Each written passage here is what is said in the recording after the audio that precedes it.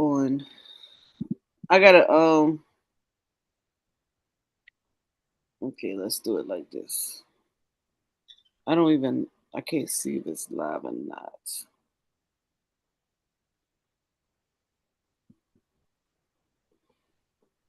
I think it is.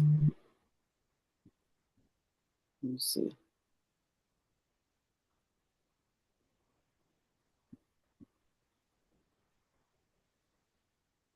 Where did it go? There you go. All right, peace, power, and profit, everybody. Welcome to Urban Economic Empowerment Show. Let's get down to business. All right, you guys, as we end the year 2023, got my brothers on the panel, Chris, Price, I think Coach even on the panel as well.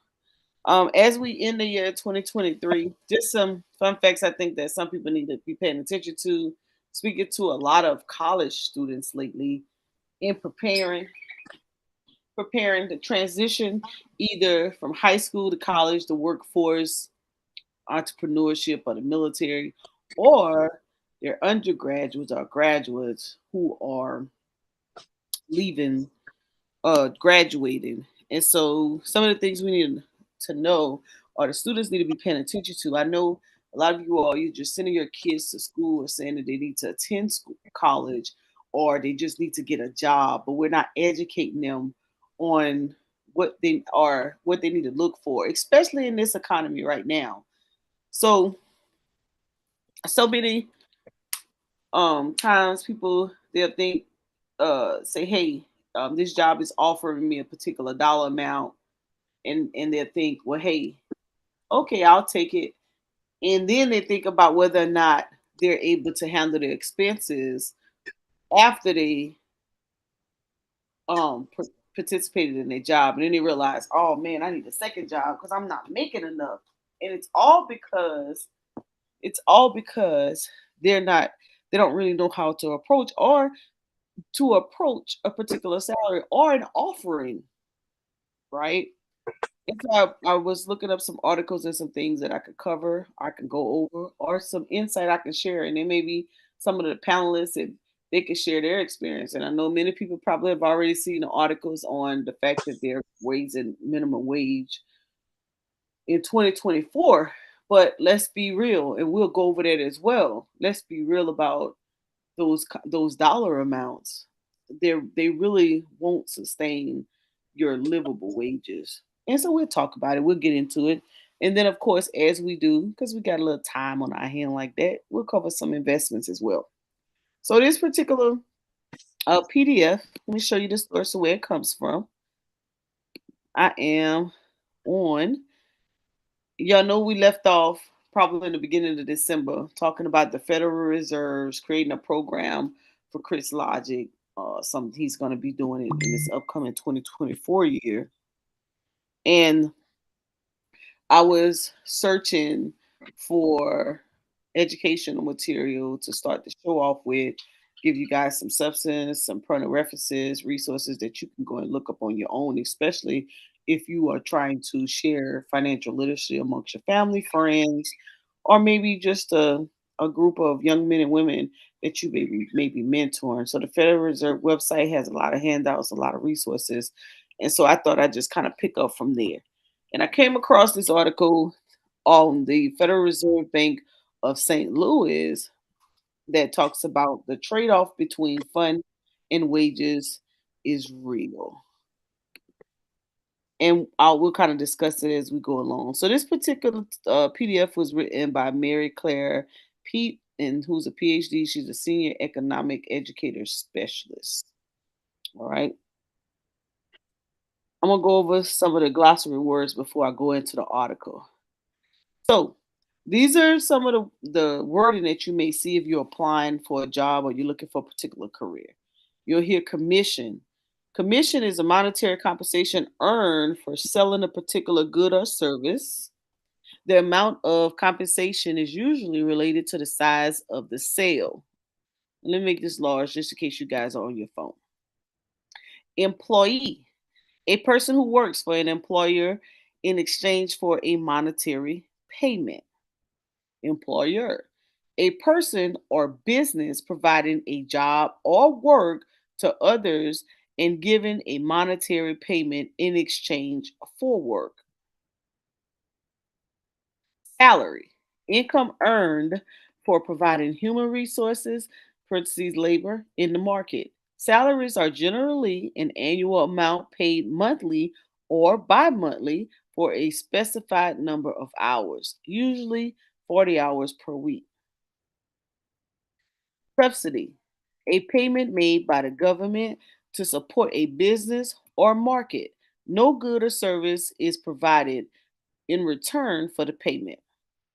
Trade off, giving up some of one thing in order to gain some of something else. Wages, income earned for providing human resources, parentheses labor in the market. Wages are usually computed by multiplying an hourly rate by the number of hours worked. So let's get into the article. The quote, you do your best work if you do a job that makes you happy, quote unquote. And that was by Bob Ross. It says, you spend a lot of your Hey, working Bo, hours, huh? are you meant to be sharing your screen or no?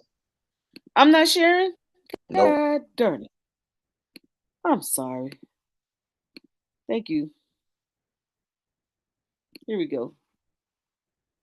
All right, so here's the Federal Reserve website. If anybody wants to go to it, that's where I'm getting this information. Federal Reserve Bank of St. Louis. All right, and so here's the PDF. It says, you spend a lot of your working hours at work. According to the U.S. Bureau of Labor Statistics, a U.S. worker spent on average about 34 hours per week at work in 2022. If we allow for 8 hours, 8 or 9 hours of sleep each night, that translates into almost one third of waking hours spent at a job. That's a lot of time to spend on one activity. So it is important to think carefully about what type of job or career to pursue. Average hours US employees work per week. And so here's a chart. And you can kind of see the average hours. And this is from 2008 to 2022. Let's keep going. And there's the source. This article takes a closer look at two important components of a job: tangible benefits and intangible benefits. The bottom line is some jobs may pay less but offer more flexible working hours or more interesting work, and it's important to consider those trade-offs when choosing a career. Move over a little bit. All right. Components of a job. The salary. When people talk about the total compensation of a job, they're usually referring to a combination of the salary or wage plus the employee benefits. First, let's evaluate the salary or wage. While this part of the compensation package is a factor most people already consider, it's important to look at the fine print. For example, an employer may advertise compensation for a particular job, but if you look closer, you discover that part of the compensation may come as a commission or bonus. This type of pay is not guaranteed and is dependent on economic conditions, your company's performance, and your performance. Tangible employee benefits. Of course, salary is not necessarily the one only thing you earn when you work for a company. There are other job benefits, such as a health care plan, paid vacation, educational subsidies, or a retirement plan. These benefits can be tangible. It is, they can easily translate into a dollar amount. For example, your employer may pay for part or all of your healthcare insurance. This is a large, tangible job benefit to you from your employer. And the quality and coverage of healthcare plans vary considerably across employers. Another tangible employee benefit is an employer's contributions to your retirement plan. Sometimes an employer contributes some amount of money to your retirement plan or matches your own contributions up to a certain percentage or amount. Once again, you can usually quantify the amount of this benefit. So before I go farther, anybody had experience with um taking a job offer and then realize that the amount of your compensation was included in your benefits?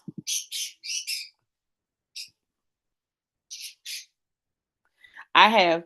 when I worked for um when I worked for the state, and I never forget. So as I got paid, I was wondering, I was like, man, it sure doesn't look like I'm getting paid what they said I was supposed to be getting paid.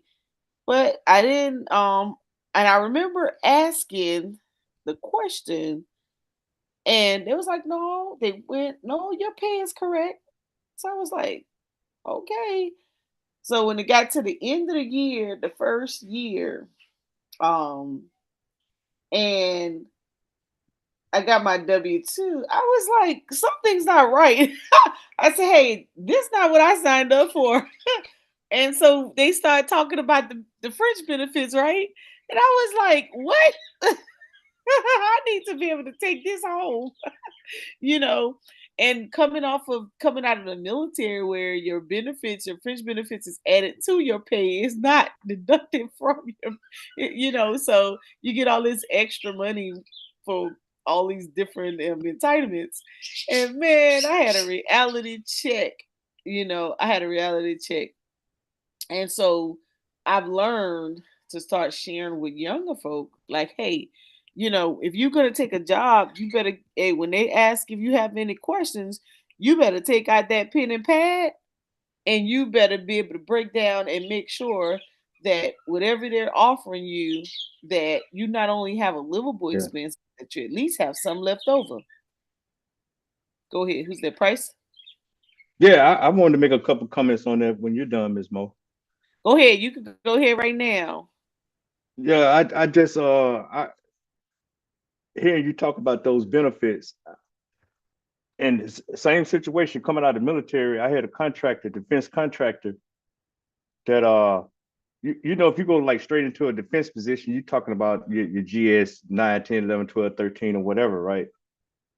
However, with a contractor, it's going to be a little different. They go contract out for those positions, and then they'll try to pay you a certain amount. And I had a buddy who was going to put me on with this contractor, and it came in a little lower than what I was anticipating. But just like you said, also in the hiring package, there was some language about health insurance, vision. Uh, there was something else too, something about like Microsoft Office subscription and the 401k. But being a military retiree, I talked to my buddy. I was like, "Hey, man, what's up?" I'm bringing more to the table. He said, "Hey, man, just go back and counter." And I'm saying, in my particular situation, I already had health care, through TRICARE, so say. I'm already paying for that. So I got my own health care. I don't need your health care. I don't need your vision. I will take advantage of your 401k, but how about we sweeten this salary by 10,000? You know what I'm saying? Can y'all hear me? Yes, yes. Okay. And Yeah, we can hear you. and and that's probably about how much they was taking for all of those other benefits. Well, think about it. Okay, when you talk about a group, are you I mean, I have a little soft spot from the employee after looking at the other side of just trying to run my own operation. So Yes. you know what I'm saying? So hey, they go cut a deal on some healthcare, they go cut a deal with a fund manager, they go cut a deal with dental and all that. But you got to learn how to decipher through that and say, okay, do I need this? and how can you counter that? Look, give me that. I don't need yours. I got mine. And And just throwing that finding, out there. yeah, and you possibly, like you said, you could possibly find packages that are much more beneficial than what they're doing. But you have to, if you actually have to be exposed to that information to kind of know how to actually go to it. And I don't know, maybe they touched on it when I was in school, maybe they didn't. I don't even know. It probably wasn't made relevant enough for me to pay attention to it because I sure was upset.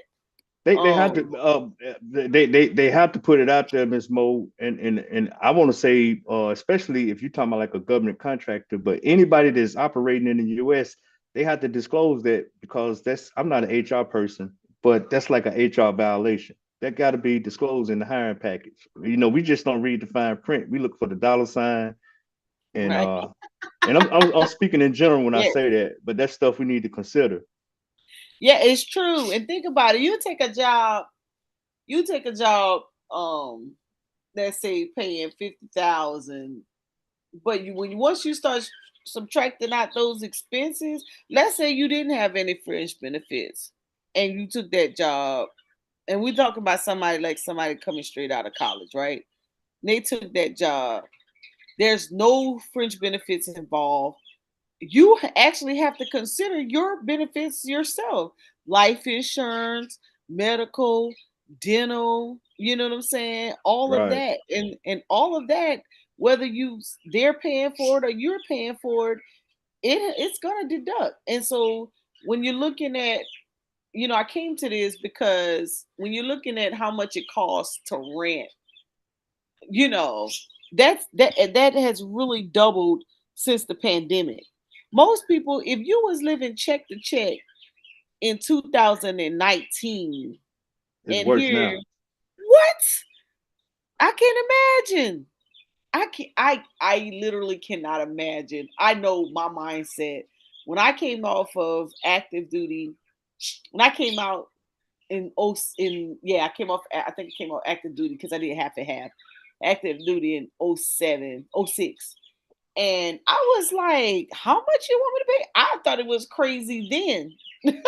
And I had the money and I still thought it was crazy. I think I was a 3-bedroom apartment, 3-bedroom, 2-bath apartment for 780 or 800 or whatever it was. And they wanted to go up on the rent. I thought I was gonna pass out then. So if I had came out now and they talking about 1,500, oh hell, Mhm. I'm moving Yeah. with my mama. I'm moving with my mama. I can't.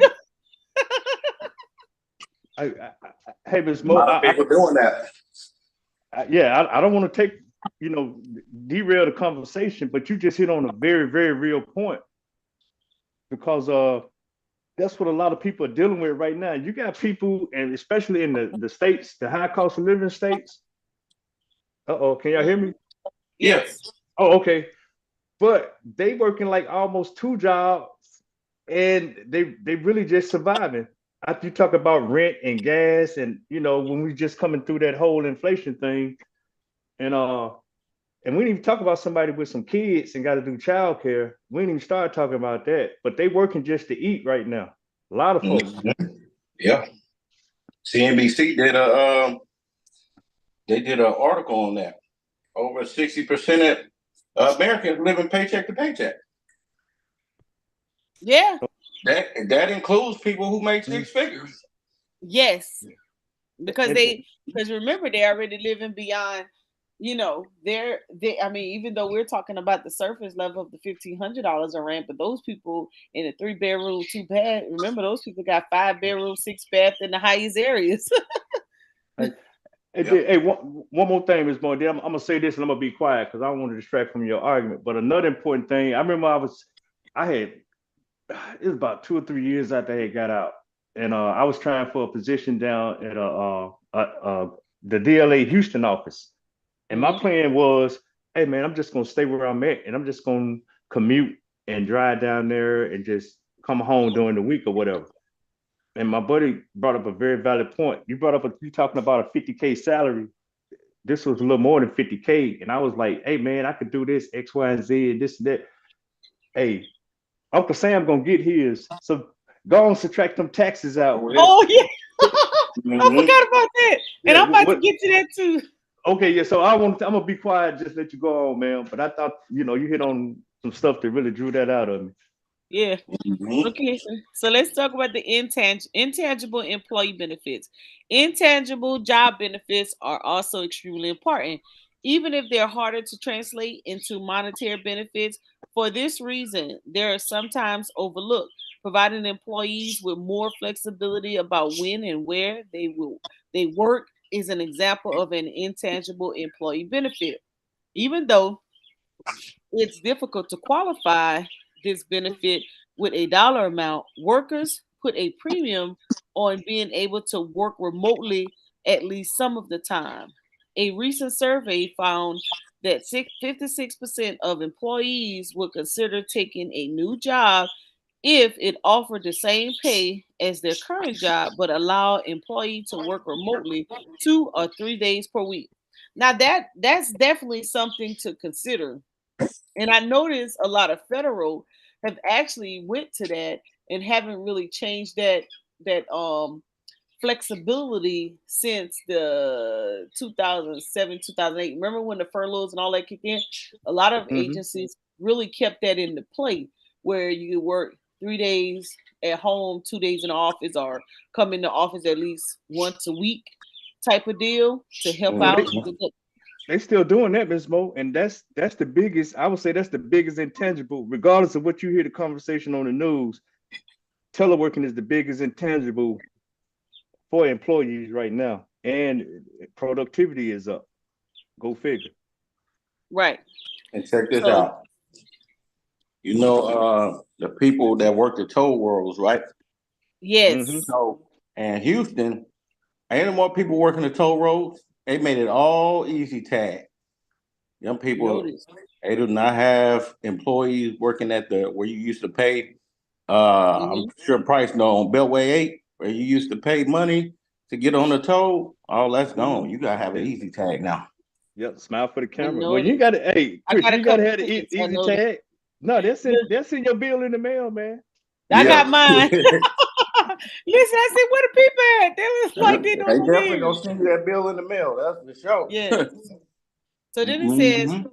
now we've been focused on job benefits that are almost anonymously favored and make a job more attractive. Nearly everyone who Nearly everyone would prefer having a higher salary, an employer who pays for their education or flexible working options. But we have been missing an important part, intangible factor to consider when choosing a job, your preferences. What work might you might you find fulfilling, interesting, or fun? For example, one person might find the idea of being a journalist exciting, chasing down a story, talking to a lots of people, and writing under tight deadlines, while another person might find those same jobs characteristics unappealing. Finding work that you enjoy interest or find interesting or rewarding can be preferable to choosing a job you don't like that pays more money. What's the trade-off between wages and more interesting work? That's up to you. Now, I used to I chose auditing. Like some people think it's boring, they think it's repetitive, which it is, and it can be boring. I chose it because I got to move around from agency to agency all over the state. Every 2 to 3 months, I was in a different location. I wasn't in the same spot all the time. But some people find that to be they don't really like, moving around, or they don't like doing numbers, just repeating numbers over and over the same way and then troubleshooting people and that kind of thing. I thought it was cool. I made a lot of money doing it. And then I built a tolerance for it. I remember initially I was like, man, I could take this easy job, take this boring job, make this easy money, or I could end up going somewhere where getting another job, and then I work my butt off, never have never have time, always tired, always exhausted. So I found a way to make it fun. I started getting involved. When I would go and do audit work, I would get the work early. I would have them send me most of the work early, and all I had to do was really check for the original items when I got there. But my manager, my audit manager, didn't know that. So when I would go there, I would finish up my audit, and then I would just mess around the city. And then I stopped using the state car, so they couldn't track me or tell me I couldn't go certain places. I stopped driving my own vehicle. So I took the time to explore the different counties in South Carolina. I can say that now because I don't work for them. But man, I had my own little thing going on. And then one time I had gone to the Myrtle Beach area Oh and Lord. I left a little early because I had finished the audit and they was looking for me from the state agency, I mean, for the headquarters. And they was looking for me. And they was like, she left 2 hours ago. They was like, well, she should have been home by now. I was I was at the outlet shopping. Oh my God. I was always doing something crazy. And then so I was just told them that my phone had died. And since I was finished the work, I had gone home early. I had gone home and they was like, what? So I had to get more creative. I had to get more creative. But I would always, they would be like, you want to take the long audits? Oh yeah, send me 2 3 hours away. I totally enjoyed it because I would go the night before. I got smart. I would go the night before and I knew it took me, if they didn't know if I drove the night before or if I left at 8 that morning. And so I knew I had until about 11 o'clock to arrive. Shit, I still go shopping. No. Oh, cold boy. Hey, you had to do what you had to do to make that job fun. So I love being an auditor because I get to do my own thing. Any low supervision overhead, child, I'll be in my own world. But that's the trade-off that I had. Now I took of course, once I came out of the military, I retired. And I was like, okay, I don't want to do no 8-hour day jobs. I'm just want to do some little part-time stuff if I do. And I made sure I negotiated with the guy. I said, hey, I'll come do some work for you. But I can only, at first I was like, can only give you 2 hours a day. And I have to be flexible. It have to be something I can do anywhere. I can take my laptop anywhere and I'll do the work. And this is how much I want to get paid. So it's like, no, can you give us 4 hours? I was like, okay, I can, but I can only give you 10 to 2.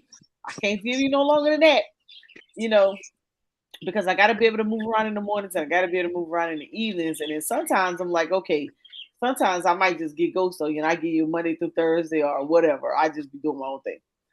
So, but you have to develop a skill set in order to be able to do that. Everybody can't move like me. I'm pretty good at what I do and I always perform at the highest level. So then it says, another Oh, important intangible job benefit. What'd you say, Chris? I'm over there scamming. No, I don't Scamming say the system. I don't sham. I just do what works for me. It says another important intangible job benefit to consider is whether the job helps to increase your likelihood of future career success. For example, a job where you gain transferable skills would allow you to be marketable to lots or different types of jobs or employers in the future. Say you choose say you were choosing between two jobs. One job pays less but is focused on project management skills, while another pays more but is focused on mastering employer specific software not used by any other company.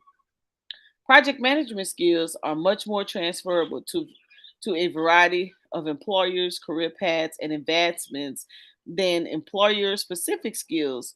So it may make sense to opt for the job that has better career prospects long term, even though it pays less short term. This decision will be highly personal because it will depend on your long term career goals. Now, skills matter. Skills definitely matter. Say choosing a job for its long-term career successes may become more important as changes in technology or the economy. Oh, what was that? Accelerate. For example, a study from 2017 examined 720 occupations accounted for 97% of all jobs in the US and predicted that 47% of these occupations were susceptible to becoming automated. Since then, we've had significant technological breakthroughs such as ChatGPT and other AI generated tools that suggest choosing careers with automation proof skill sets may be extremely extremely wise. You may want to think about how selecting a job today can set you up for the future successes. Finally, as you start looking for a job that will pay enough, but also potentially be one you enjoy, keep in mind, hold on, the following. Any job characteristic from the salary to the employee benefits to the intangible benefits should be considered negotiable when you are applying for and ultimately accepting a job. Maybe you find out you can't negotiate the salary in a job offer, but you can negotiate the number of vacation days you allotted each year. Conclusion. So, when you evaluate a job or career, it's important to consider a job tangible and intangible benefits. That's really the true total compensation for the job. Some jobs may have lower pay, but they're great employee benefits, or interesting, rewarding, or flexible work might be worth the trade off. So, what y'all think? Let me see. Let me go down. Got something else. We've seen this All before. right. So let's do our check on learning. After reading this article, answer the following questions. Here we go. Which of the following is an example of an intangible employee benefit?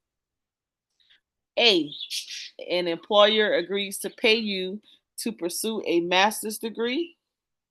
B, an employer lets you set the hours you work.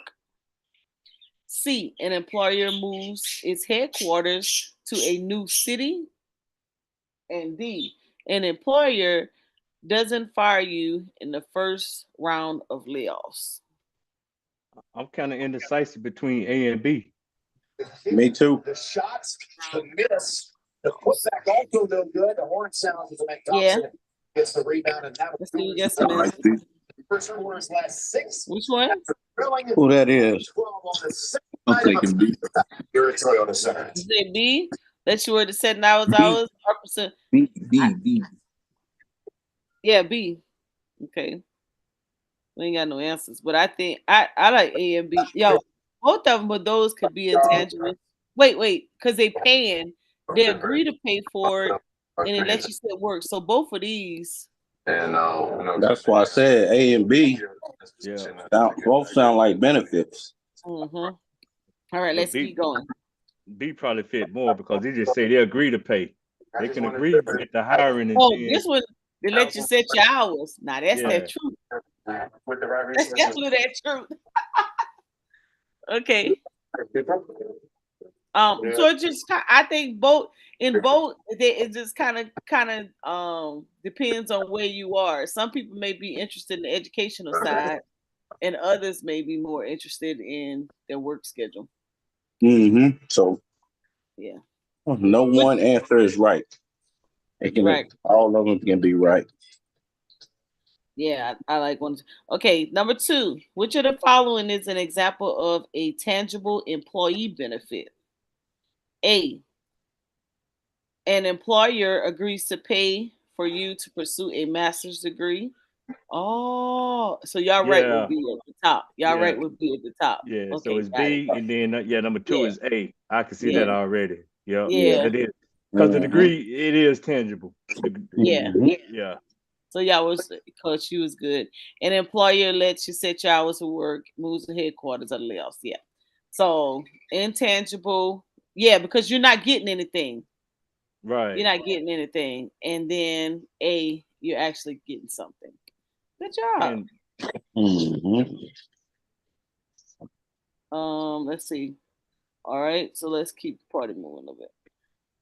3, according to the U.S. Bureau of Labor Statistics, how many hours on average did workers work per week in 2022?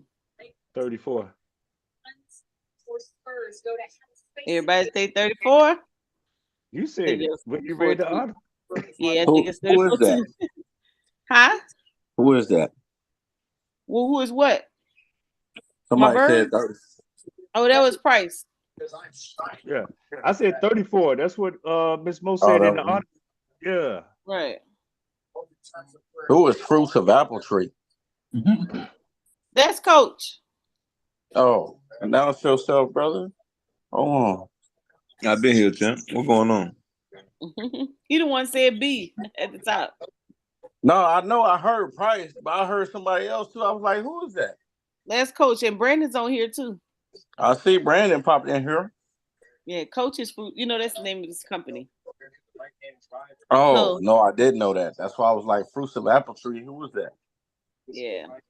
Number 4, your employer promises to give you 10% of the value of everything you sell.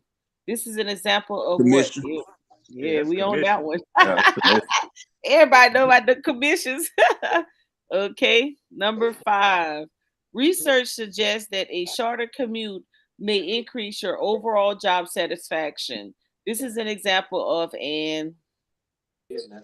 I would say We just did intangible. that one. Yeah, that's intangible.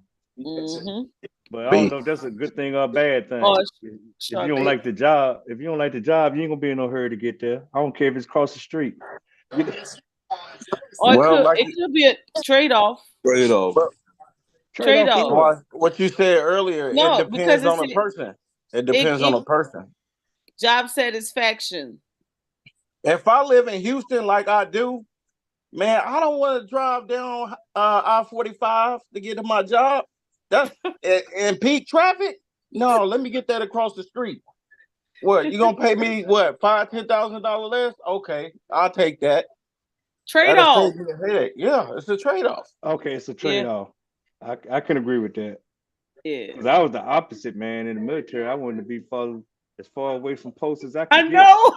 I know. Hey, but you was already getting a substantial amount, so the dollars wasn't it wasn't even a factor. You know.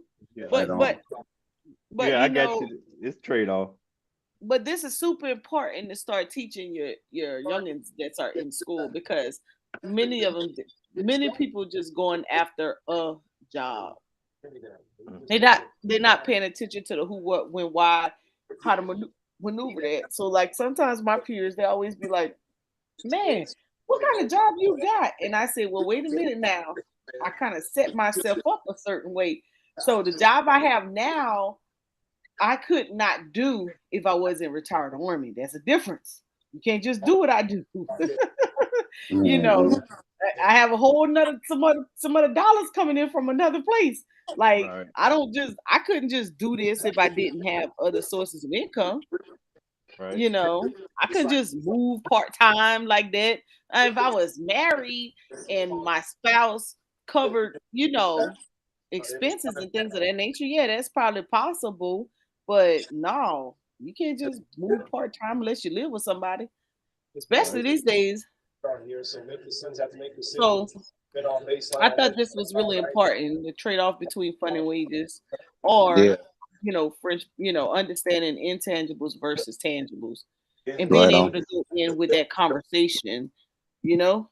And like Price said, go and counter the offer if you don't think it's worth it, and don't forget to talk to somebody before you say yes.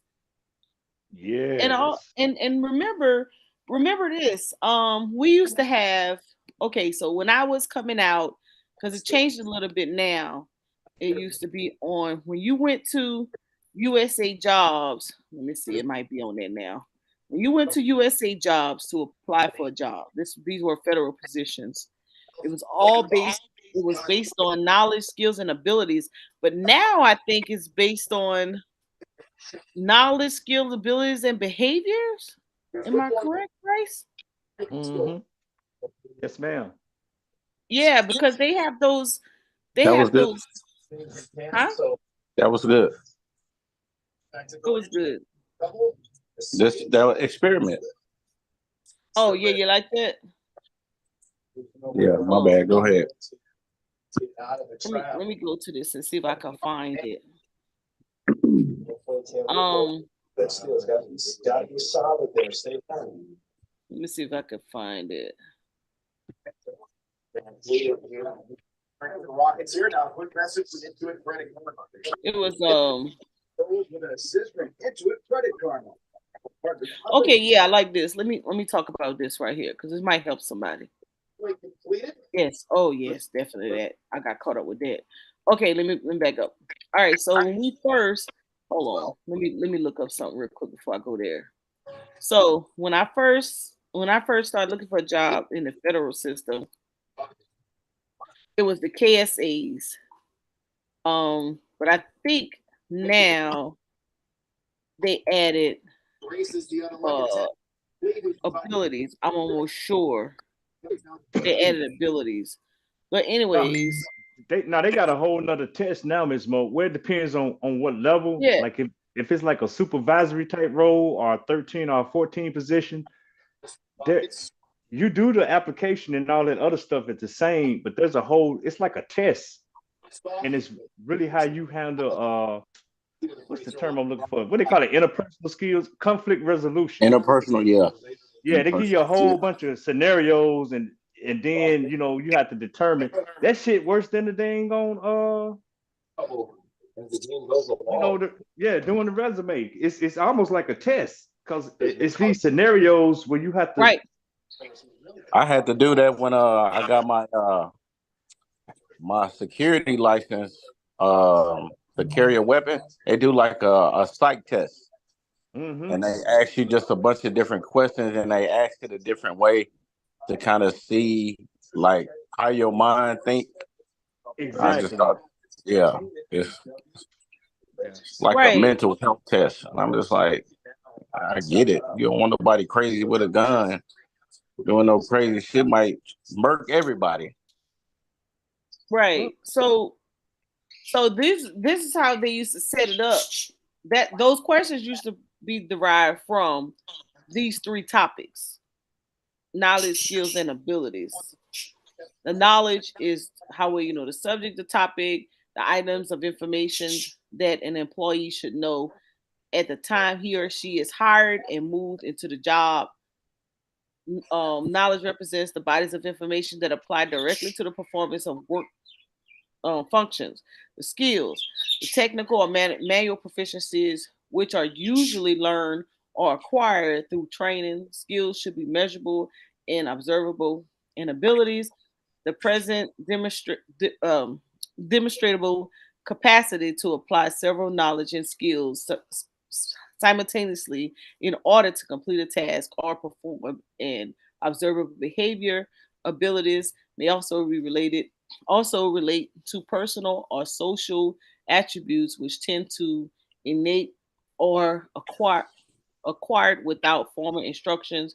Abilities are enduring talents that can help a person to do a job. So what happens is when when a person is applying, let me go back, for Mhm. a job, um you sh- you should they should make sure that they're reading the duty descriptions, right? So the duty descriptions usually kind of tell mm-hmm. you what they're looking for. And in those duty descriptions, you should think back to the job that you've actually done. So you don't create your resume based on what you know or how to put it together. You go and look to see what that employer is looking for, and you say, did I do this on my job? Yep, extract that, extract that, and you format your resume duty descriptions based on the job you look for. That's why a lot of times you may have resumes geared towards specific job description or job titles because you want to make sure that you understand and that you are able to land that job. You don't get no hits. Like I seen this one group and they said this person, it was like, man, I can't never get no hits on this job. I was looking at these veterans groups or whatever. And I was just saying to myself, oh, poor little thing. So when I start sharing, I'm gonna go for Jackson. When we start sharing about DAV, I'm gonna start sharing a little bit on jobs. And this one girl, she was like, "Man, I can't get no job at all. I'm not getting no hits." And I said, "You ever heard of fast class?" So let me introduce to some. It's probably not gonna let me bring it up, but I'm gonna just share it just for classroom purposes. So this right here is called fast class. If you is restricted, it used to be open, Huh? but if you're still in the Not right here. military, you want any federal job and you have a cat card, you could get in this system. And basically what happens is it'll give you every duty description that is out there. And you want to download them because you're not gonna get them back once you leave that job. And then you will have all the little nuances that they look for in the different jobs. But anyway, it basically helps you um look for the duty descriptions. Or if you forget, you can always come to USA Jobs and it'll kind of help you through. Because I always tell people the government always gives you what you need to be successful. You just have to go and pull it out. And even if you was doing a civilian job, you can kind of get the descriptions from there. But also what I wanted to share when you're looking for a job, this right here is Hey, really important. Miss Mo, Go ahead, before Price. before you move off that, let me make just two comments on the last two subjects you was talking about, and this is particularly towards the federal jobs. You spot on when you say look at the duty description and look at the job, and make sure your narrative when you filling out the resume, the narrative of your job history peaks up on much of those duty descriptions as you can, because that's what's Mm-hmm. going to get you through the gateway. It's going to be two gateways before you get the job, and this is how you evaluate uh, how you doing. Number one, if you fill out an application and you never get a referral, Mm, then you need to work on your resume. And that means you're not really highlighting the duty description, because a lot of that in the federal system, a lot of that stuff is automated. So if you yep. don't even make it past and get a referral, then you need to really focus on your resume skills and how you translating your job skills to the to your job history. Application. Yeah. Right. And then number two, if you get the referral in the interview and you don't get the job, then you need to work on your interview skills. And Yes. a lot of those interview skills just fall back. They kind of got loaded questions. They get you comfortable and everything, but you need to be mindful of what the job entails that you're applying for, and make sure you highlight those when they say tell us about this or tell us about that, and tell us. And then the third point, and I'm gonna be quiet. Uh, when you was talking about that first part about performance, I'm not telling you to lie, but if you've done anything in that questionnaire, It's just his mindset and preparation. you're always an expert. Don't say I perform. If you've done it successfully, regardless of somebody had to coach you through it or whatever. But if you're familiar with the process that they're asking you about, you're an expert. And Yes. then I'm gonna fall back, man. I'm gonna let you go. Right. Definitely. And I'm gonna bring one up so we can demonstrate to you all exactly what he's speaking on. So let's talk about these maneuvering these jobs.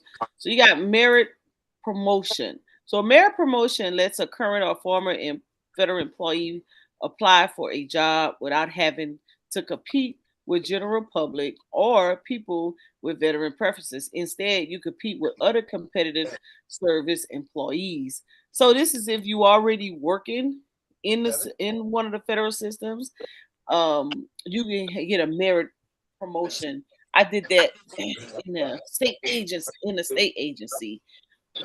Did it say how do you know if it's a merit promotion job?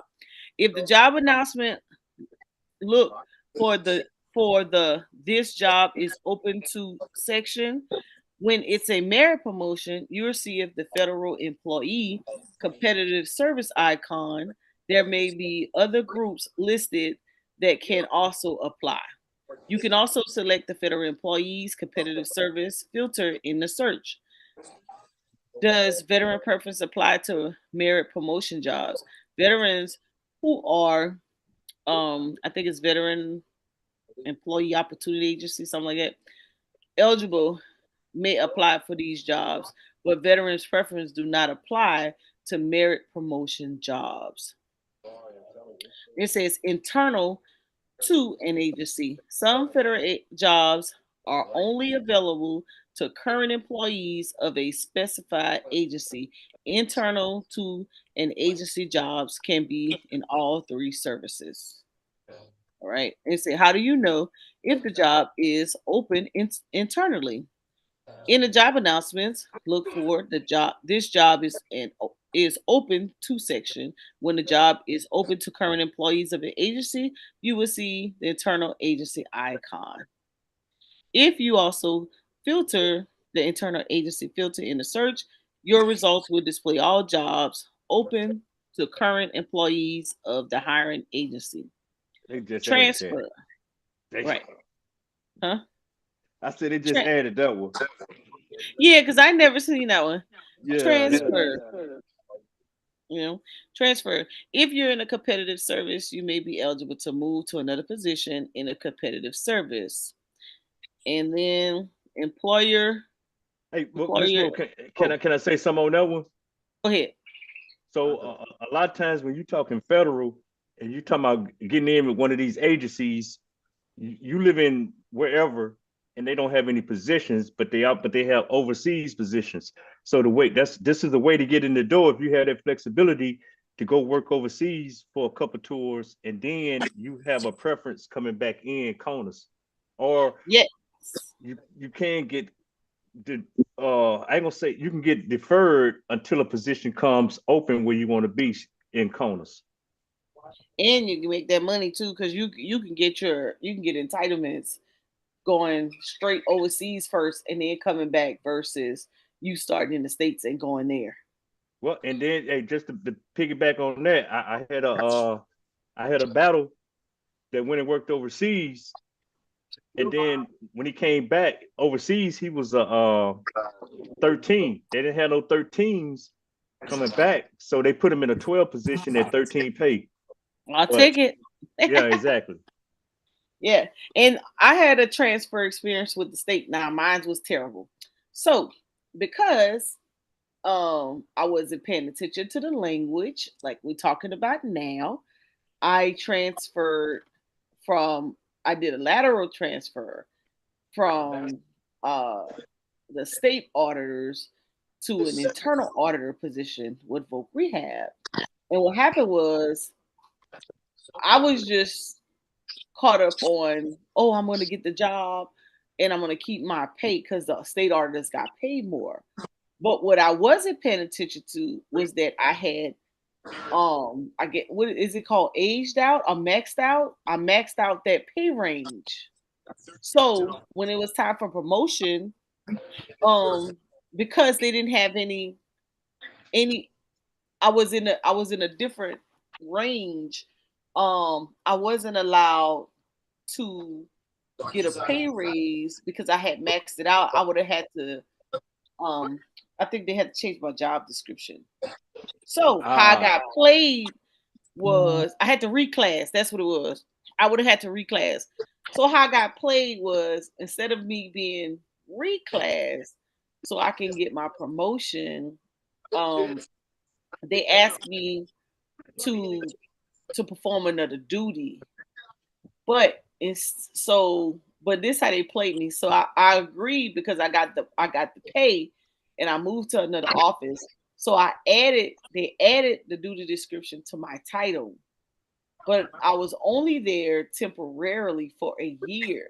So when I moved back to being an auditor, well, they wanted me to take another job that I wasn't qualified for. Well, I was qualified by skills, but I wasn't qualified because I didn't hold a certain position before, because that was one of their rules. So they asked me if I wanted to go back to be an auditor. So I was like, okay, cool. But when I went back to be an auditor, I kept dual duties. So I was like, oh hell no. And I didn't get paid. Oh no, no, no, no, no. So I quit. no, they Miss wouldn't Mo, they wouldn't you reclass me. So I said, when I retire from the military, I'm leaving y'all too. And I prematurely jumped the gun. because I was vetted in. Price know what that means. I was Mm-hmm. vetted in at 10 years. I didn't know that at the time on what that meant, or how I can use it to my advantage. And so I prematurely, not only did I leave the agency, I left my retirement on the table, as well as a possible medical retirement on the table from the state and the Social Security, because I was so mad and I wasn't thinking. And so when you're trying to maneuver jobs and get the best bang for your buck and make good decisions, talk to somebody first. don't Yeah. don't make an impulse decision, because I did. I was hard headed. I made the move, and guess what? I lost out, and so there was a check that I don't have because I prematurely jumped the gun, and I should have just kind of set back like I normally do. Ask some people in HR that I thought had, probably in another agency that wasn't going to blackball me, and so I can make the move. And I didn't figure it out until after the fact, but it was Mm. my fault.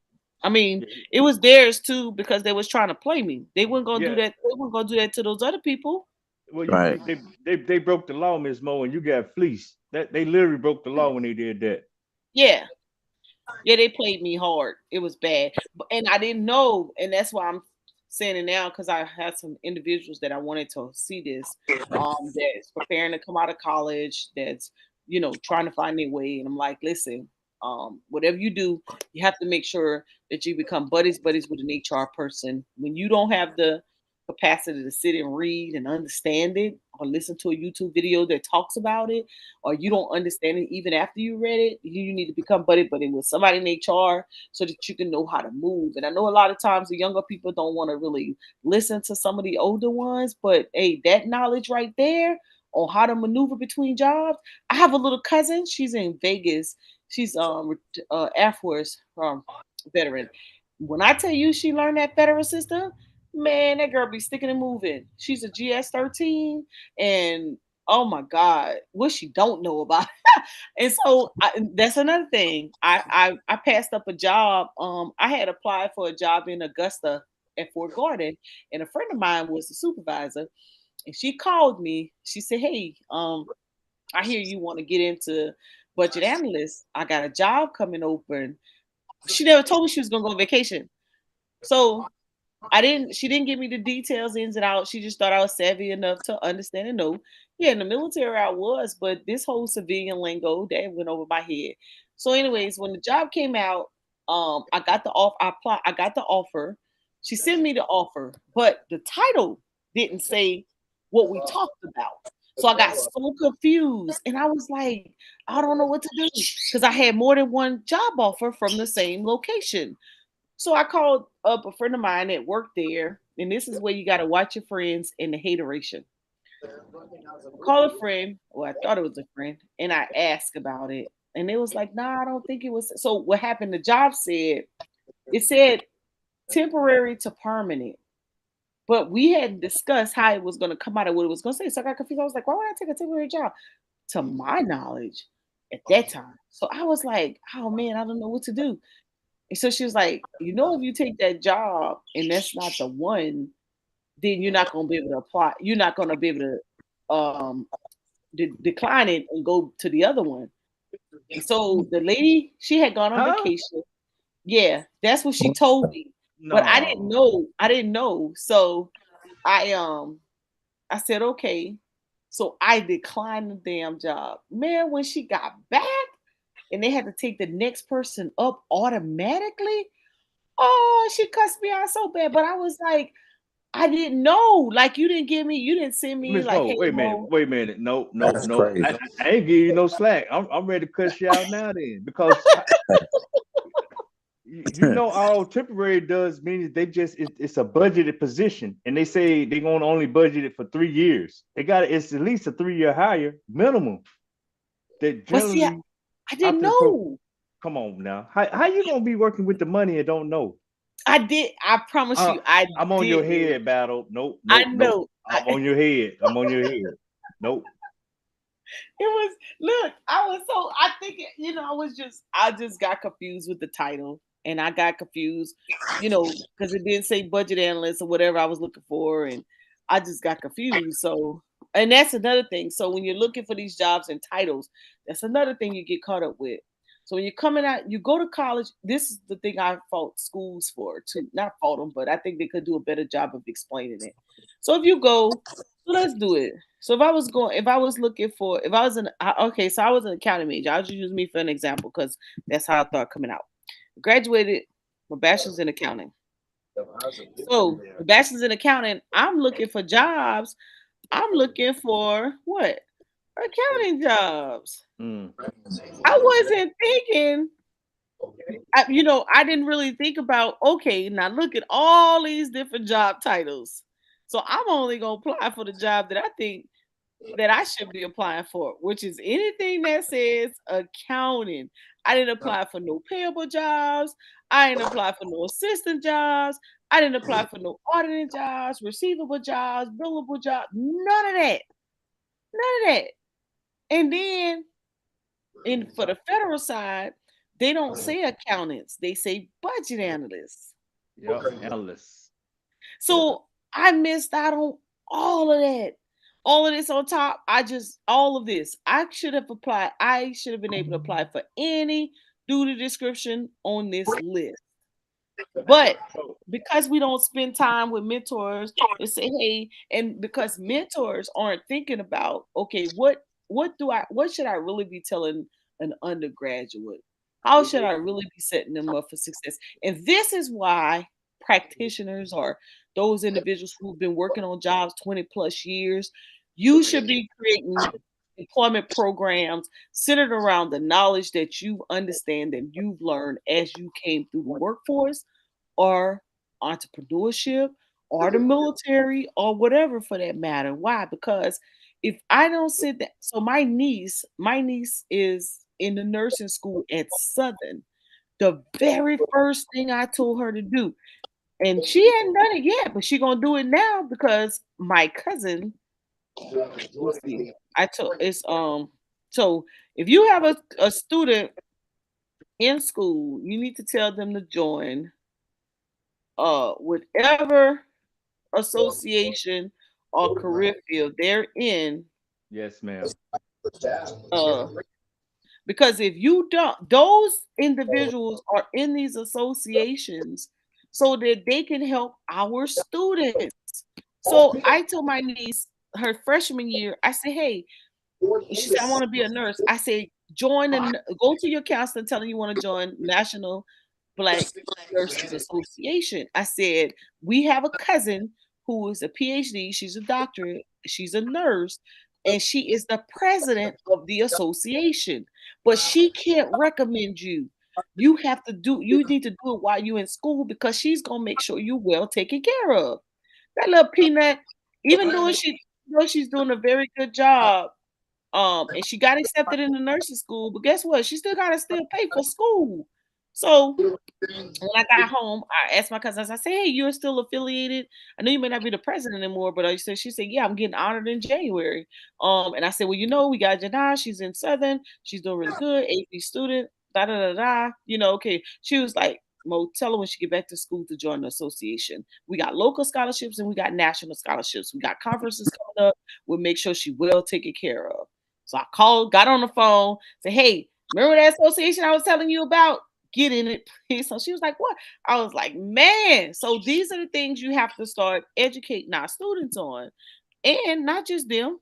If you have young adults who are in school, they need to become a part of an association that's in their career field. I'm in the National Association of Black Accountants. Okay. And the dues are cheaper when you're a student too. Yeah, and if you're in high school and middle school, might be $5 or maybe free. Yep, that's true. I think it's free for yeah, students. Yeah. So I ain't gonna beat you up no more. I'm gonna leave it alone, Miss Mo. I ain't gonna beat you up. I'm gonna say my last little. I'm gonna say that round. I'm gonna put it. I don't put it on safe. Don't do it. Don't do it. Don't do it. I'm not gonna do it. I'm not gonna do it.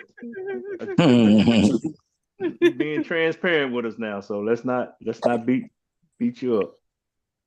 Yeah, but yeah, these are things that We definitely need to get our kids involved because these are people who are going to talk about some of the information that we're discussing here. Let me go back here real quick to the job descriptions, and we talk about pulling out those titles like we were speaking about earlier. Let's see, and I'm just gonna go to who do I want to go to? Well, since I was talking about accounting, let me, let me see what'll come up. Okay, see, like I was talking about earlier, if a young person coming out of school, they may not know, and Clark, I mean, Price hit on something earlier. Depending on depending on the type of job you can go for or the type of duty. So if you go into more of a supervisory role, you need to know what job titles are specific to middle management, top management. If you're very new entry level, you need to understand what positions are applicable to that. So I'm gonna just go to accounting and budget. Let's just see what comes out.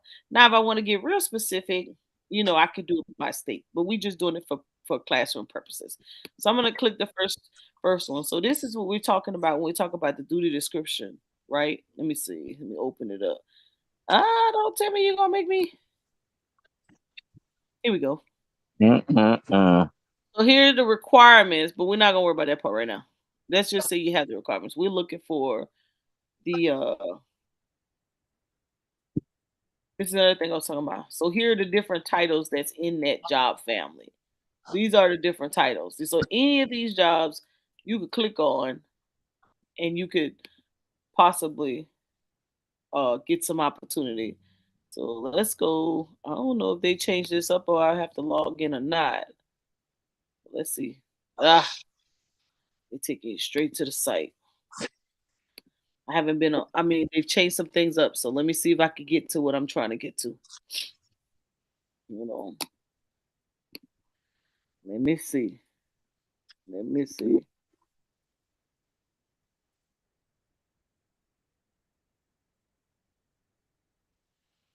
So look like they've changed up. Usually you. Oh, here we go. I'm sorry. Here we go. It's giving me everything I want though.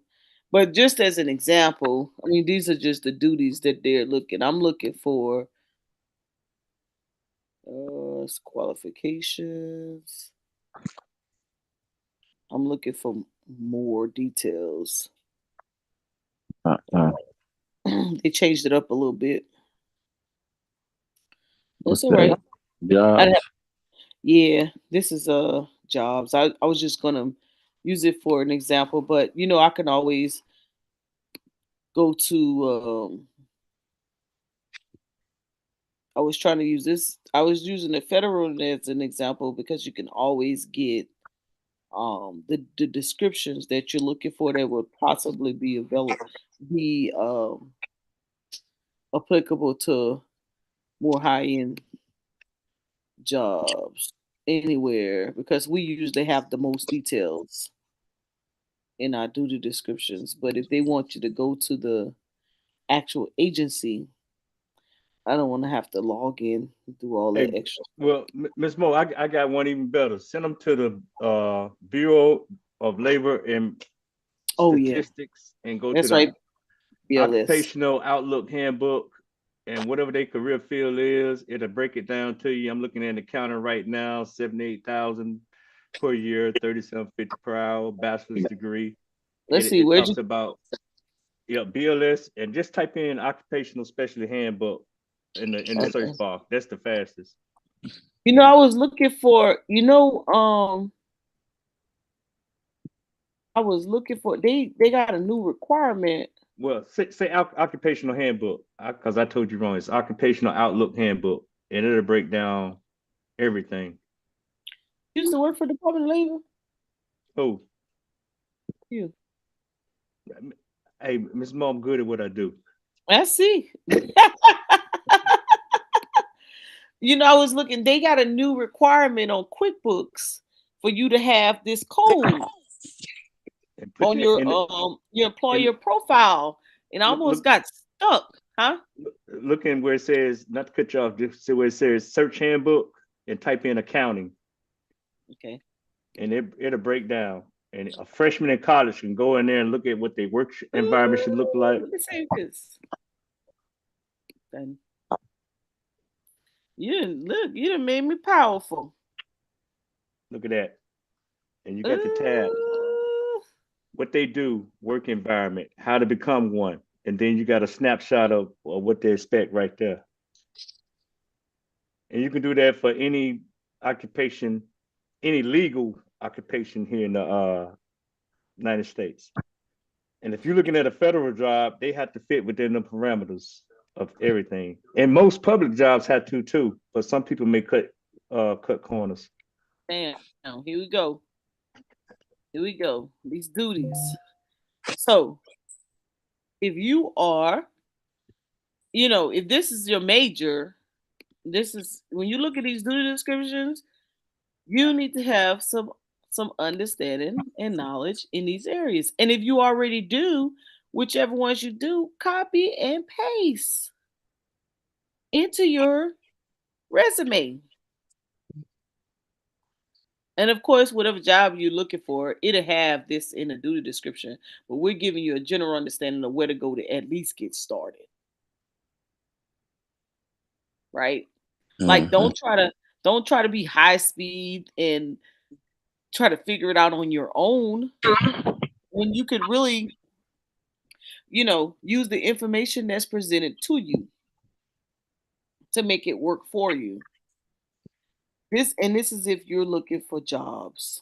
And you notice each area is broken down for different things. Types of information. So this is what I was trying to share. And as Price said, you could just put it right here. Let's see. Put in coding. I don't know if it's gonna give in what type of coding it's gonna bring up, but You can put software engineering. I mean, you can even developers. yeah, for somebody that's picking up just trying to choose a career field, you can even measure on it got a lot of it's just like the Fed. You got a lot of data you can look at on job, on hiring, on medium pay, and you can just select your group Mm-hmm. or choose a career field.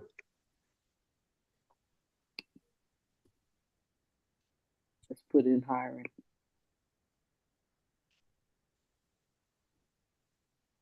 What did you They're put in in the part. search? Put you can either do that search by like IT or like network engineer or software engineer, and it'll give you Okay. oh, okay, you got some.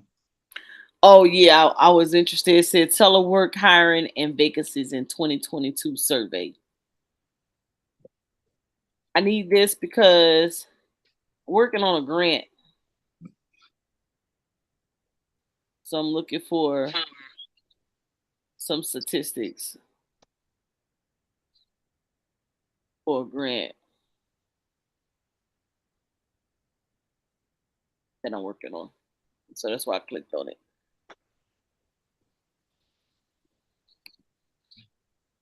Mm-hmm.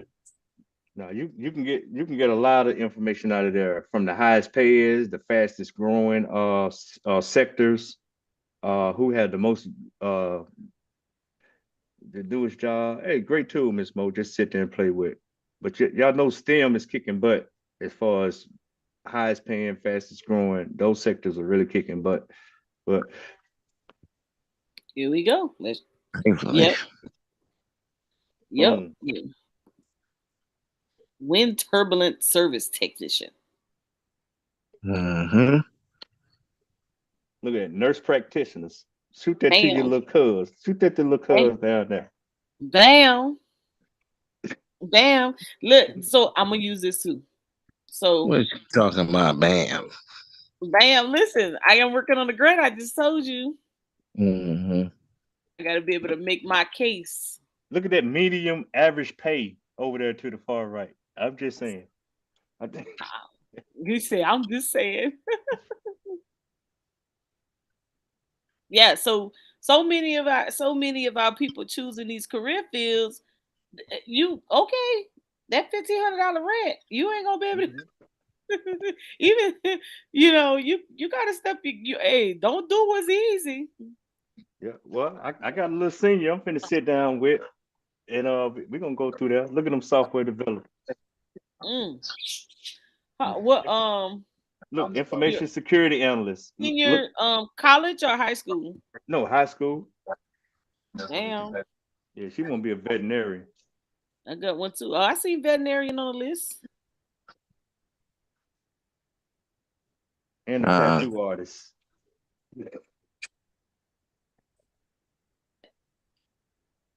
Tattoo artist. I see, and a tattoo artist. Well, it probably done changed now, but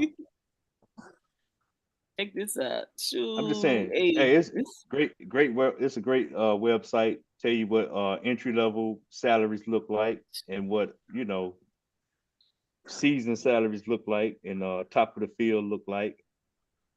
I was just talking to one of my friends. She was a major and she retired. And she said, I said, girl, what do you do? She said, I forgot what she told me she was. I was like, I would have thought you, because she was teaching coding in school in the Mm-hmm. elementaries before she came out. She retired out of reserves, 20 something years out. And I was like, she's like, I'm tired of this job already. I said, girl, you're not teaching coding? Are you not in coding? When you teaching it? She's like, no, I need to. I said, you ain't looked at them salaries? Shoo, girl. What, Ms. Mo, you talking about teaching coding to like middle schoolers and high schoolers? That's a busy field, man. I mean, because it's changing so fast. You got all this continuing edge you have to keep up with. It's new platforms out there, and Yep. Right. every I was time I telling say her, I'm gonna get back up. Oh, go ahead. I'm sorry. I was telling her create a program and then just write the grants and go these different nonprofits and pitch it and just teach their audience. Yeah. Okay, but what's part of nonprofits? You still have to keep up with their continuing education, and you Yeah, still have, it's a lot. It's pitch the program to a technical school. Let them deal with that part, and you just be the instructor. Instructors got to be up on their game. I mean, you talking about a fluid environment, Miss Mo. That's all I'm saying. Yeah, It's very that's fluid. true. That's true. I think she can do it. I think she can handle it. She want to eat, don't she? Hey, them she coming out as a major. Them pockets probably fat. Well, I'm just saying. I mean, Husband, think her I husband is a major. well, I can imagine she don't want to go sit in somebody's code shop, so she probably would rather teach. And you can lock yourself in to certain languages, but I'm just saying a lot of legacy stuff, legacy languages are becoming I ain't gonna say obsolete, but they becoming Dormant. yeah, yeah. And the only thing that's sustaining them is that a lot of the internet and applications and platforms are still running on them. So Yeah. Yeah, this yeah. is super hot right here though. But here's a plus because if she know the language, like some of the first languages like COBOL and Fortran, if she knows those, because you still got a lot of your financial software that runs off of COBOL, and they do pretty good. It's almost an antiquated. It's almost like reading in metadata for coding, because nobody knows it, but you got a lot of critical systems that still run on it. And if somebody knows that, they can really go in there and beat the they can hit them in the head, a few $100 an hour. So, Brother Jared, why you just one in front of one senior then, and not more?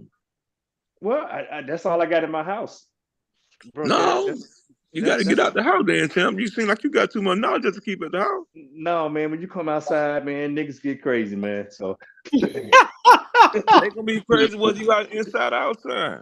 You right, brother. You right. And I'm trying to do something in my city. We talked about that, man, but they acting up back there. So I mean, Jackson cutting up.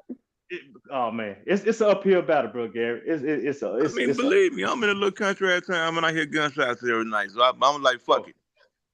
Yeah, I was just at home and they busting them every time. But I'm just Yeah, I don't saying. even care no more. Well, I'm not scared of the ones with the guns, man. It's the more bougie people. You know, Well, Hey, it's a way to get them too. it is. I'm working on it, brother Garrett. That's all I'm Let me saying. help I'm you. working on it. It's I'm a way to working get on it. them too. hey, I was in my hometown and the chief of police, okay, the chief of police, his side piece, which is a police, and his wife, which is a police, all they shot each other. Oh, oh wow, that's crazy. Oh my God. Listen, I was like, oh, that's why y'all can't get this crime under control because y'all too busy fraternizing. Fraternization. That is fine, honey. They two of the husband and the wife ended up in the hospital. I said somebody going to jail. But anyways, Hey, but um, hey, coach. But hey, hey, coach. I'm on it, man. I am really working for 2024, man. But it's uphill battle, brother. I believe, man. I mean, not dealing with us is not the easiest thing in the world. I promise it's not. It make you want to quit. It make you want to take your ball and go home. You really do, champ. I agree with you 100%, but I can't do that just for the people who died before, man. That's why I Yeah. can't quit, champ. No, you're right. You're right. You're They, exactly they, they right didn't there. put it on the line for us just to goddamn give it up because we tired. You know what I mean? They were tired too. Shit. You're right. You're exactly right. man, listen. Um, boy, that's I'm trying to. I was thinking about um more programmatic, small session programmatic. These people don't hold no Mhm. attention spraying to try to Yeah. teach, skill sets. Hey, They're losing the skill sets and they're getting bored or they're not getting bored, they're intimidated by the opportunities. So we have some opportunities that are available to help people, but they're intimidated by it because they get so bored because they so used to little episodes on these games or televisions, things of that nature, that they're never giving themselves time to learn to pick hey, up an occupation. well, this is a great site, Miss Mo. Like I say, it's full of data, and I mean they put it there for the people, but not everybody look at it. I mean, it's just like the Fed now sites. It's a lot of data there, but who really go look at that? What age you gonna start at, bro? I Miss Coach, something like this, I would love to get in front of some high school juniors, some high school seniors, people getting ready. No. What I'm saying, but they go back to what she was just saying then. Oh, I'm sorry. I'm sorry. Yeah, Go that's what ahead. I'm saying. So if we start earlier with them, maybe it could be more insightful to them. Maybe they've seen it before in some small bits and pieces though. But when you throw it at somebody who just been making it through high school the whole time, now they looking at it like it's algorithm and algebra times 25 or some crazy old stuff. Honey, I that's think it's about so perspective true. too, because they probably gonna look at this as weird and nerdy and no. Okay, key word you just said. You said nerdy, right? And you know how we look at nerds in our community until they Yeah, get all the money. Well, yeah, you gotta make it cool. You gotta make it cool. So you know, That's where the game come in, Chris. What you talked about? well, yeah, well, that's why I'm pointing to affinity fraud too, because you got people on social media, like you take a nigga that was in jail, like Wall Street Trapper, and he come out, with New Orleans swag, and he teaches some good information, and people can relate to where he been and what he went through, but he teaching something positive. So you got to have something to make it interesting for kids to grasp it, because looking at this stuff, man, this is like, you know, Chinese language to a lot of people, because it's like, man, why I got to read all these numbers and you know these different definitions and look at these charts. They gonna be like, ain't nobody want to do that, man. I'm trying to get a bag. I'm just well, like, Chris, let me cut you off for a second on that, man. I'm a certified instructor, so I know how to engage this. And my only reason for picking that demographic of high school seniors and high school juniors was mhm, they I already know where they at in their head. It's like, okay, what you gonna do after high school? And I get it. right. Some people just trying to graduate, but I already know the techniques to come in there and just engage the crowd. Hey man, what you want to do? I want to be a Right. police officer. Because somebody will just make up some stuff to get you off their back. And then, as soon as they give me an answer, boom, let's go look at it. Let's go look at the work environment. Is this the work environment that you cool with? I Mhm. already I know how to engage a younger audience and bridge that gap because Mhm. that's one of the things I did in the military. I was an instructor, man, and that's the first thing we would do. Hey, what you think about this job you chose? Because a lot Right. of them they chose them jobs out of desperation. And Mhm. a junior, senior in high school, I mean, they really wondering about what's the next step. They don't even know the possibilities. And then you can just put them on game, and you got to learn how to articulate that data to something that they can translate. And I'm fully capable of doing that. I know a lot of people capable of doing that. Right. Because And whatever you're doing at 18, you won't be doing it. In most cases, if you're trying to do something, you won't be doing it at 24 anyway. So boom, it's steps to it anyway. So I guess you gotta look at So it like a path. You know what I'm saying? yep, yeah, Step one, step two, step exactly. three. Yeah, no doubt. yep. Yeah, I got you. That's And why I then was just gonna get right. I was gonna get right directly into the income. I'm just like, bro, it's gonna be 90% of y'all in here. Y'all gonna be working regular jobs. Y'all ain't gonna never be no millionaire. Y'all ain't gonna never make no money. You ain't gonna never own nothing if you don't make these type of decisions and learn this stuff right here. You're gonna be working at a regular job and you're gonna be living paycheck to paycheck. And I'm gonna show them the numbers because you can't dispute the numbers. So you either make a decision there, to learn the game and not get caught up into pipe dreams because I'm big on that too. mm-hmm, Uh, and especially with athletes, I had to tell my sister kids this. Like my nephew, he good at basketball, but just because you play basketball and make a lot of money, don't mean you gonna have that forever. You got a short span with that, even if you make it. So what you gonna do if you get injured? What you gonna do if when you have to retire? You gonna have to somehow keep that lifestyle up because you're gonna buy an expensive house, you're gonna buy a car and all this other bullshit. How are you gonna be able to afford those after your career is done if it pans out? Oh, you don't think about that. Oh, well, I wanna do music. Okay, what about music? How are you gonna do music? Do you want to be a music teacher? Well, let's look at how much a music teacher makes. And if you really just love it and you love to do that and you're okay with that, you can still do that and still build a nice life for yourself after you want to retire, if you ever want to retire from doing that. So I'm finding the holes in their pipe dreams and showing them reality. Like, listen, bro, that's cool, but once you get out of school and you translate to the next level of your life, this is the reality. You're gonna have to be able to afford a house, you're gonna have to be able to afford a car. If you want a family, you're gonna have to be able to afford that. And the career you're trying to choose, you can't afford it. It's gonna be hard for you to do that. So here is your option. Either you want to pick up a trade or you want to actually go to school, not get into debt, go to school for something that actually is going to cover your livelihood Right. because you think it's cool or interesting, but you will be able to afford a lifestyle that you want to live comfortably. And on the back end, be able to fund your retirement and maybe, some additional income. Anybody listening, take a trade first. Damn the school thing. A hey, Hey, trade takes 6 months. and I'm big on Honestly, that if you because my bad, Brandon. take, no, you good. Take 6 months out of your life right out of high school. Do 6 months I in agree. trade. Whatever you feel like you're gonna transition into next to. So if you want to be, nurse, start off as a CNA or whatever, or LP, whatever that is. Transition into that. You already got the experience. Mhm. You already got the knowledge behind that. Then you can jump into the nursing school. Right. Damn the 4 year because I'm regretting it right now. Oh, Like I that's gotta and that's pay for the sisters what too. That's for I the paid sisters. $12,000 on it. The sisters got more Yeah, debt I than mean either way, anybody. I mean like it works.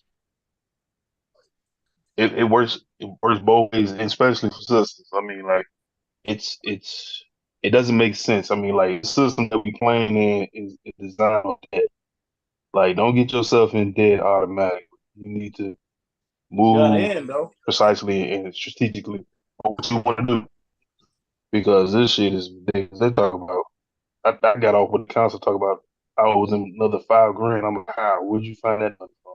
Is that me? Is that the right branding? Or is that Right. somebody else? Right. So move precision because especially Mm-hmm. when you're in high school. Right. If anybody got anybody out there who's thinking about going to school, move with a purpose. Make sure you saving up, not only for college, but Right. Because that's a debt. That's a debt vehicle. You can't win if you start your life and career off with a bunch of debt. You're gonna always be paying that shit off unless you making a lot of money or you in a career field where you make a lot of money. And let's be serious.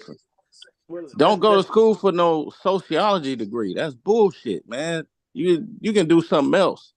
Uh I don't go. know about that one, I would Chris. say, Hey, I do I not. would say, go to school Chris, for what you. with that one, Chris, unless you're doing what I'm doing, don't do it. Yeah. Well, right, Unless you're okay. doing what I'm doing, don't do it. Okay, right. guys. Hey, can I get in for a minute? Because y'all done dropped a whole barrage of nuggets. But Go ahead, He Price. said variety of nuggets. I mean, what y'all have, but just it's all on the individual for one. Yeah, And I'll go ahead and rebuke that sociology right now because my wife went to school and she wanted to be a teacher, but she didn't want to take that test. Ended up doing sociology, became a social worker, and yeah. that nigga just like a clinical psychologist now. So it But depends on it. Price, check Price, this Price, out. Price. Check No, this no, out, Give no, Price. me the Check this out. no. Check this out, Okay, Price. You said she a clinical psychologist, right? yeah. Well, she's an MSW. She an MSW. what's Yeah, She that probably pay? make What's the pay she on probably that? make 90 and better, right? she a little bit under 90 right now because she worked Okay, for the okay. government. That's it. Hey, That what that's I'm all you telling you, got to Sam. say. Oh, That's all hold you on. got to say. Cause Then what I'm about to tell you though. So it's if she might as well go the next step. What? Maybe she don't want to go next step. Hey man, I'm in my 50s. I'm We just we saying, we Sam. we in our 50s, bro. We don't. I mean, she don't want to do that. and She here's the ain't. good What point I'm for you, saying is Price. that. That's what I'm saying to you. Maybe she ain't got to go, but she can have it in her name. Well, when you say next step like that, now you talking. That's what I'm talking about. Yeah, That's what I'm yeah. talking about. She can have it But in her name. She can still have it up on her umbrella. And you talking. now she making $200,000 a month and not a year. Well, exactly, coach. Now I agree with you there, but see, now you're talking ownership. We're talking apples and oranges. We don't went No, And we're from. not. We're talking the let me same thing. let Okay. me add this. Let me add this to it. She ain't got to do that, Price, because she got a husband. Well, yeah, but that She nigga left got her a own husband. money, I man, and mean, she and like, then come on, hey, let's be she like, serious. How many people gonna go that far with a sociology degree? We got to no, keep it a no, no, buck. no, no, no, no, Chris, Got to keep it a buck. Chris, hold up.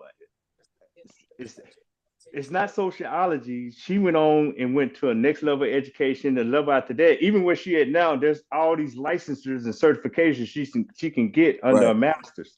After right, that, is the PhD program. So right. what I'm saying is when we have to learn what we're signing up for. I'm just Exactly, saying exactly. that's That's my point. You got to learn what you're signing up for. yeah. If that's why I said if you ain't sure, you just need to chill and save your time and your money, or whoever's paying for your schooling, save them the time and the money and resources instead of making decisions that you ain't sure about and getting into debt. You can't start Uh, your life off into debt that's and how your the career. system is. That's how the system is set up for. Uh, Right. just to push back a little bit, they quick. I won't give you a $20,000 business loan at Mm-hmm. 18, but I give you a student loan for Or a car. 40,000. It's how the system is set up for, and we have to be mindful of that and tell folks about that type of stuff. And that's And my then point. again, and then again, there's other ways around it too to get what you want, like far as like degree and your passion that doesn't, Exactly.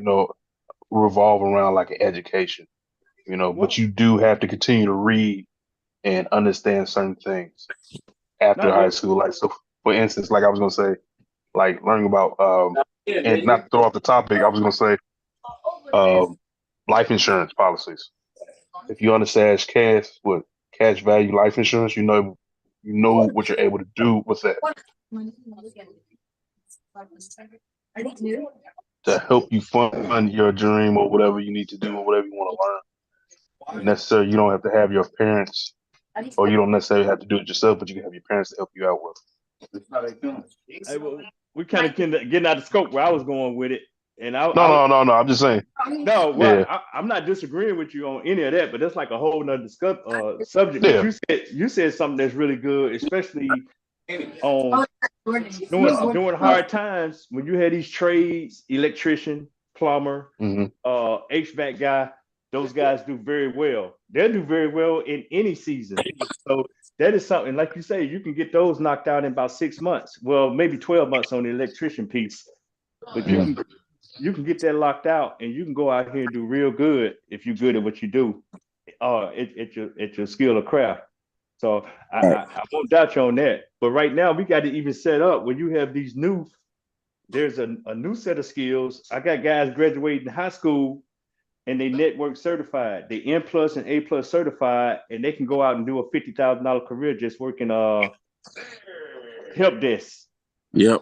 18 years old out of high school, but they got 2 certs and they working on somebody's help desk. And That's good. They get really good at it, they can start subcontracting themselves for smaller agencies or businesses and doing that type of work. And that's And see, one that's of what my it is right there, Bryce. I'm That's sorry to what cut you off, but Thunder. that's what it is right there. That pivot, that pivot. Once you get that That's, surf, you got to pivot. yeah, that's what Thunder and uh, dang, I forgot his name, but that's what they was doing on Tuesdays. They was teaching about getting into tech, get into cybersecurity and all of that but because see, they make a lot of money. I can, if I can get in front of an audience, I can articulate that right there with real numbers from a valid source and show them what's what. We can pull up electrician right now in occupational handbook and see what they do and what their requirements are. Do how much time they got to spend as a journeyman, what they got to do to get their license. We can do all that type of stuff, but people don't know till they had their option. I think back to 18-year-old price. That's almost 40 years ago, and I know where he was at in his head, and I know the 18-year-old price today. Hell, I got a 20-something-year-old price ain't thinking like that. Right. And that's the whole point. But You know. but I had one more thing, Chris. But go ahead. I'm gonna fall back because I didn't say a lot, bro. But I got one more scenario for y'all. Go ahead. Well, here's the thing about my athletes and my guys that have aspirations of going to the league. A lot of them ain't gonna go. At every level, it gets harder and harder and harder. Where it's the odds are against you to make it to the top level. But Right. with this new portal thing and this whole new NIL situation, guess what, the landscape has changed. And once again, you gotta be ready coming out of high school to play this game because that's how they coming at you. But Right. even regardless of what your aspiration is, build your backup plan, take that scholarship and use all your eligibility to get you a bachelorate, to get you a master's. I know too many young men that are leaving school. They never some get to go fulfill their dreams and go play on the next level, and some don't, but they have 2 postgraduate degrees. Some have 3 because they started off in JUCO. So it's just the knowledge that we can't give anybody just one set thing and say, hey, you need to just do this. We need to really talk. We need to personalize that thing, get them to get the revelation and say, now go do what you do. And, do it for you. Right. I agree. Wait a minute. I just pulled something that I needed to keep. Where'd it go? In this little article, employment barriers within low and moderate income communities. This piece right here. It says,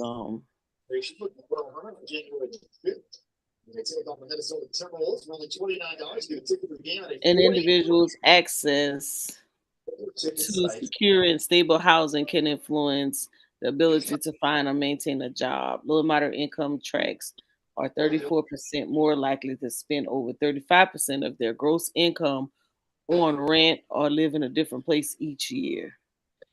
Man, if we could, if the individuals who are the younger folk, or even those who are getting ready to transition, whether you are a student athlete or not, non-athlete, like you gotta, you have to start. I say this. One thing that I didn't do well coming out of school was keeping a network. So Mm-hmm. the individuals that you come across. So if you're not in a, everybody's not going to join a fraternity or sorority, right? And everybody's not going to join organizations, but you have to join. You have to either be familiarized with associations um or the industry or go to industry conferences. One or the Mm-hmm. other. You got to be able to connect with individuals in the field that you're in so they can teach you on how not to make the hard mistakes up front, because somebody has already been through that and they can teach you how to maneuver better.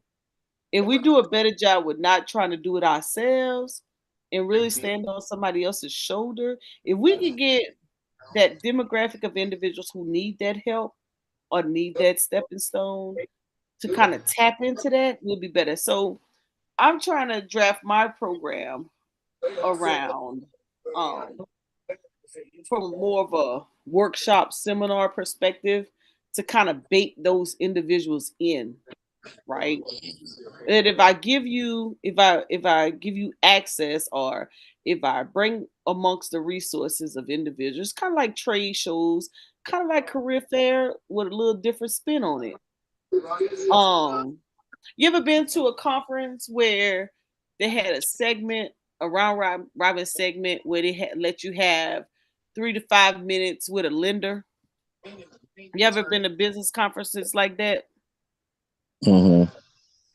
And to kind of give some people, and you know what's crazy now is that not only are you trying to influence or have an impact on young adults or teens or adolescents, you're having to impact the adults as well, because you still have 40 and 50-year-olds that are still competing with the 20-year-olds Mm-hmm.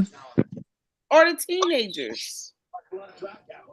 So, you know, when people always say, what are you going to do for the community? How are you helping the community? What are you doing for our people? Man, the barrier is real. How do you get disadvantaged, disproportionate, um, underdeserved, you know, individuals in those areas? How do you get them to tap in so they can be in a position to get these jobs that are available with good pay, get these qualifications, the education, the training, transportation, Mm-hmm. job care? You know what I'm saying? The list goes on and on and on. Well, hey, It's so much. Ms. Mo, can I speak to that? What you getting at? Yeah. All right, so I'm speaking to understanding your target audience or whoever you're trying to help and approach it with a level of empathy. Mhm. Because I'm gonna give you another number. We had a number that said the average household mean for our demographic was 45K, right? Yeah. And I know we got some outliers on the upside and downside of that in the community. But I just want to think about what your ambitions are. If we say, and looking at what you just showed me, you said Hmm. 35% of that goes to housing. So Yes. if I subtract 35% of that, is that's 1570, Hmm. $15,750 just to have somewhere to stay, just for shelter. Yeah. That leaves you with 29,250. Oh. Wait. I'm. 5,800 of that is taxes. They got to get theirs, and that's gonna leave about let's just call it 23.5 for kicks and giggles. Guess what? Ain't nobody ate yet. And we ain't even talked about no quality of life as far as what transportation look like. Ain't nobody ate. We ain't talking about no transportation to go get some money, to go get this 45K. And we ain't just talking about some young adult or somebody fresh out of high school or fresh out of college. You got teachers in Mississippi don't even make that. You got police officers in Mississippi don't make that. You got social workers in Mississippi that might make that. So, and I'm saying all this is to say to bring a level of clarity to say we got to be coming with a message of more than you can do it. You really got to digest this data because we're putting the answers out there, but ain't nobody doing the math. This is the most terrible hands I've ever seen. Normally that ball is Right.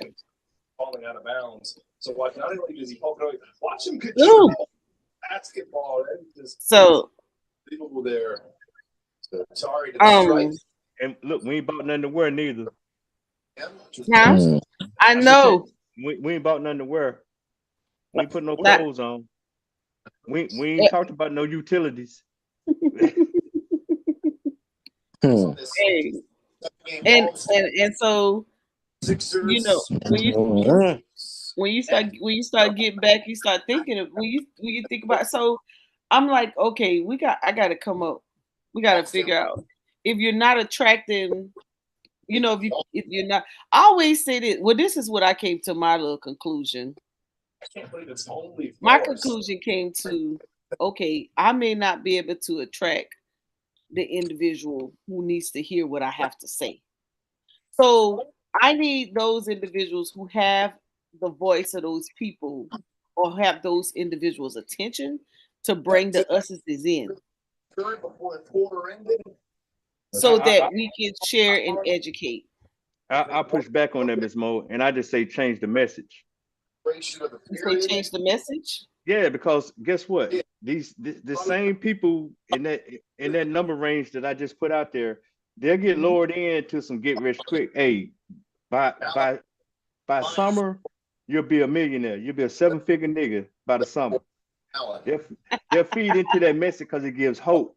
I'm just saying you have to change the messaging and the packaging to say, hey, let's really get it done. Are you sick and tired of being sick and tired? You know. But I find that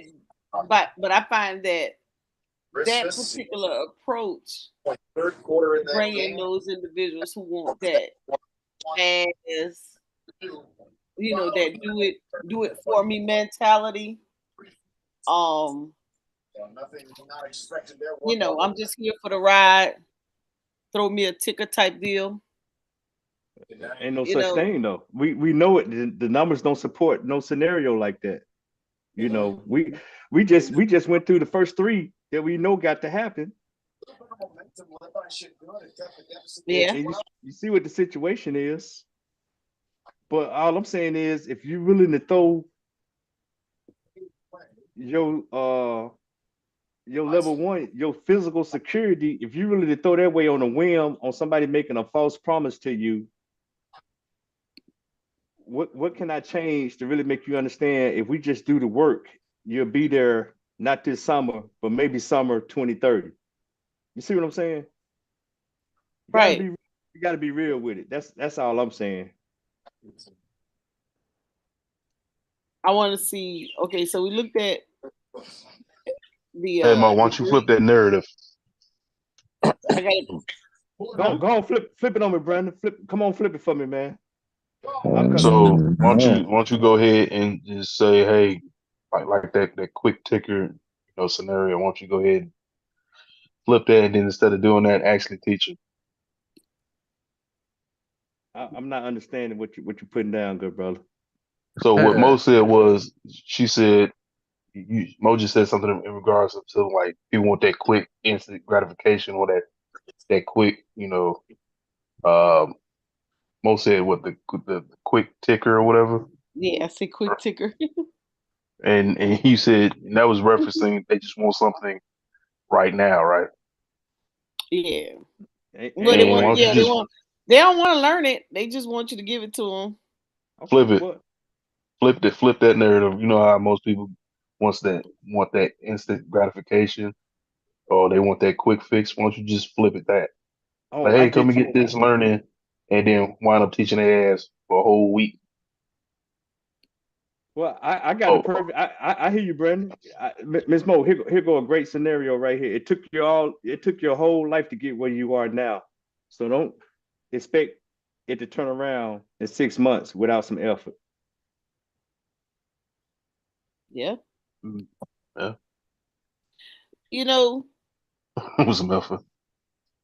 we got so Representative Johnson just opened up a STEMS clinic, a STEMS academy.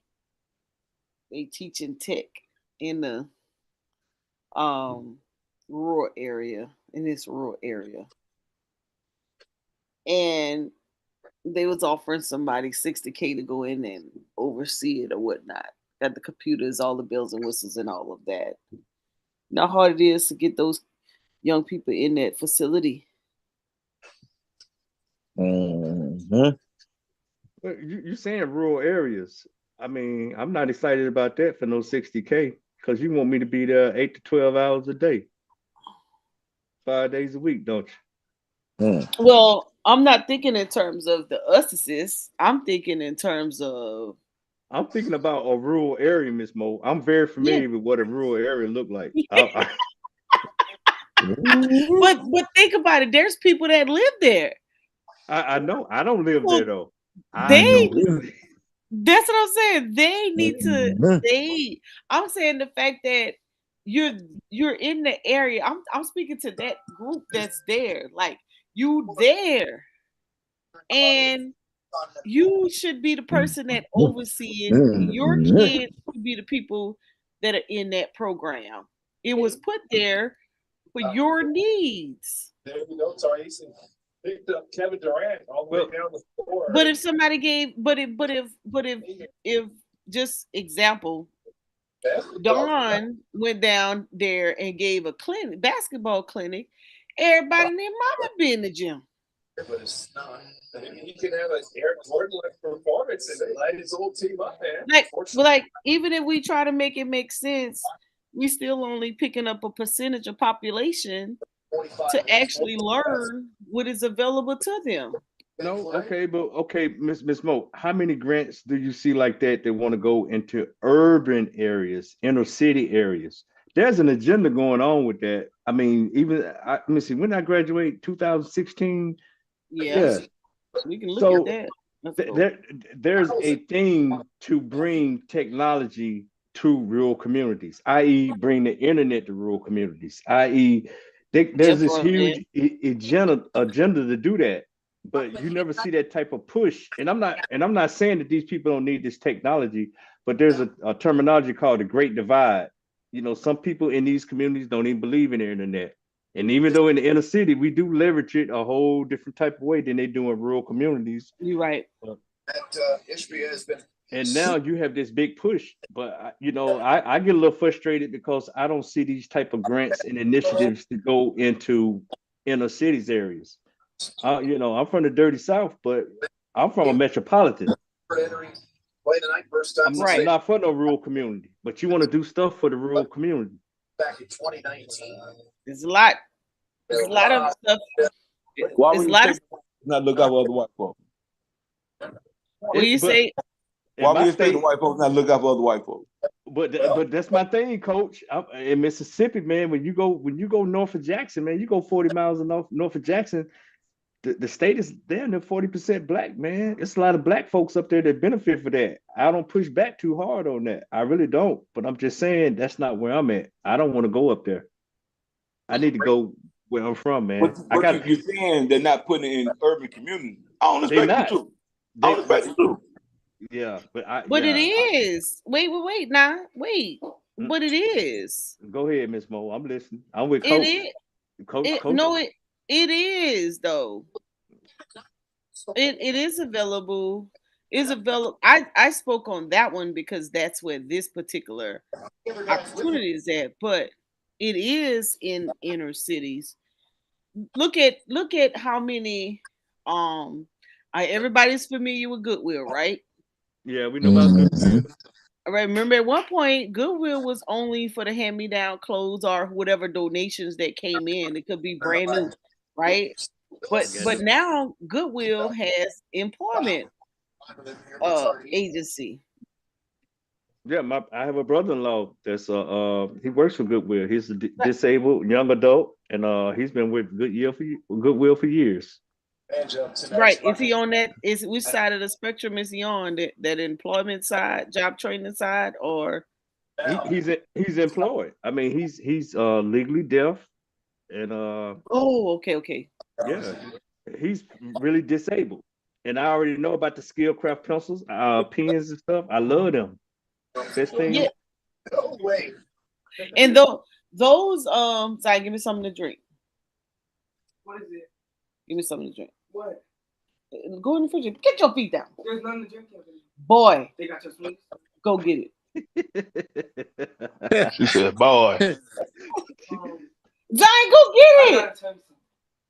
They can hear Mo you. is a I gotta tell you something. Mo is a tyrant, man. No, it's about your I- smoothie. You gotta stop with this You tyranny, drinking? Mo. Daddy, I'm Daddy, gonna see. Boy, I'm about to drop you. Daddy.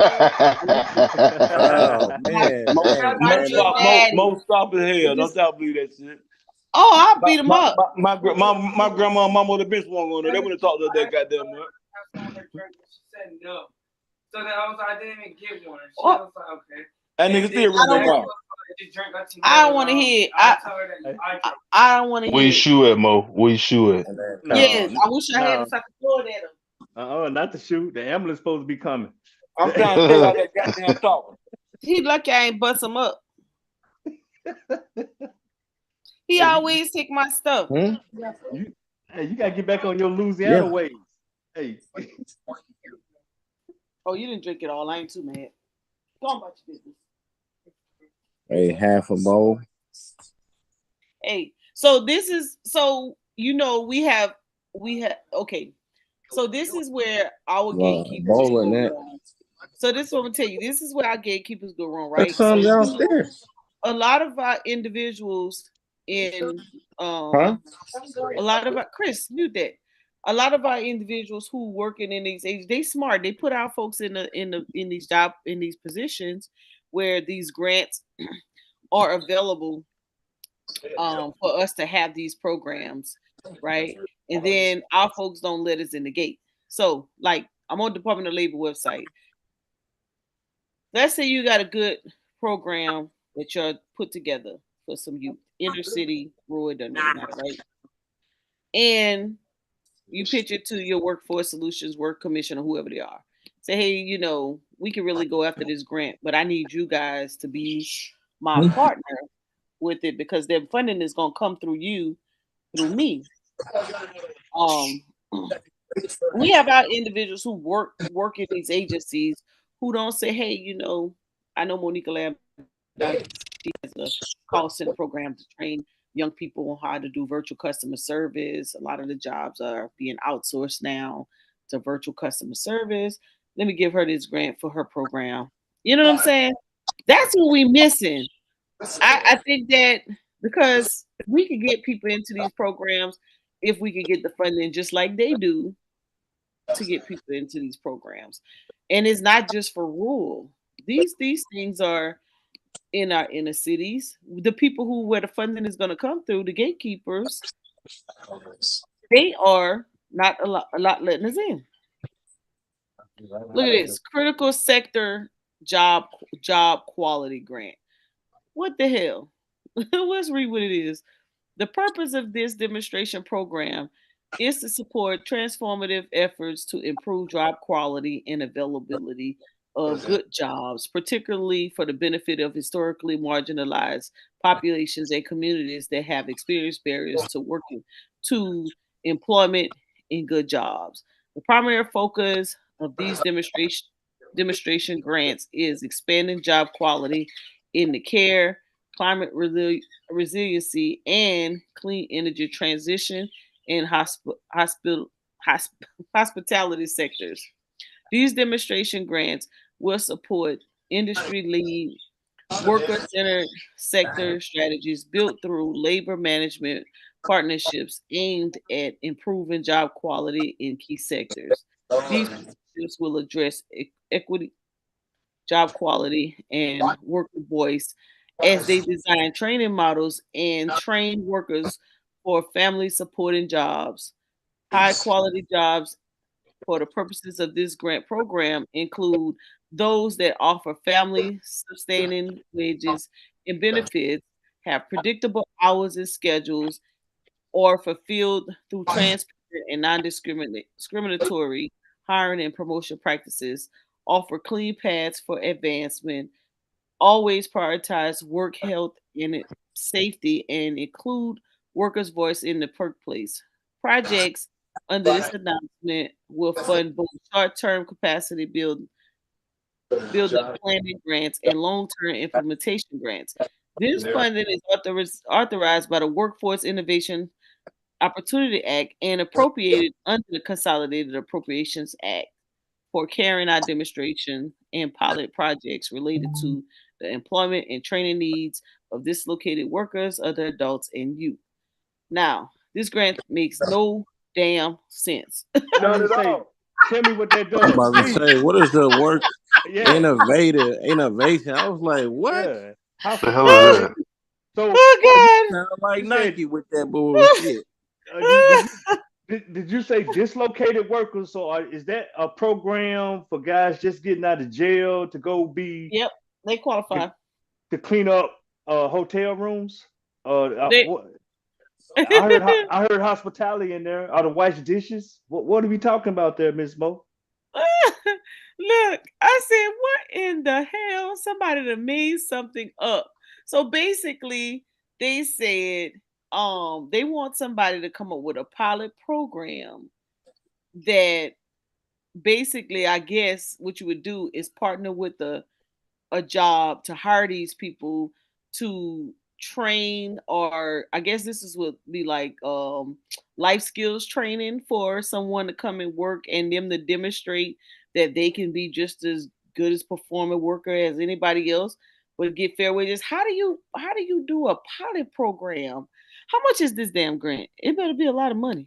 No, I ain't. I don't Because the even only want way that you could grant. do this is hire people to do this. You'd have to hire someone to Miss Mo, come in and you didn't hear work. that language? Hospitality services, this and that. That's they you trying to recruit people into the Motisa tribe.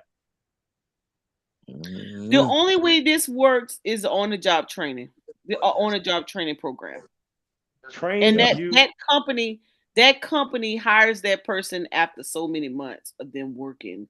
You Yeah, would bring them in, you would pay them, and then if they do a good job, then the company actually picks them up. That's the only but, way. but a That's a good job. staffing agency. Yeah, that's exactly. It's a temp Yeah, services temp Yeah. to service. make Yeah. beds, clean rooms, Look, serve tea.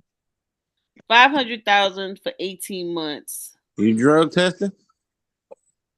That's well. Somebody know what Listen, that grant means, and they're gonna apply for it, and they know that it already. they just changed the words for another big organizations to take the money. But is that for the inner city? Is that what they offer? That's the grant Any for the inner well, this city? this is a marginalized, I would think, population. Wouldn't that be? It would be, but we sure Yeah. didn't get to.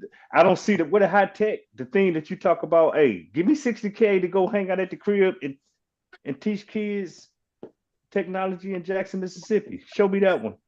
Or in a Wait, hold in a on, in a hold on, community like, okay, I'm holding. hold I on, don't I hold don't want that. on. Oh, I'm In holding. innovation now. Let's talk innovation. Now we're talking about good working, good pay, right?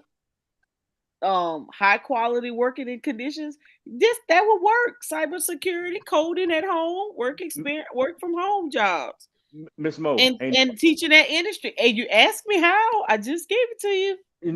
but that's not the language that you read in the scope of work. You talked about hospitality I and did. Mm-hmm. did they I didn't hear nothing about no innovation. I Damn, did Mo. Damn. I Wait a didn't hear minute. that. It said good jobs for the purpose of this grant include those that align with the 8 good job principles. So here we go. Recruiting and hiring, that's what we were talking about. Employers that prioritize good jobs are intentional in their recruitment and hiring activities. They actively recruit applicants from underdeserved communities. I think they were looking for somebody to do some consulting to Mm. No, identify some companies. You don't it think sounds so? like it said. I heard find me some Benefits. Negroes to wash dishes, wait tables, and clean Yeah. rooms. That's Oh God. Yeah, I can agree. Mhm. Yeah. All workers are paid a and it, stable. Yeah, they hmm yeah, and if they don't steal nothing, I hire them permanently. More in holiday. planning grants. Tier Mhm. one provide smaller grants up to Wow. 500K for 18 months. That ain't no money. That's a year and a half to support the formation of worker-centered sector partnership. Yeah, this is staffing agency. Gotta be. Hmm. Yeah. And they Yep. need to just put these Climate dudes resilience. on a construction Yes. site Don't nobody want to work. Don't or nobody want to general work for a labor. little bit of money. No, man, And don't then nobody want to do that, Miss Mo. That's what I'm saying. You said a margin dislocated. Who is the dislocated population? When you hear that, what do you think about? people who well, we know reentry folk who What recently exactly? incarcerated, recently separated from the military, um Well, individuals who don't have a job. yeah. So um yep. So give me some marginalized people that I can sit here and Talk about black folks. well, it ain't Shit, just not black just us. folks. I'm just saying, coming from behind the wall, they probably black more than likely. Dislocated. They may be brown, and I'm just saying that demographic. You can't recruit nobody if they can't make. We said that earlier. If they don't make the money to cover their expenses. Yeah, this one's a staffing agency. Easy, clearly, gotta be. And I'm just saying, and I wouldn't even put the military in there because anybody did their ACAP and they still end up in that type of scenario, they didn't pay attention at the ACAP. Yeah, So, they didn't pay attention in class at all. Miss Mo, I speak government very well, ma'am. Let's not I play see. now. Let's I not play. see. Hold on. Which one did I say? Okay. What did we just do? Okay, let's go. So critical job, we know that one ain't that ain't okay. Workforce opportunities. Oh, y'all don't want to talk about the rural area. Y'all gonna beat me up. Well, And then we this talk one about. is specifically for Appalachian, Delta, and Northern Border regions. So somebody in that area been lobbying for them because they got a specific grant. See, I stand with Workforce, Coach. huh? Coach, hey, tell her your thesis again, sir. For them peoples gonna take care of their own infrastructure, career building pathways to infrastructure jobs. There go your construction workers and those kind of people. Apprenticeships. Here go your trades. Listen, they be wanting you to do a whole lot of work for a little bit of money. No, you can actually do pretty good with the trades, Miss Mo. Them carpenters, them No, HVACs, them electricians. but to trade them, I mean to trade them, to train them costs for the No, resources you need to be able to do it. You don't think? no, you don't understand what I'm getting at, Miss Mo. I look at it right here, and you have a builder or you have a developer come in an area, and they're gonna build 500 units. They done got the loan or whatever, and they sub everything down. If I'm already a subcontractor for carpentry, I come in there and frame it up. Now I can get extra money to bring my nephew on, and he gonna be my journeyman. He gonna get training, and I'm gonna pay him, and I'm gonna get this grant, and I'm gonna get this job done. I'm gonna get paid by the builder. The same thing with the electrician. The same thing with the HVAC guy. That's that's big money here. They building a lot of houses here in Texas. Sure is. That's how they getting down. But I gotta have that network and I gotta have the business to do that. These are the type of grants they awarded in 23. Um, so I would suspect a lot of workforce going back to a lot of workforce development. In your reentry, they have a grant of their own. Mm. The problem with reentry grants, reentry can be very successful, but only certain manufacturers are going to hire them. If they got felonies, it's very hard. They're usually the ones that want to work, and then if they're a sex offender, good luck. Oh wow, yeah. It's over Well, with.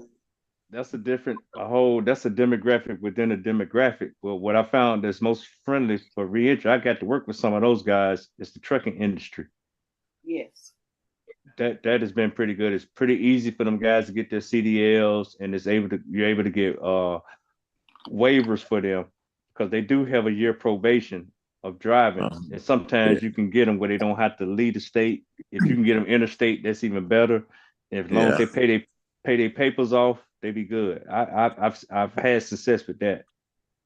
Man, where do you let a sex offender work? That's different. It, That's it that's a whole depends yeah. It on the depends level. on the conditions of Some, the sex offender and just yeah. stipulations of the Let's papers take and everything. let's take Some Uh, sex McDonald's. offenders huh? Mo best friend, brother polite. What do Oh we my do bad. with him? I can't. I don't know, Chris. I mean, bro can't even wear a uniform, so I don't even know. I don't Well, know. he ain't gonna go to work. He just gonna come out and tell you how much he gonna come out with some economic something, and people gonna give him money, How to and survive in jail? How you can make money in jail? That's he gonna be the does. new curriculum. No. He Well, is. hey, He dropping now, them YouTube clips. well, I had some contact with some guys from He's behind the dropping the stuff wall. at the same time. I don't know how to address that one. I Yeah, deal with gotcha. yeah. I don't know. I can't address that one, but I can say that I know some guys that did some real time behind the wall, a long time behind the wall, and they were able to come back and get right. And I'm talking about 2 decades. So That's good, Yeah, man. I got a family member who did it, and he's a chaplain at the prison right now, and he on parole. yep. And, hey, I got a brother doing that right now. Even went back to go, pay it back or pay it forward, whatever. How you And, want to? Yeah. and look, and he live on the campus and don't pay no bills. So, but that's a unique situation. I'm not equipped. That's a Miss Mo type of client. That's not a client for me. You almost made me spit my drink out. My bad. Well, you the doctor. Hey, you the doctor. You the doctor. I'm not a doctor. You almost made me. You almost. you. Oh my gosh, I can't with y'all. Mm-mm. We I just can't. we keeping it real. I'm with Coach right now. Right, hey, right now, Coach beating you right now. Coach ain't beat me. Mhm. He did because he said they're gonna take care of their own, and ADR. He is. He got me. yeah. We ain't found enough for the inner city yet. Yeah, I did. I did. What? I Read it did. again. All of those grants are for the inner city. It's just a matter of you want to be able to be creative and get it done. Okay, can I refine the search? Find me an idiosyncratic like you found for them people out there in the rural community Okay. to I do don't have these IT. problems, brother Gerald. Yes, sir. I don't have these problems. You know why I have these problems? Why you had no problem? Because Dr. Amy Wilson and Dr. John Henry Clark told her they didn't goddamn oppress your ass, just let your black ass free. So I don't have these kind of issues. Because I know they're not doing that to really assist us in becoming what we need to be. If you get something thrown at you, okay, fine. But to keep expecting that you're a goddamn fool now. Yeah. Well, Coach, I'm with you. I ain't seen it.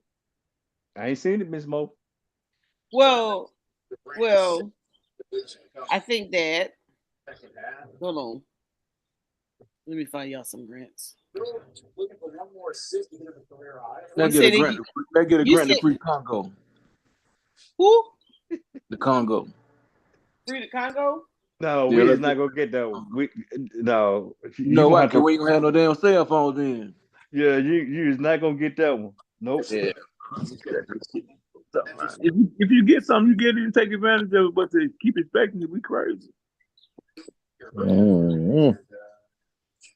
You're But not well, you know that it's not for that's why when you get it, you have to be able to leverage it to get more. So that's why it's important that if you have a grant program that you don't give everything is not free.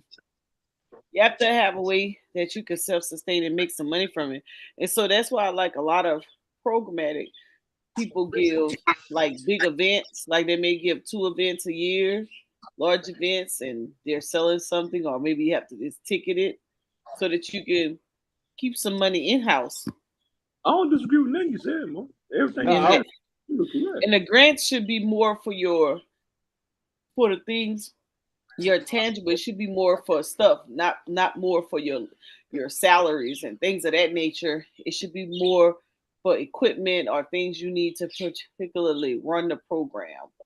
Hey, brother Jerry, let me ask you something real quick. You live what part of Mississippi? You in Texas or Mississippi? I live in Texas, man, but I'm from Jackson. I'm from Jackson, Mississippi. I'm Do back they and have a forth. do they have a go kart track in Jackson, Mississippi? They used to, but they don't anymore. No go karts, no skating rinks. And I already know where you're Damn. going.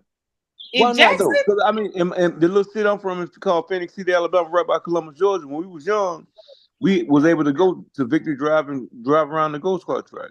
Right, yeah, But the go kart tracks. Yep. we don't have it anymore. So shit, I want to do another one now.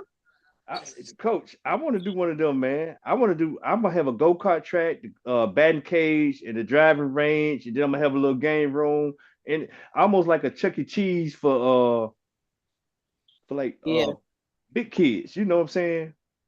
What I part want of to do something what like that. part of Texas you in? I'm in Killeen right now. They don't even have one here. Where What I'm at, about Dallas? That about Dallas? it's about 2 hours south of Dallas, an hour north of Austin, 2 hours uh from Houston, and about 2.5 hours from San Antonio. I'm right in the middle. Okay. Okay, Uh, okay, cool. Yeah, man, it's something for us to do, bro. It's not gonna be the way we wanted to look. We're gonna have to put our egos and everything to the side and make a collective effort out of it. yeah, well, I agree. Man. everything I got can't do it. You know, if I was to dump everything I had into it, I couldn't do it by myself, especially No not doubt. being there. But No I doubt, definitely man. you talking about family entertainment. I mean, man, when you look at Jackson, the capital city, uh, it doesn't have a movie theater. We have one Walmart where I live now, man. I got about three neighborhood Walmarts, uh, Walmarts, and a couple of the grocery stores within a 12-mile radius. I don't have but one Walmart in Jackson. Don't have a movie theater. I think I got one bowling alley. And mind you, this is the capital city, but Right. it's a whole nother story going down with that. It's a serious fight going on in Mississippi, man. We probably the blackest state. Jackson probably the blackest city in the country. Yep. It's who versus who. Well, you know who. I mean I know white folks, of course, but like is the bourgeoisie Negroes? Coach, man, that probably would be a whole nother show, man. It's just it's so bad. I'm frustrated with the local leadership because you got a black police chief, you got a black mayor, you got a black city council, you got a black school board, and you feeding into that narrative that black folks can't govern themselves with what's going on right now. Again, Ooh, boy. we Okay, listen to see, the old Ooh, man. They told us already. okay, am I saying too much? That's what I'm saying. No, ooh. you said, but you everything you said is okay because they told us that 30, 40 years ago. Okay, If but you I take don't. all the things you just named, everything gonna be worse. Coach, I don't believe that. But No. I ain't saying for that reason though. It's gonna be worse because it got to be worse on that way. yeah, Because you Hey, got to because trust the change over I yourself. got a question. Why yes, sir. why Dr. Umar ain't put his school in Jackson, Mississippi? Oh, come on, Chris. Come on, man. See, Chris, I thought we were talking about a real issue, bro. I really thought we was talking about real, man. I mean, he say he the prince of Pan Africanism, and he the most requested and most booked scholar, black Chris, scholar. I, okay, I can't take Umar serious, man. I'm gonna leave it at that, man. No disrespect to the brother. I can't take him serious, man. I was just asking. Okay, You know I'm just what's saying. funny? You know what's funny? But I don't. Wait. Go ahead. Y'all finish what you're saying. No, I'm just saying, man, because I got real people back there, man. I got real people from my generation that's back there. They real advocates. I got my OGs back there. I got my elders back there, and you know what I'm saying? They deserve better. They did what they did. They ran a good race during their time, and now they're just trying to enjoy the rest of their time here, and they shouldn't have to endure some of the stuff they endure. Are we So, willing to vote? Are we willing to vote properly? thank Yo, you. Yeah, yo, Price. I'm Hey, yes, sir. Monte Ellis from Jackson. Monte Ellis. Play with Golden State. Yes, Yeah. Light yes, skinned yeah, boy. yeah, yes, sir, yes, sir, yes, sir. What he doing there? His name is not relevant, man. We got some other guys. Walter and Eddie Payton used to come back there. Eddie Payton's still back there doing things. Jerry Rice is back there. He's a little quiet. Jimmy Smith is back there. It's a lot of folks back there, man. But we talking about 4 million people, man. I mean, Well, that's why I just asked you, bro. Are they willing to vote properly? Coach, They even stop you in that area. you know what? I'm back and forth, man. I'm not there to give you everything. I know a little bit about everything, but I can't give you the real on everything. I'm And just saying and I ain't it's a talking bad about Judge situation. Jackson, bro. I'm talking about all our black behind, bro. Are we willing? If we're gonna be in politics, are we willing to vote properly? Well, I am. And Yeah, we do here's a my little bit of thing. it. Well, don't give me a Democrat or Republican choice because the way I do it is I vote across party lines based on my agenda, and I Yeah. do believe strongly in local politics. From the hell, Yep. if dog catcher's on the ballot, I'm gonna do my due diligence on the dog catcher. Why you want to be the dog catcher? Do you own dogs? You know, Right. what's your record? Do you know? So if it's 10 of us got to think like you. Then Well, see, come on, coach. that's That's why I real. asked you, would they vote properly? You lucky to get two. I know it, but that's what I'm saying. Are we gonna vote properly? If you're gonna be, what you said is absolutely right. Damn a party. You get an agenda, you give it to both of them. What's up? What y'all want to do? Who want to be here next time? I just think we need That's what more. we do. We need more professionals. I'm tired of the country We because got they it. ain't got no credentials. They ain't got no I was just, credentials. they ain't got no skills. They probably got credentials. They got no damn skills. Well, And I mean by they didn't credentials, have they credentials. ain't went to law school. They ain't did their Oh, time. If they ain't you got right. that, You right. we talking about laws. We talking about voting. We Yep. need people My in policy. that. So, My strategic understanding of how it all works. like, I get it. We got a bunch of autodidacts. That's great, but we need professionals, people who put that work in, put time in. You know, along with the whether you rep RBG, Pan African, whatever. You got to have those credentials too. You know what I'm saying? Otherwise, I don't want, and I'm gonna be careful how I say this. Like, I'm cool with, you know, our agenda being our agenda. But I don't think we should have uh everything should just, line up. We got to believe, this person got to be Pan African. And, that's how it's gotta be. I ain't with that. I mean, believe what If you want the to believe when you're people home. who are trying to, huh? I said, when you can believe what you want to believe, as long as we getting our agenda That's passed. my point. That's Yeah. my point. So I don't want people to get clouded by that because, oh man, he believe in God. It's Negroes like that. So that's never gonna, we'll never align if we thinking like that. Yeah, no You know, doubt. I, All right, Chris. your religious beliefs ain't got nothing to do with me. As Yeah, long as Malcolm you told believe that that black 60 people need years to be ago. better, you know what I'm No, saying? People first. If we can have that agenda and we can be agreed on that, that's all we need. Yeah, Malcolm told us that 60 years ago. Leave your religion to die out. Yeah, They go, they go to work. well, we beyond that in Jackson. And don't get me wrong, you got people out there that's trying to do some stuff, man. But you got like about Right. 170,000 people in Jackson, and you got people trying to do stuff, and they trying to do stuff for the youth, ball courts, and they trying to engage. But you're talking about one trying to serve many. You need a multitude of people trying to do the same thing or replicate something. And yeah, but we beyond that I can't work with you because you believe this or you this religion or that religion or you know religion. We beyond that point, bro. In Jackson, we in a real fight, a serious fight. Damn. Right on. You know, we have so much. We have so much to get there. I'm always thinking like I remember I think it was 2000 and could have been 2010, somewhere around that point. Carolina did a pilot program for individuals they wanted to learn politics or be the next leaders of the state. They went all the way down. So they put it out. They was looking for 100 students in middle school. And they went to several counties, 20 students per county.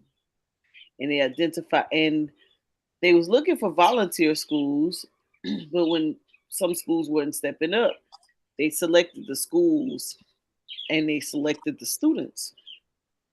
And so these students were, of course, trained a particular way to go into leadership.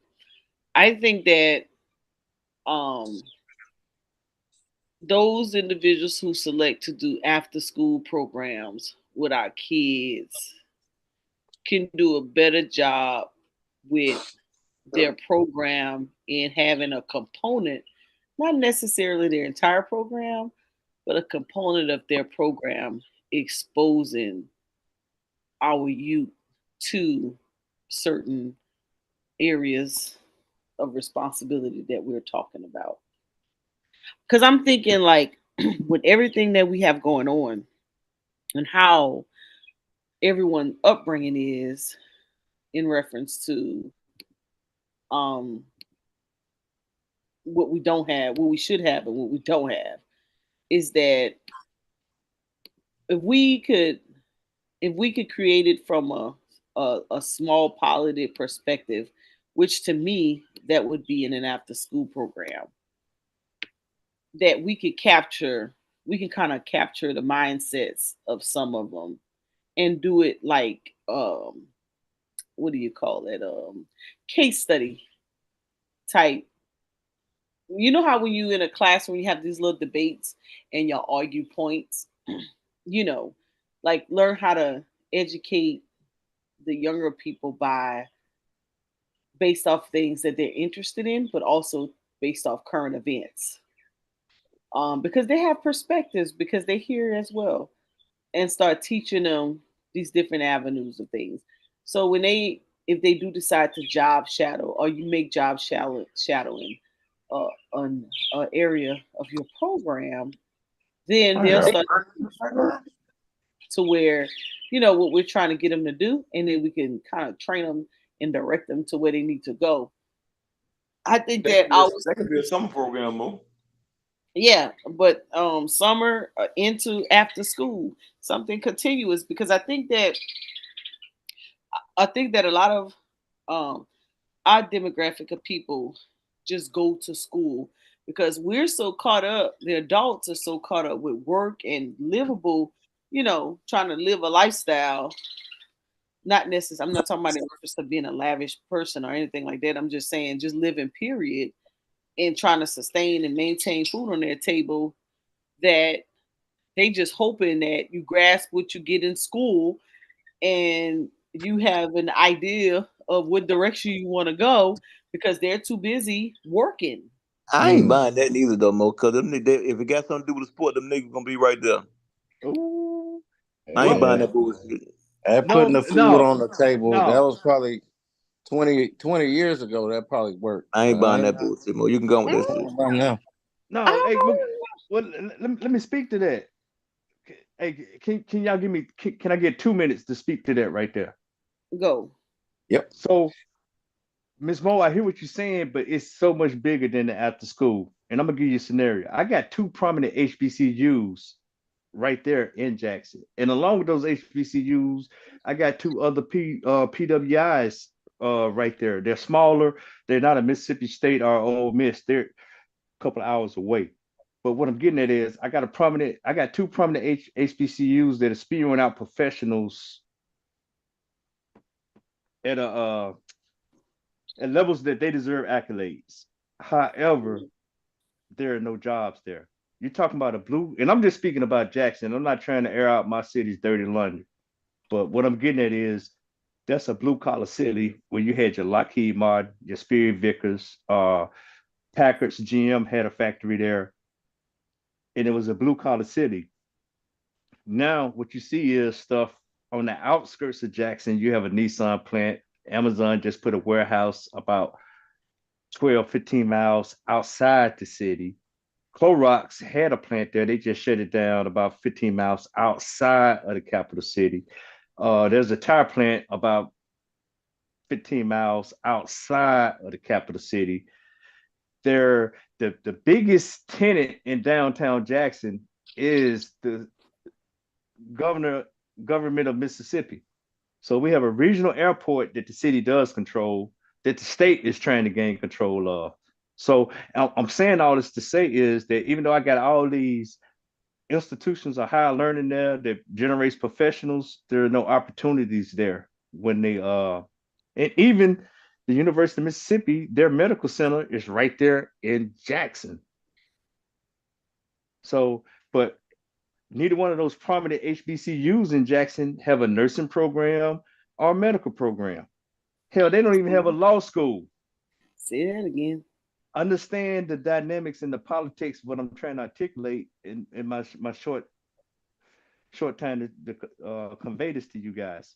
So if there's no opportunities there, and my generation is probably the most guilty because we are the black flight. We got the hell up out of there, didn't even look back. I got people that went to Atlanta, I got people in Dallas, and I got people in Houston. We went 6 hours west. Some stopped in Birmingham, coach, and we went 6 hours east. But yeah, and it reflected in the census about not this past census, but the census before that. It reflected because it used to be five congressional districts. It went down to four. So it's a slow death. It's a crazy fight going on, but we don't even look at this type of fight that I'm trying to talk about. And y'all probably think I'm sounding crazy right now, but it's true. You don't sound crazy. You just sound like Elijah Muhammad now. The same thing they've been telling our black ass for 80 years. You better create something on your own.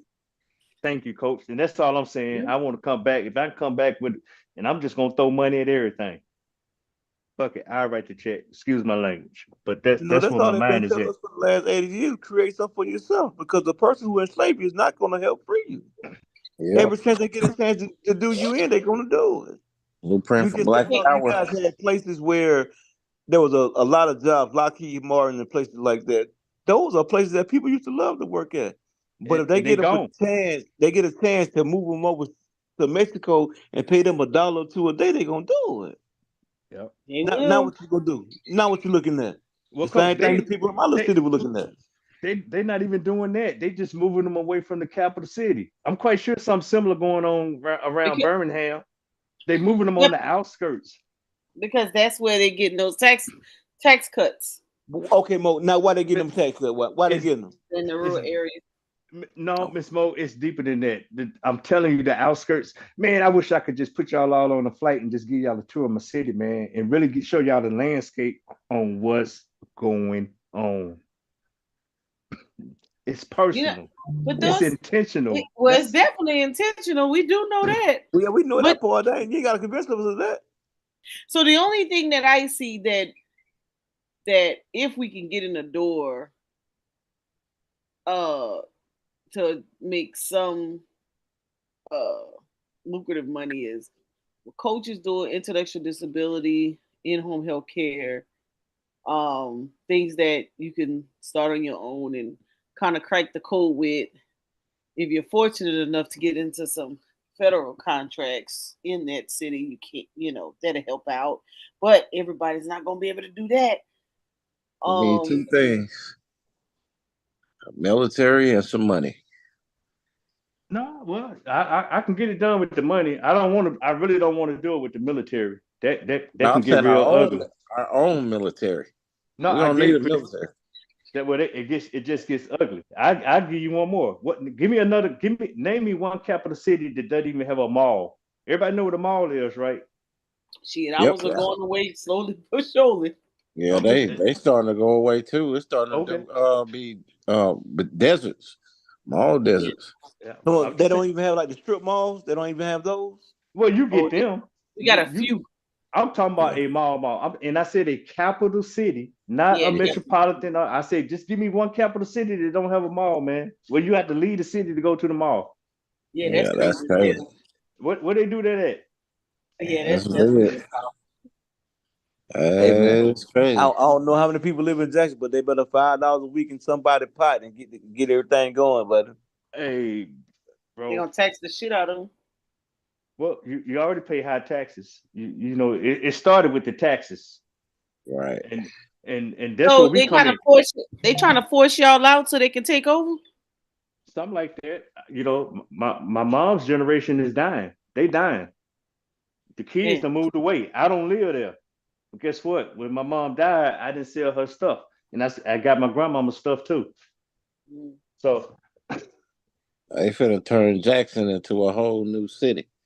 well, well, They turning New Orleans into a whole new city. well, Christian. That's where you spoke to the politics right there. That's why I have to stay mindful of what's going on in the city, even though I'm not there, because Right. they You really they do y'all? So here's an honest question: Do y'all think that we can you think it's possible to really combat that? yeah, I do. I think gentrification is combated, but we got to get out of the mindset of not paying stuff like not paying taxes. We got to quit bitching about, excuse my language, but a high tax rate. You had a time period about maybe 10, 12 years ago, jokers would go get their tags when they bought a new vehicle.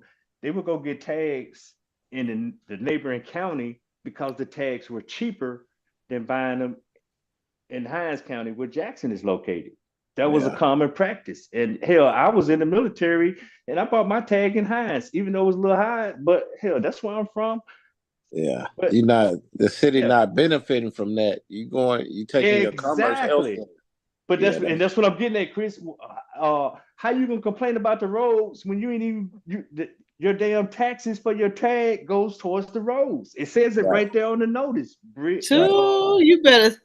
Woo. I'm, Yeah. I'm just saying, just common stuff like that, man, where it's cheaper, but you want to complain about the quality of life. You want to live in the city, but you want to complain about the quality of life. And Right. You gotta hell, do commerce in the city, man. That's the only way you're gonna yeah, benefit. that's how teachers get paid. That's how Right. police officers get. You complain about the crime, but you over here, you don't bought a tag. You live over here, but you bought a tag over here, and that those proceeds go to pay law enforcement officers. I'm just saying, man. Yeah. That's how economy work. I'm They I'm I'm don't gonna I'm gonna go on mute though, because I think I'm talking too much. oh, you're on point. You're on point, that's for sure. And people don't really understand that. They don't even understand basic commerce, man. Basic economics. When you go spend money outside of where you live, that does not benefit where you live. That benefits somewhere else. You are making that area where somebody else live, where you doing commerce at, better for them, and you don't live there. See, and that's another slept on thing. No, and that's Houston real, couldn't go to Chris. those areas. If you was from, like you say, where Price is from, Hines County, and you tried to cross over and go into another county and spend money and do commerce, they send your ass right back. Nigga, stay where you at. You don't live here. Hey, well, that's how my mom got down, Chris. She wouldn't go. Yeah. Hey, she said I'm spending my money in Jackson. When they closed the Sam's down, I ain't going over there to such and such county. I'm not going over to Madison County to Sam's. I'm gonna spend my money in Jackson. My father-in-law, right? He like that to this day. He like the hell with it. I can't get it in Jackson. I guess I don't need it. It takes a lot for him to go spend his money somewhere else. Yeah. I think sometimes I be thinking that, you know, we, it's just too much exposure to stuff. You know, when you like taking a small town person and putting them in a big city, can be bad for them because they getting exposed to too much shit to get into that can negatively affect them. I think sometimes we they had this how they made this society now that they just expose us to too much and we forget those cultural factors Well, I'm like just saying, shopping in the hood, bro. going to Miss Peggy's store instead of going to, the Chinaman over there, giving Oh, him all our money. And Miss Peggy been there since the beginning. but that's a whole nother one, Chris. We got food deserts in the capital city. Yeah, What capital that's city true too. got food deserts? You know. Now we Oh, do have. a lot of them. They did a video about it. It's on my YouTube. A lot of black areas definitely got Yeah, food deserts for yeah, sure. food that's a real one. But we got a sister. This lady was on Wall Street. I think we talked about it a while back, Miss Mo. But Mhm. I cannot remember her name. But she got a whole farm, man, where she just grows produce. And because we got real food deserts, we have an issue with grocery stores just shut down. Up the Dang. hood. Yep.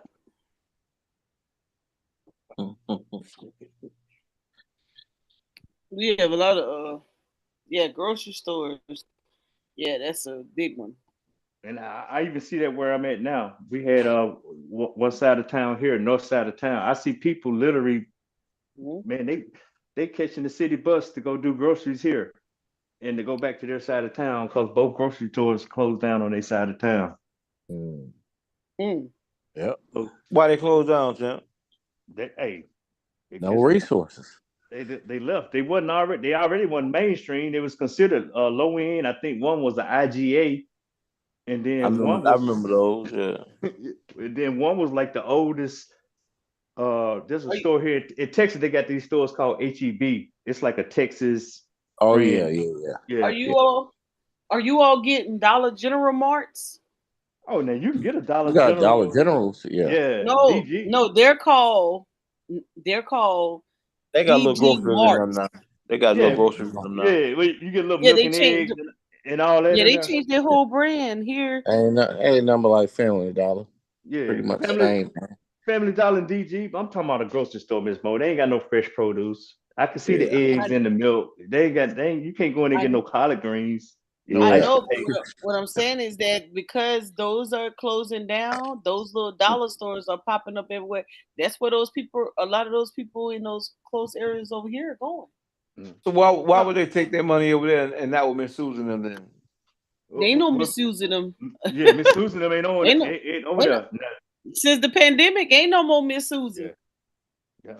Now we do have a Susan little, houses shut down.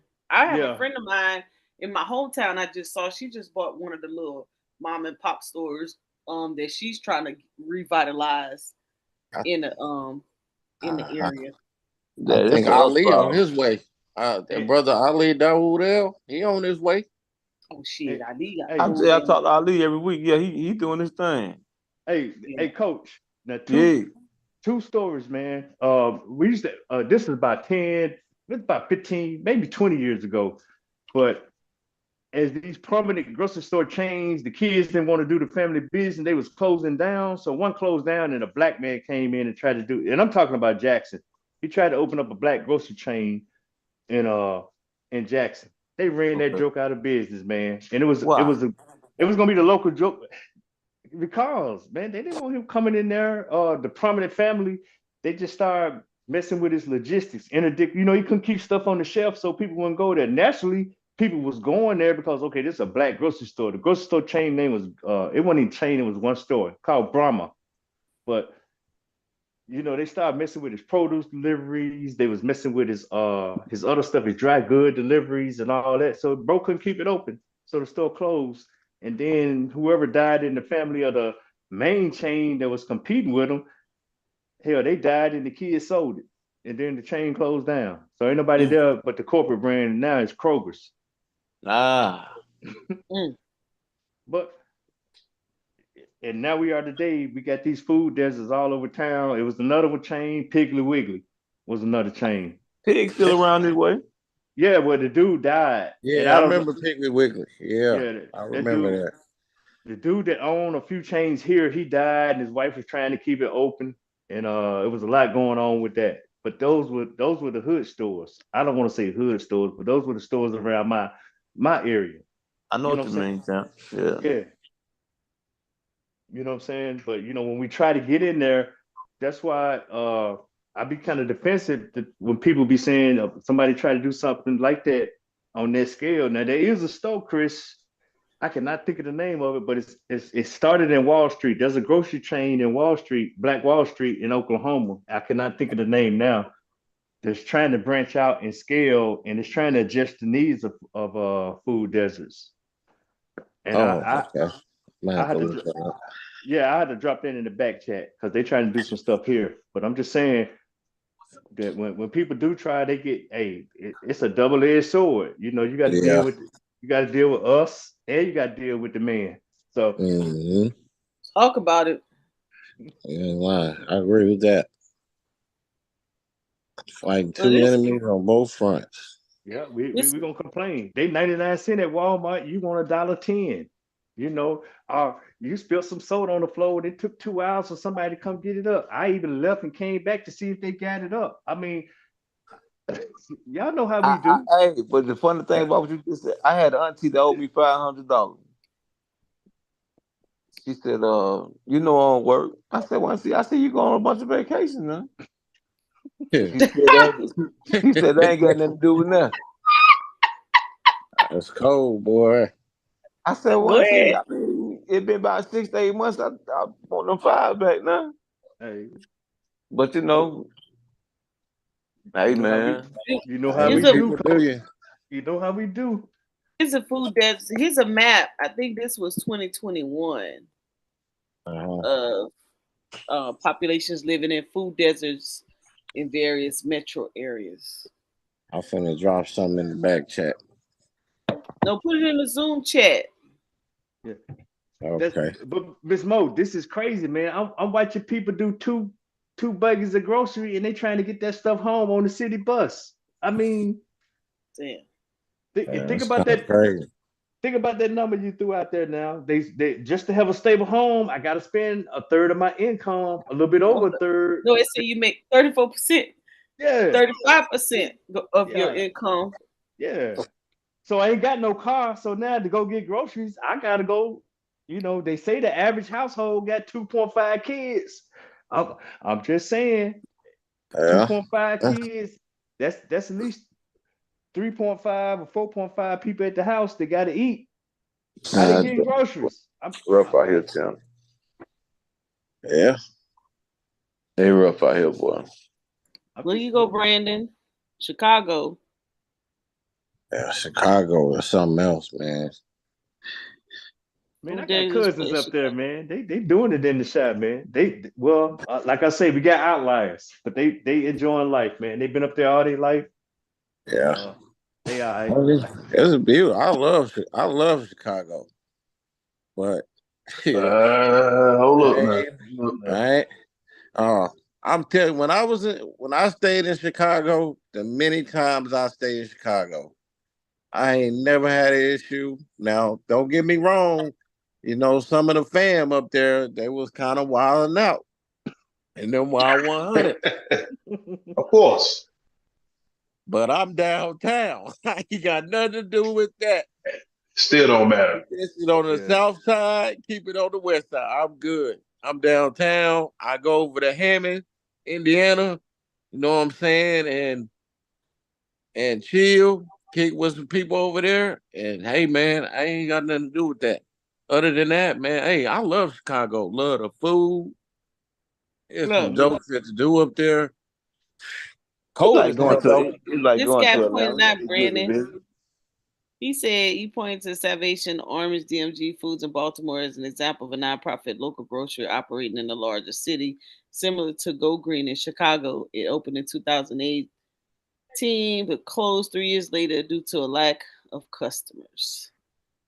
So, That's what you got to ask yourself: was that for advertisement? Was it for location? You know, a lot of things got to come into play and factor when you do household names, it. branding. Yeah. Well, I Hmm. think you know what I heard a lot. Well, not so much as household name, but that's a good point, Miss Mo. But like you say, if even if I bring you the brands that you know, you're gonna give me slack. You know why you charging $1.25 and I can go over here to DG or Walmart or whoever and they got it for $1.99. You You know, ain't you saying know. about them J's though. Yep. You ain't saying All about them right. J's though. You ain't saying the same thing about them J's and them Yeezys. I don't want to hear that shit. When they, especially when they keep increasing the Okay. prices. Coach, I'm just telling you, man. I already know how we do each other, man. Jokers I come to don't, me, I don't man. disagree with you, bro. I don't disagree with you at all, but Eh, they can go on all that self hate nigga shit, man. We do it, man. We They do it. gonna put Mhm. the hood on, goddamn, so I know who to shoot. Fuck all this old punk ass shit. Yeah. Yeah. Y'all got so Hey, divided. hey, Coach. Brandon, do this. Oh Hey, Lord, just thunder. you got that money yet, bro? See, bro, you keep Oh, playing with my money, okay? I You need to know get what my I'm money saying? ASAP. This Hey, is 2 years, man. We about to go into 3 years, man. I Owing me this don't know money, man. what y'all talking about, I don't but if want it. you ain't talking I about that don't, money, bro, we good. Brandon, I You can know tell what him I'm where you saying? bro. spent the money look at that. See, Bro, I'm see gonna have to how find you. see at. how we do Brandon. each other? See how we do each other? I just there That's we Oh, right. that's see. him. That's It's, him. That's it's right. because of Mo That's though. Thunder. Mo instigating. Mo instigating. Yes, Brandon, you I do. can tell him where you spent your money. Tell him what. What? I can tell him where you spent that money at. Don't even go there, Mo. Don't even go there. You and Price been on that tip for a long time. Let that go. Oh yeah, Let that hey, go. hey, brother See, look, Thunder. look, look. They go. Look, there you go. There you go. Oh, hey, hey, hey. Don't even do it, Hey, Price, brother. okay, What's I'm not gonna do it. All right, yeah, yeah, cause you Thunder, is. he ain't been loyal. I'm not gonna say nothing. I'm gonna be loyal to you, man. I'm from the South Side. Where you at? South Side, West Side? Southside. Okay, I'm gonna be quiet. No, no, Disregard no. the. Tell him. Tell him. No, no. Tell him. Okay, And I might have something for Thunder. okay, Hey, Thunder. Thunder. Let me tell you where Hmm. your money at. Let me tell you where your money at, bro. What's Here that? you come. It's over there. It's over there in Italy, man. Hey, little Italian girl, old CC Benny went over there, took him a trip, and she probably paid her tithes with your money. Mm. We in Italy, Goddamn right. Brandon? Goddamn right. Brandon said, got that right. He went over there and got him a little Italian, went and got him a little Italian cutie over there. You had them snow bunnies? Hmm. Man, I had to try one out, boy. I had to try it out. Oh God, I can't. It's either there or it's on the phone bill because they be talking Oh hell, no, since hell he been no, back. My Since he phone been gonna back, hell ring in no, a minute. hell they be no. they I put that shit right on WhatsApp. Oh, God. What is a food desert? a food desert is a location where there used to be like a grocery store in like a community and the chain goes out of business or they close down their store and then the people are not they have to go somewhere else to get their groceries and it's happening in these areas where people do not have personal transportation. You know, you're talking about people that use public transportation to get around, but it was in proximity of the neighborhood. That's just a quick layman's term of it. Well, y'all talking about it because what? Y'all about to do No, something about it? well, I've been advocating to do something about it in the area where I'm at now, and in my hometown in Jackson, Mississippi, because we have food deserts over there. And I'm just saying, that I've seen people. You know how you're in the grocery store and you have people with large families and they have a couple buggies, not just one Mhm. buggy, but they have two Mhm. full buggies. I've seen people do two full buggies of groceries and then they have to get on the public transportation and try to get back to their side of town because that's their only means of transportation to get to a place where they can make groceries, get fresh produce, Well, dry tell me what's goods. the problem with that though? What's the problem with them having to drive to go get it instead of it being right around the corner? But you're missing what I'm saying. They don't have personal Lack of transportation. transportation. They on public transportation. You you you don't think that's cumbersome to have to put two buggies of grocery on the city bus? Yeah, but you're talking about the extreme circumstance, bro. I don't think that ain't the norm. That ain't close to the norm, right? I'm saying normally Ooh, you can get an Uber and maybe halfway fill up the trunk, something like that, maybe. But other than I that, disagree. I ain't seen nothing like that, bro. I You mean, I believe, but I'm saying that I don't think that's the norm. Mm. bro, I see that often and frequently, but you did bring up some of technology advances. Yeah, Joker could catch a cab to go get groceries, but they could get expensive. But let's run these numbers down. Oh no, the numbers is going to be ridiculous. Yeah, no doubt. But I'm just Yeah, saying, as far as I mean, the food access to the food to me is that's that would essential. constitute a food. A food doesn't mean I don't have any food or so. I don't know, but maybe not any good food. I get that. Like if it ain't nothing but a bunch of chicken wing spots and a bunch of liquor stores, then I get it. But if I got to drive, I don't know, 5-10 miles to go to Publix, you know, I don't see nothing wrong with that. Okay, If but it's you your only saying option, something wrong with it. no, Thunder. You're saying if you got to drive, bro. I'm talking about. I've literally seen people. They had to catch the bus because they don't have a car. Yeah, that's the life. You should talk about Chicago. That's the life they live, bro. No, Public transportation is their number one transportation. It's different. no. I'm in Killeen, Texas. Population about 170,000 people. It's not Chicago. I've seen that happen here, and we had two on the north side of town. We had two chains that closed down.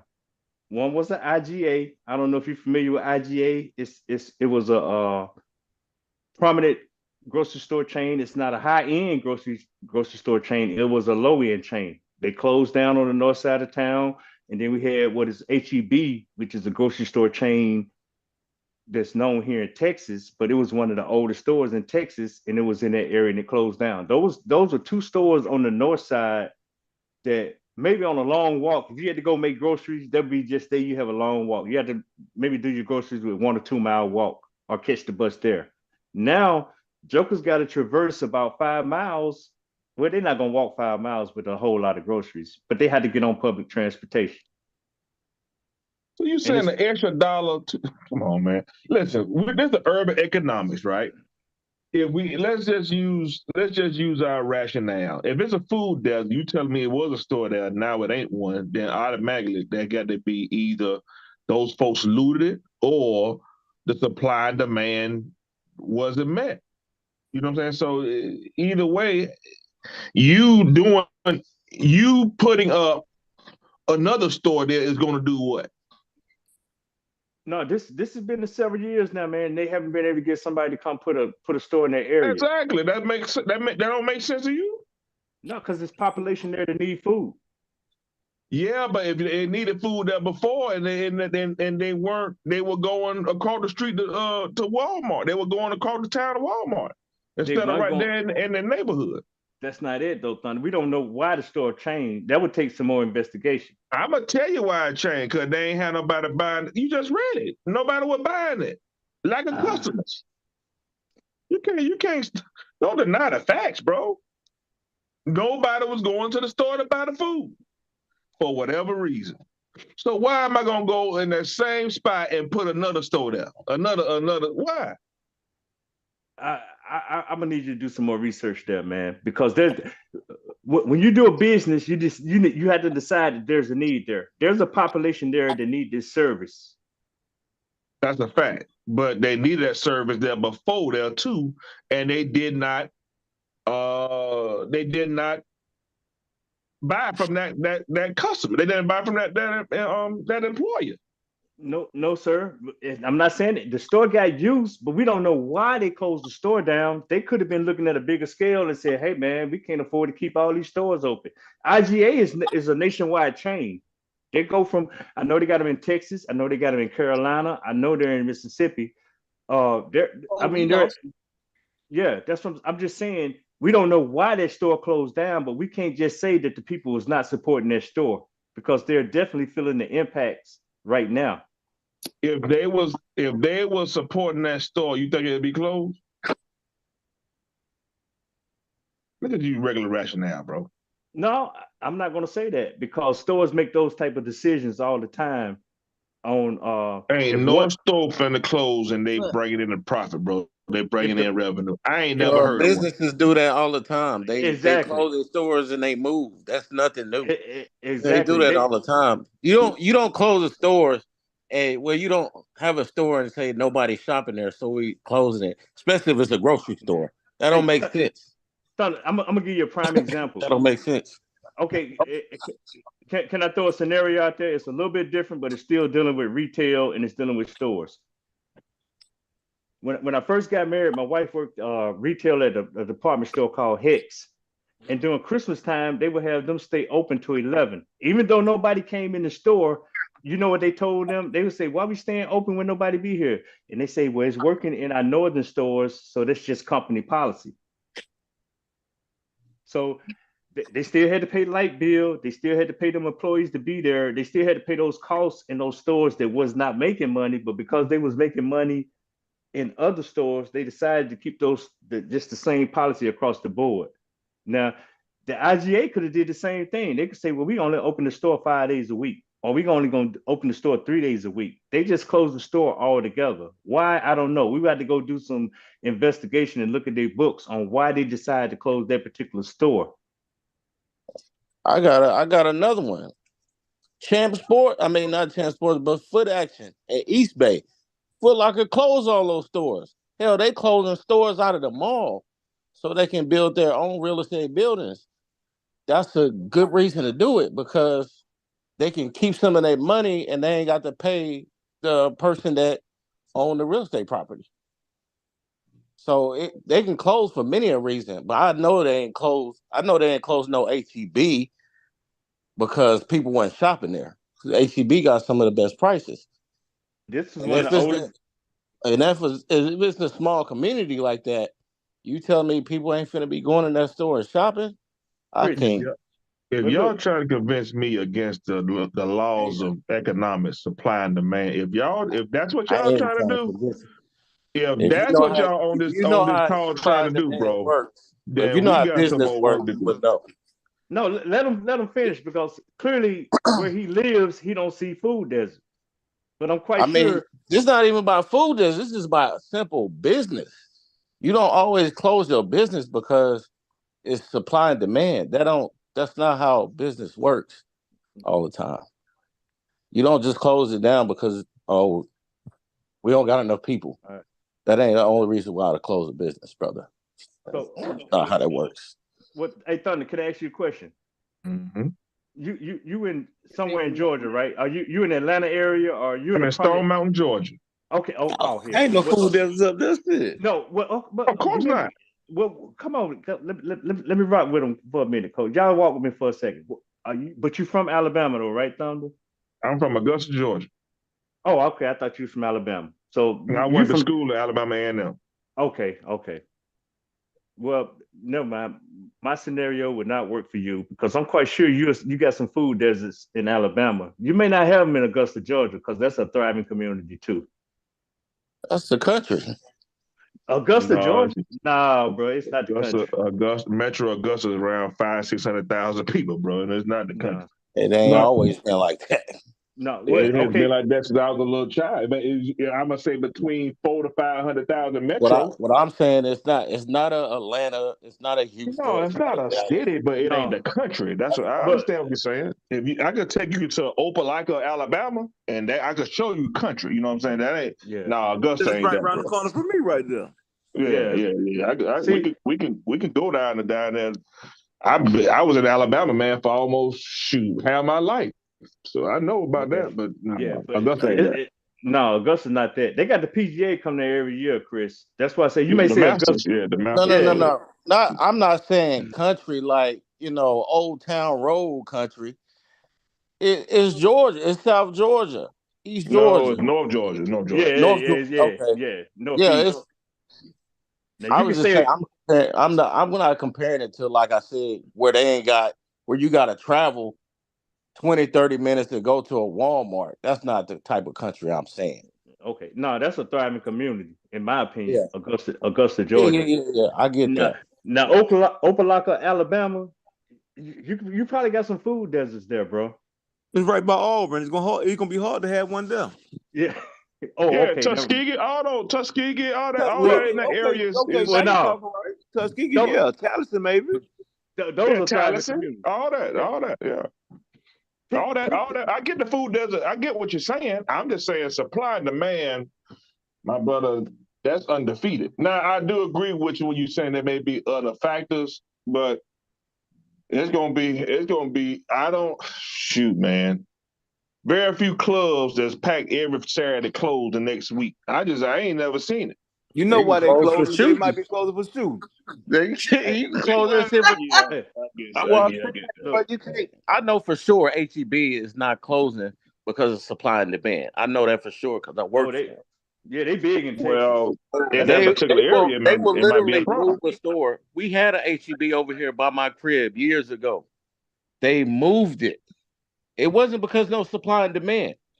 Okay, It was because let me kind of speak to what you're saying, right? So we have in my right here over Wesley Chapel. Anybody familiar? Wesley Chapel Road is right here, and we had it's a Kroger right there, right off of Wesley Chapel. Then you go 2 miles down the road, it was another Kroger, and then approximately maybe another mile and a half to 2 miles, it was another Kroger.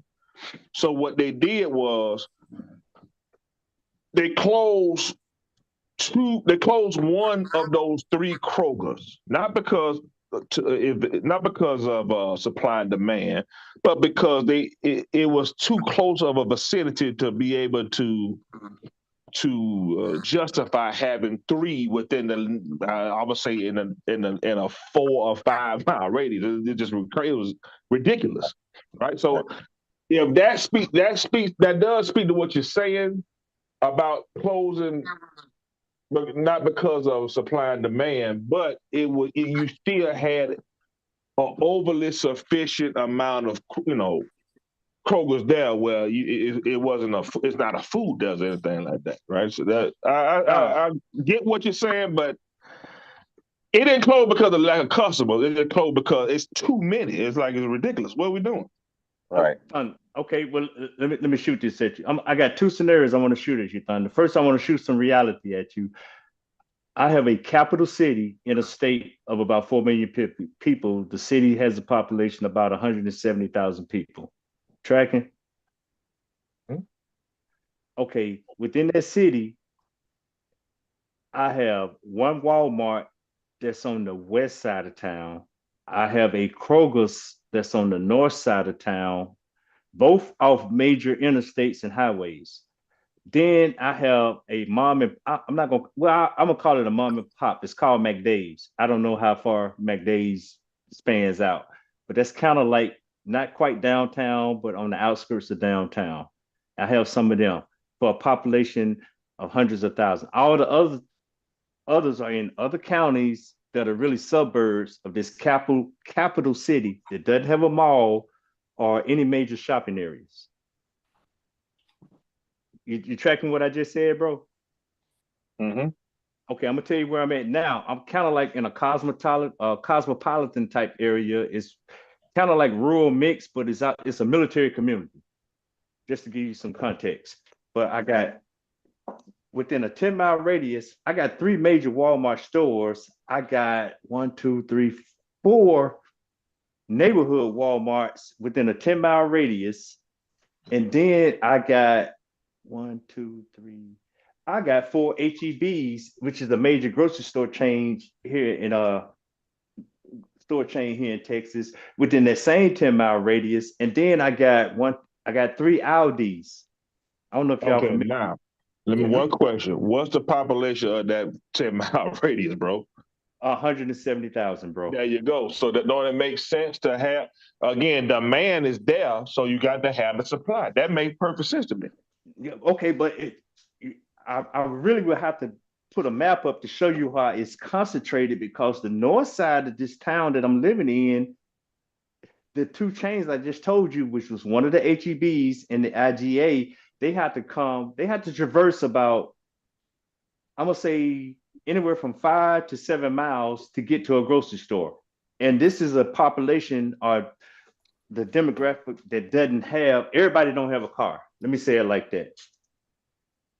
And they relying on public transportation or Uber, which is a good point that you brought up, Uber cab, or a friend or neighbor to get them over there to get groceries. Okay. You don't think that's disproportionate? How is it? Okay, let me ask you a question. If all those things you saying that's open and they're running, people are going to them. How is it disproportionate? Because you have a people on the whole side.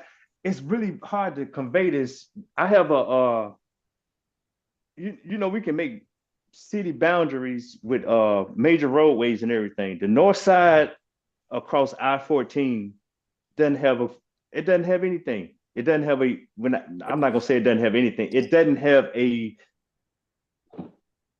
produce sector. It doesn't have a grocery store. Let me just say they don't have a grocery store. The 2 grocery stores that were in that area that were servicing that area are closed. Mm-hmm. So I'm saying that the population that it is affected by this is not the people with cars. I could literally probably walk to the grocery store from my house and go make groceries. I have an option to walk to 2 grocery stores from my house, and I got 5 cars in the driveway. Mm-hmm. I got people that don't have anything and they rely on public transportation. They don't have a car.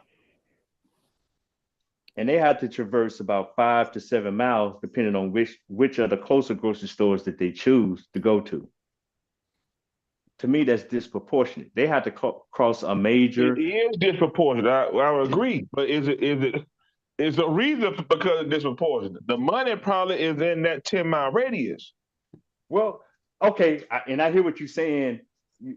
You're speaking truth to a certain value. The money, supply and demand. No. Okay, but these people don't. When you say the money, and what I'm agreeing with you is that these people have a certain annual income. Yes. They have money. They just don't.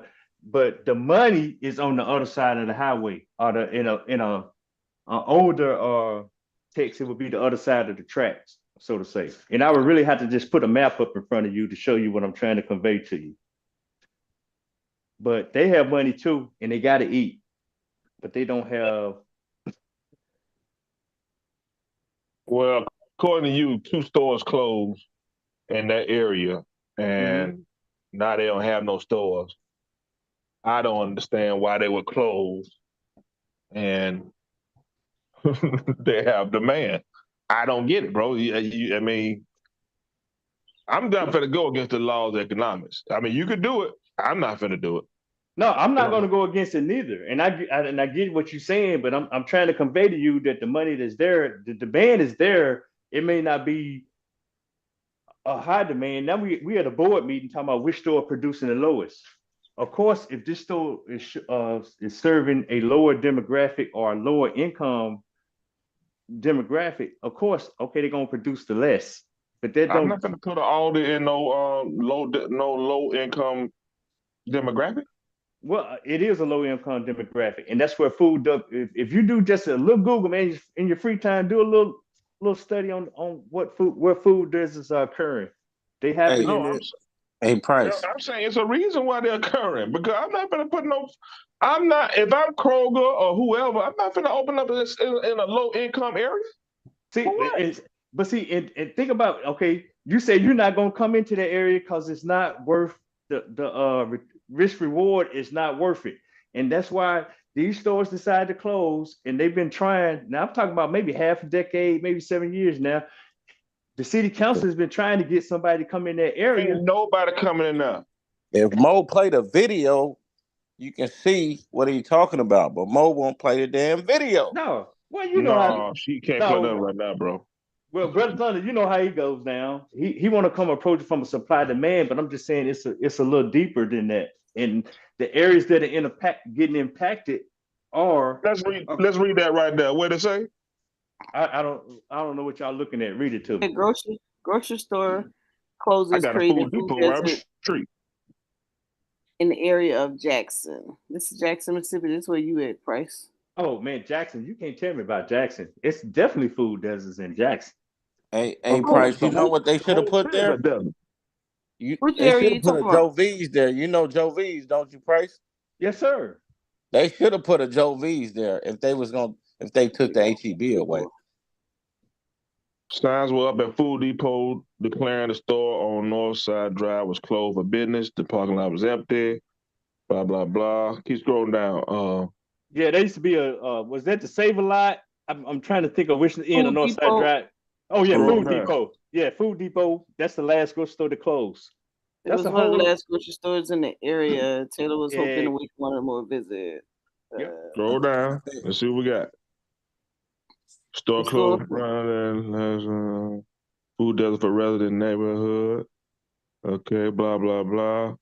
I'm familiar with all that. Bel Air, Burton District, Presidential What else? Hills. I just think sometimes we forget that these businesses are for profit. So sometimes the stores may not be doing as well as they wanted to, and they have another Supply and opportunity. demand. Jackson is poor, dirt poor. Jackson one of the poorest cities in the country. Why would I? If I'm a business, if I'm a grocery store, why am I open up? That don't even make economic sense. So Y'all, I mean, I understand where y'all hard at, but man, you talking about money. We talking about business right now. no, okay, but no, it don't make. You said it. You said it's not good business, even though there's a need there. It doesn't make business as in Stone Mountain, Georgia, right? I don't know what You kind of saying it's a business you're need talking there? I about. mean, if it's a need there, why all these places closing? Because I'm saying it's a need there because it's people there that got to eat, bro. Okay, why they?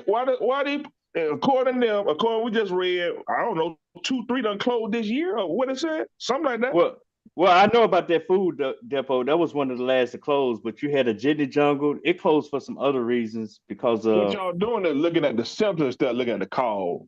Y'all look at the no. symptom being food desert. Oh, we just got a food desert. We need something to eat. No, what's the reason why it's a food desert? Because there wasn't no food desert according to that right there. Wasn't a food desert 10 years ago. Okay, but see, Thunder, I get I understand your rhetoric and your logic, but you want to just look over there. There's still people there. The people ain't go nowhere. Man, listen, those people gonna go. They're gonna go wherever they got to go get this food. But Okay, if I'm a okay, business, I'm not finna put nothing over there. but that's what I'm saying. You at the board meeting saying, you know what, this store ain't making the money. I'm not getting a return off the store. I won't close it down and let me save some money. But them people still there got to eat. That's what you saying. Hey man, Man, that's the cost of doing business. no, but all I'm saying is that Man, store it's a we're video talking in the about. back that will That's about debunk all of this, bro.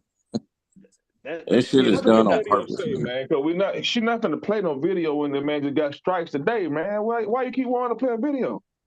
Yeah, I mean, we can look at it on our own terms and come back and revisit it. I'm Yeah, just you can. saying, it's the reason why there's this. You just ain't getting that. You think it's just supply and demand, and that's just not how it works all the time. Okay, tell No, me what the video say, bro. What the video say? I'm not finna tell you nothing. You either watch the video or go read it. I'm not finna tell you nothing. Oh You have man. to go through your due diligence. well, See, you want Oh, me to I tell can you play what with to it if do? I don't Go if I do it. don't share it. No, you ain't If I got to don't share share it, it. it'll no, I yeah, put there's an article in there. You can read the article. we can have the conversation from here, and but I Thunder's he's actually that's what's going on in the board meeting. I don't say that's not going on. I'm saying, is it right? Yeah, it's right. That's economics and business. What you mean, is it right? Is economics and is that the system that we in now? Is how far to capitalism are we, bro? Man, you don't know we live in a capitalist society by now, bro. I mean, where you All been right. at? No, So, where question I for you been at?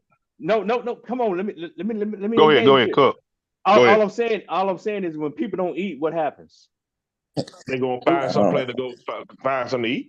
Okay, I'm just saying, do we not see the problem of food deserts? I'm not saying you're in denial and you're trying to present a case to say, hey, it's about supply. I don't think he's in denial. You know how this brother get down.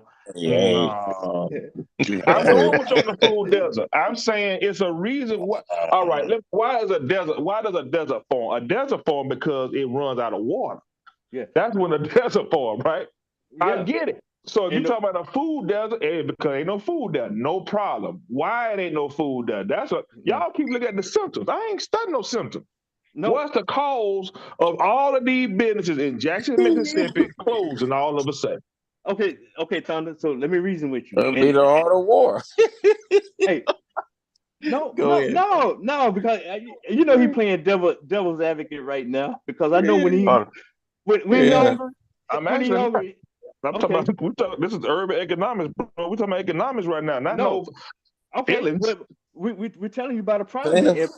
We're telling you this is the problem in urban economics because you're arguing from a position that this is the place where there's the less water, or this is the place where there's the less demand. And it's not the place of the less demand, it's a place where they're getting the less return on investment because of the economic condition.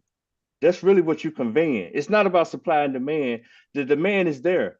That food depot, that's not a high-end grocery store. You're not going in there getting no filet mignon or whatever, man. You're getting the worst cut of the cow, the worst cut of the pig. You're getting your hocks, your pigtails, your ears. That's what they're getting in there. And it's not necessarily a cost center, but it definitely don't do as good as the food depot in Stone Mountain, Georgia. So which one I'm gonna cut off? I'm gonna cut off this one because the one in Stone Mountain, Georgia is doing pretty good. And I don't have to pay no light bill. I ain't got to pay these employees. I ain't got to pay no lease. So yeah, I'm gonna save even more money. In the hell with them Negroes and whoever else live over there with them Negroes. That's what you're saying. You're speaking capitalism, and I get that. I mean, it's urban economics. I don't know what to tell you. I get it. No, and I'm generating revenue while I'm closing down. Well, obviously, they ain't generating revenue, or at least they ain't generating enough revenue to meet up with those books. I would say that those institutions or those entities are doing quite well, but because I'm a public traded company, I got to show some immediate returns to my shareholders, and I got to show I need to put a little more black on the books. Even though this thing operating in the black, I need to show some more black. So you got to go. No, you got to prove that theory, and I don't believe you're gonna have a hard time doing that. No, come on, bro. Now you've been talking about economics and capitalism, and now you talk about I got to prove something, and you just want to sit here and overlook that people got to eat, and now you want to sit here and say now, oh, you got to prove that. Stop that. Thunder, ask yourself, Thunder, right quick. Ask yourself, what does better, a grocery store in a black neighborhood or a grocery store in a white neighborhood? Which one?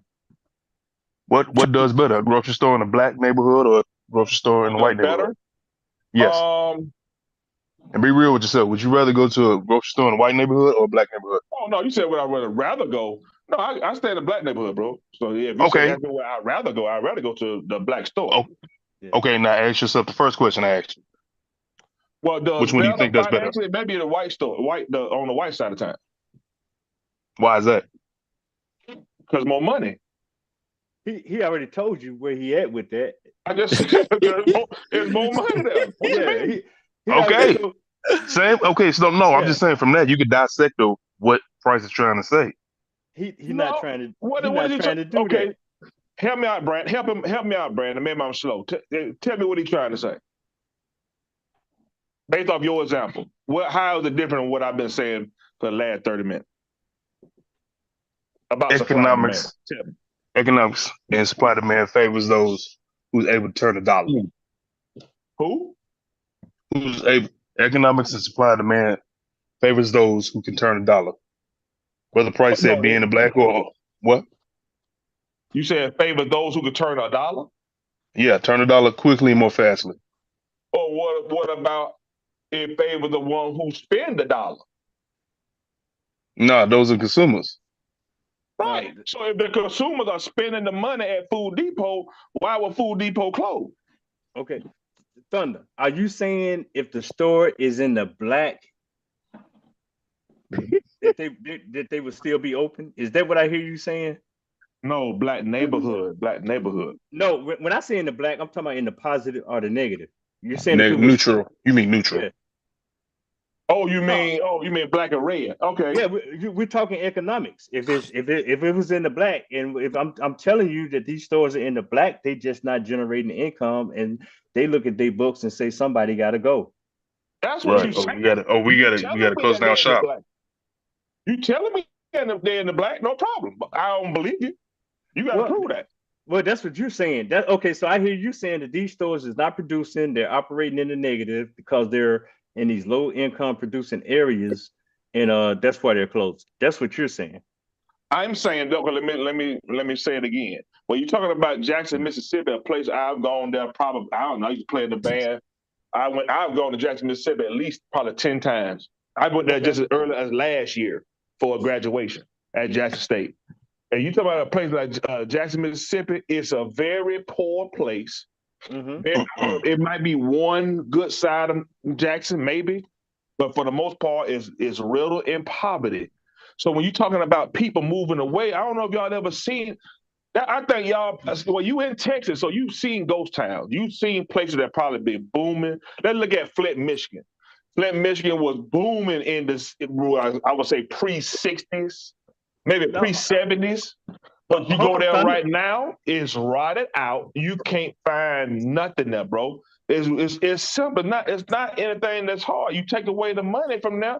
Why, if I'm a business, why am I going to stay open in a place that I ain't turning the profit I want to turn? No, you done shifted your argument. You done went from Jackson, Mississippi to Flint, Michigan, and both of those are two separate discussions. But we was talking about food deserts. Poor neighborhoods, poor cities. That's the point. They are very poor cities. So I haven't changed anything. I'm just talking to two different places that's poor. Tuskegee is poor. You can name whatever city you want. Put whatever city in there, a poor city in there. What makes them poor is what I'm getting at. And you got very valid points, but I think you're shifting away from when you remove revenue. Okay, I agree with that. You're talking about black flight now then. But that's why I say you're moving the discussion. We were talking about food deserts. I'm not moving anything. These people moving and these food deserts are forming. Well, the people moved 2 or 3 decades ago. The black flight started 2 or 3 decades ago. Well, you talking about black flight. I'm talking about black money. Black flight is talking about black money, Thunder. Come on, bro. You playing now. Nah, bro. I could be outside of Stone Mountain and come to Stone Mountain and spend my money. So no, I don't agree with you. No, Stone Mountain is a recipient of black flight. Stop that, man. You talking to somebody who knows. You say you've been to Jackson, Mississippi. I was born and raised in Jackson, Mississippi, bro. So you say it's poor. I understand how it got poor. I understand what it was. I understand the decline. I understand all of that. Yes. So you should understand why these food deserts forming now. I do. Black flight is one issue. That's why I say we were talking about food deserts, and you came in talking about that. When you said Flint, Michigan, it's the same thing happened with the auto industry. When you talk about my point, I'm talking about the causes. Y'all talking about the symptoms. Maybe that's probably why we on two different. I don't care about no food desert. I'm worried about why is it a desert there in the first place. That's what's important to me. Not complaining about a food desert. How am I complaining about a desert and it ain't no rain there? That's crazy. No, it's rain there because it's people there that need to eat. No. Just because people in a desert, just because people in the desert, that don't mean it's rain there. It might be people there, but it ain't no rain. They got money for food, and Yeah, they got the money. And If that's what you're saying, but obviously, obviously something is happening, and y'all trying to go against the realities of the situation, and I'm not gonna participate in that, bro. The realities are these food deserts are forming more and more and more, according to that article, what I'm reading right now. You have inflation as a part of it, but I haven't read not one place where supply and demand is a part of it. I mean, demand is a part of it. The demand, supply. Supply is there. There's food everywhere. Food being grown. It's still, these chicken houses still going. These beef places still going. Come on, dog. No, you tripping now. Come on, dog, boy. No, yeah. Now he going. Come on, dog. He going into character. Yeah, you Boy. going into character. You had a point until you started going into that character of yours. Be real with it. Man, that was a whole chicken epidemic. Like, you talking about chicken houses and processing plants just because they still going? That's not the remedy. That's not fresh produce. No, man, you don't get lost in the sauce, bro. I'm talking about supply and demand. The supply is there. The beef farms are still producing. The chicken farms are still producing. The poultry farms are still producing. So the supply is there. Obviously, the demand is not. No, so if the demand when you is not say there's there, no demand, what you saying is people don't want to eat? That's you saying crazy. People don't want to eat? Because what I'm getting at is in that area, in that particular area. In that particular area, people don't want to eat. That dude just threw it. There's no rain there. There's no revenue in that particular area. Thunder. So it's not a supply issue. The supply is there. No, we're not talking about supply. We're talking about so demand. You saying the people ain't got no money to eat? That's what you said? I'm saying that if they have it, they ain't spending that growth. They ain't spending that food depot. No, that ain't true. Hey, can you say give it that habit? Yo, Thunder. There you go, right there. Look, there you go. I kind of get what Thunder is. Oh man, don't get come at. over here with the confusion. No, man, don't come in Oh there. shit. Man, Oh shit. look, dang, man. Get him, Sonny. Get him, Sonny. Get him. No, Sonny. No. Get him. He come in here talking about he kind of get it. How the hell you gonna close a grocery store and talk about ain't no demand there, and it's still people over there talking about they need to eat? That's crazy, man. When he I said mean, it, I can understand. I can he said understand it. it's the people. Y'all not listening to him, y'all really not listening to him. He said the supply is there, but the demand isn't. So even if it was a grocery store where he had to close it, he has the supplies, but he doesn't have the demand. That's what he's saying.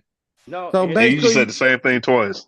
What you really saying is then, if there is no demand, you saying either one, they don't want to eat, or two, they don't got no money. That's the only way you can say they don't have. Demand. Exactly. And I'm telling you that the grocery store closed when there was demand there, and there's still demand there, and now they have to level up. Why would they close? The whole time? It don't make sense. They either got no money or there's nobody there. They don't want to eat. That's basically what I'm saying. Let me say it like this, because there's outside things that could be on the page of why a company closes, because whether you have supply and demand, the company still can close because of outside influences. I told him that too. You missed that other part, things. Sonny. It could be like a Best Buy situation, or it could be not a Best Buy, what's that, BBBY situation, or it could be a Rite Aid situation. So Rite Aid we said that earlier. We said that earlier. It could be something outside of. I can see that. No problem. I can see that. But I explained about the 3 Krogers that we have up here. So I don't think the third Kroger didn't close because with nobody there. It was closing because it was too saturated. We got 2 Krogers here already, so it made sense for that one to close. But we can chunk it up to this. We can chunk it up to this. This will end it. This will end it right here. If we find out why that HEB closed, then we'll know my answer. I can just tell you for sure. A business ain't just gonna close because supply and demand. It can be many reasons why a business would close. They close Burger Kings, they close McDonald's, they close all kind of other stores all the time and just move them and put them in another place. I've seen it happen. Not with no supply and demand, you ain't. Well, What Yeah, uh, there's a bunch of hey, Price spending Blockbuster. What about Blockbuster? What about Blockbuster? no, that's That's totally the same different, thing. man. No, Why it's is not that? the Lack same. of Why is revenue. that Lack totally of They different? revenue. got put That's they got Like put a out of business. revenue. They Yeah, got put out of that's because why. business. you Yeah. said that the company can't get hey, put out without because of supply and demand, and that Blockbuster is a prime example Of what? Because I thought they had a big of a lawsuit. company getting put out because of supply and demand. yeah, because the demand went down because of streaming services. You Right, bringing I in right, thought right, they, represent. right. I Yeah, thought Yeah, they had a big Netflix. lawsuit. Easy. We yeah, talking about a grocery store. yeah. I We A thought talking they had a about grocery big store lawsuit. But hey, I that's thought in a hey small Price. community. Okay, well, I mean, hold on, what bro. about Lucky's? Lucky's got closed down because of supply and demand. I don't What's even know lucky? who Lucky. I don't know who That's a Lucky grocery is, store. bro. Exactly. So the Lucky's is the old school, like Lucky's, Clark's is these are old school companies that came before you had like a Stater Brother brand or a Rouse brand that was out here in California. And so they got closed down because of supply and demand. And other companies that was up and coming ended up buying out the buying them out. Well, let me ask you this. If you work for Blockbuster and you see the Netflix wave coming, what you gonna do? I'm gonna jump ship too, cause they finna get blew out the water. That's I Yeah, mean that's business. That's corporate. that's That's what they do. economics. Yeah, That Yeah, that's I what. mean, but But this that's is just different. bad. We talking about a grocery store in a small community, and they just uproot and leave. They um, uproot and leave for no reason. okay, What Thunder. you I ain't, doing? you Hey, making my point. You So there wait, you could don't be a think that reason. And they I'm that telling you the hey, reason ain't because there ain't no supply and demand. That don't make wait, you you don't either think saying that that they will people up there. and leave because of a supply and demand if something's booming where it's at? hey, I mean, it's been stuff like No, that you that happened tripping. plenty of times. I Name know. name a I company only that shop at Publix, man. Publix is way Publix 5, 10. But guess what? I got two Krogers and a Food Depot I could walk to. That's Thunder. another reason why. You in Stone Mountain, bro. That's what I'm saying. Let them yeah. niggas in the indicator and let them close all the food in on Chandler Road and let all of them start coming shopping over there in Thunder in Stone They Mountain. not. You ain't gonna have no Walmart closing nowhere in the city. You ain't Well, gonna have no Kroger closing nowhere in the city. well, It just ain't y'all, gonna Oh, happen. yes, there well, has. I seen Kroger's closed, no, but Georgia they got a just lot of people. they They closed and then guess Uh, what? They moved somewhere else. The they only got reason yeah, why you'll see Different something like areas. that is because of leasing agreements. That's yeah, that's different. that's a good I point too. Yeah, mean, you're right. sometimes, but it's case by case basis. It's It not is. always the same with everything. My point is though, is they can move for any reason. That's all I'm saying. I'm saying in this particular case, he talking about Colleen. They didn't close it. I don't think they closed that store, and until we had the facts, it's all in theory anyway. It This man wasn't. also It just can't said be a it's supply and probably he demand could issue. count 12 stores that he just counted off. So we ain't even talk. I mean, I to keep telling you, we're not talking about supply. The supply is there. And you Or got demand. 12. He no got 12. He just called out 12 different stores. All Thunder. right, all right. How about good case use? How about all those targets in Canada? No, Say it again. hold Canada's on. are not franchise companies. What is They're all that? corporate made. Why would they close all of a sudden? That's some I don't up even know north what you're stuff. talking Yeah, I don't know You about never read. Canada, man. No, I don't, It bro. was it was a chain. It was a chain of targets that was supposed to open up in Canada. I think like 132 of them. And when COVID started, all that got wiped out. Now you think that would have been a beneficial reason to open up in Canada because all the food, all the pharmacies they had inside of it. No, all Yeah. 132 closed. Why do you think that is? Because the company forecasted that this is going to hurt the company in the long run. So what they do, they close all those stores in Canada. Oh, They about. That still wait, makes got hold on. sense. buildings. What's that? Now that's no, That you makes talking perfect about sense. that's a C-suite decision. I'm talking about something that was already. Well, go ahead, Brandon. Yeah, Finish your we're thought, talking bro. about No, we're no, talking no, about no, no. Food Depot. It's right. Same concept though, but it's still that corporate decision though. If a company's not going to make its quota within that year or that month, why continue to invest and There keep you putting go. dollars into Exactly. a company? Supply and No, demand. no. That's not supply and No, demand that's not because It is supply and supply and demand. You demand. that's said not the it demand. didn't meet the quota. You're worried You just about the said it didn't meet environment the around that. quota, Brandon. Now you Hey, Yeah, finna meet the change no, it he up. quota. not. Yo, Brandon, You he meet it. not getting.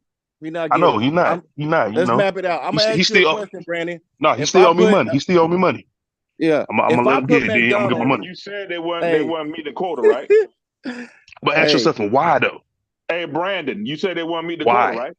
Why? Ask my No. question. Why? If they got the demand there or they got the supplies there, where's the demand? There you go. That's my point. Wait a You tell minute. me where the demand at. That is exactly. Ding, ding, ding, ding, ding, ding, ding. Exactly. No, big dog, big dog. I might have said that wrong, but still, No, you didn't. no. That is What you right. meant no. to I say didn't say it was wrong. what you meant to say was, Brandon, if you can make 5 million 3 blocks away instead of 1 million on where the store is currently at, why would you not Exactly. want to make the 5 million? That ain't got nothing to do with supply and demand. That's just increasing your revenue. Okay. How am I gonna get that That's 5 million? it.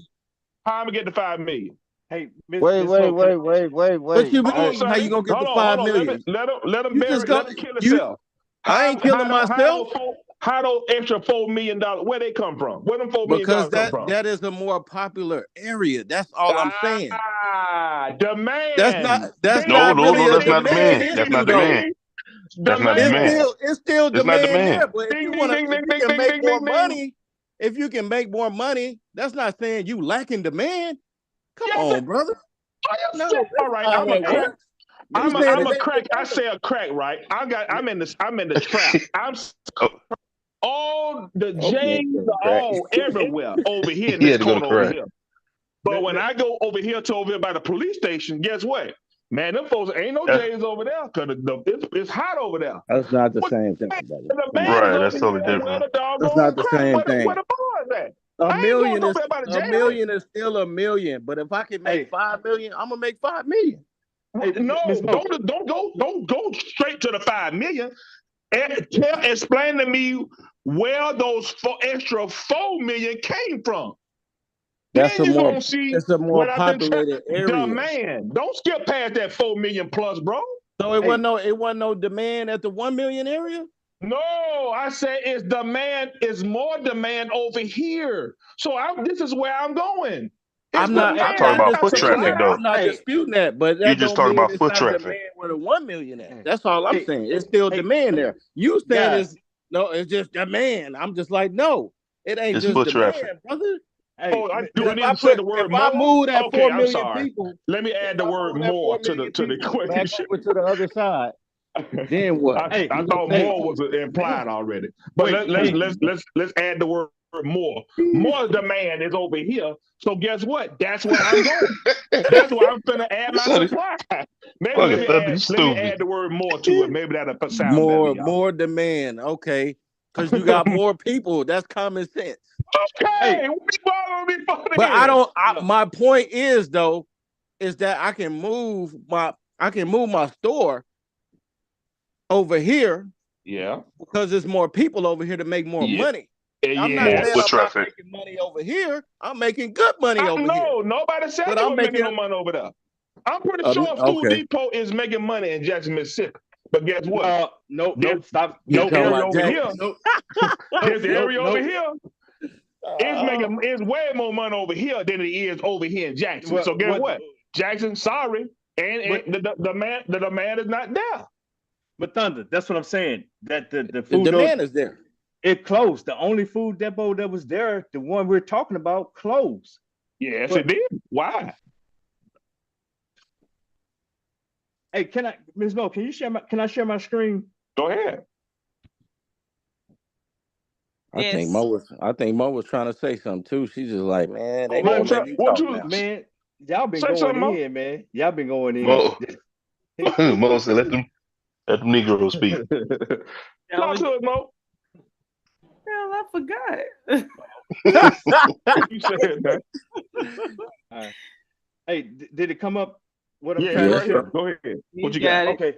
Okay, so this is where I'm at now, Thunder. This is like an overview of Killeen, Texas, and what I was trying to convey to you. And we can try to go back. I'll pull one up of Jackson, Mississippi, to show you what was going down with that. But you see this green line running this dissecting my screen, right? Okay.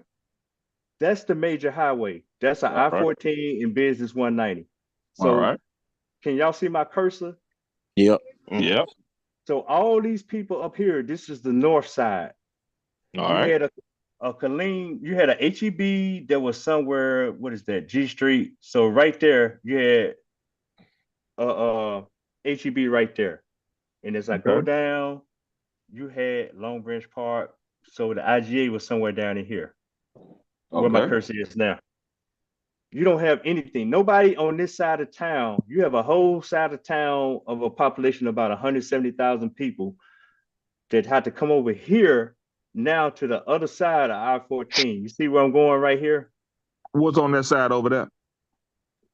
This is where all the retired guys like me, look, there go a HEB right there. That's Stan Sluter. That's one of the HEBs. I named about 12 places, man. There's a Sam Club right here. We're in my neighborhood. This Sam Club, I can literally walk to this Sam Club and go get my stuff and walk back. I don't want to do that because I don't go in there and just get light stuff. But right down up the street from the Sam's Club, I have a Walmart. There's a neighborhood Walmart down here. I have about 12 options on this side of the highway with all these. I'm gonna zoom this in. These are people, man. And for you to sit there and say it's a supply and demand thing and to say it ain't no demand over here, can y'all see all them houses over there? And you gonna tell me ain't no demand over there? What they eating, man? What they eating over here, Thunder? I don't know. But hit what I want to hit. Not stores, not restaurants. Hit supermarkets. Scroll for supermarkets right there. Okay, Search right there. Search right there. Supermarkets. Okay. Only thing on that side of town, bro, is nah. I'm I gonna don't tell you. believe you. I don't believe Okay. you, bro. I know you don't. I don't believe nothing you saying. All right, Family we got a Dollar. Bank Look, Nova. I'll We got a tell you. Family Dollar. Okay, here go. Family Dollar. Hit that food mart. Where that food mart at? This right here. Hit that food mart. Hit it. What it say? Where it's at? That's the you see that?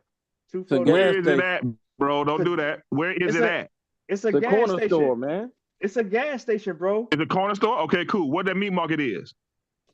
But yeah, and to your point, you did bring up a good point because we have some Mexican restaurants on that side of town. We got a meat market. Okay, Yeah. what Handy Grocery is? That's the where Mexican that's meat at? market. That's the Mexican meat market. That's the Mexican meat market. Is that on the north side?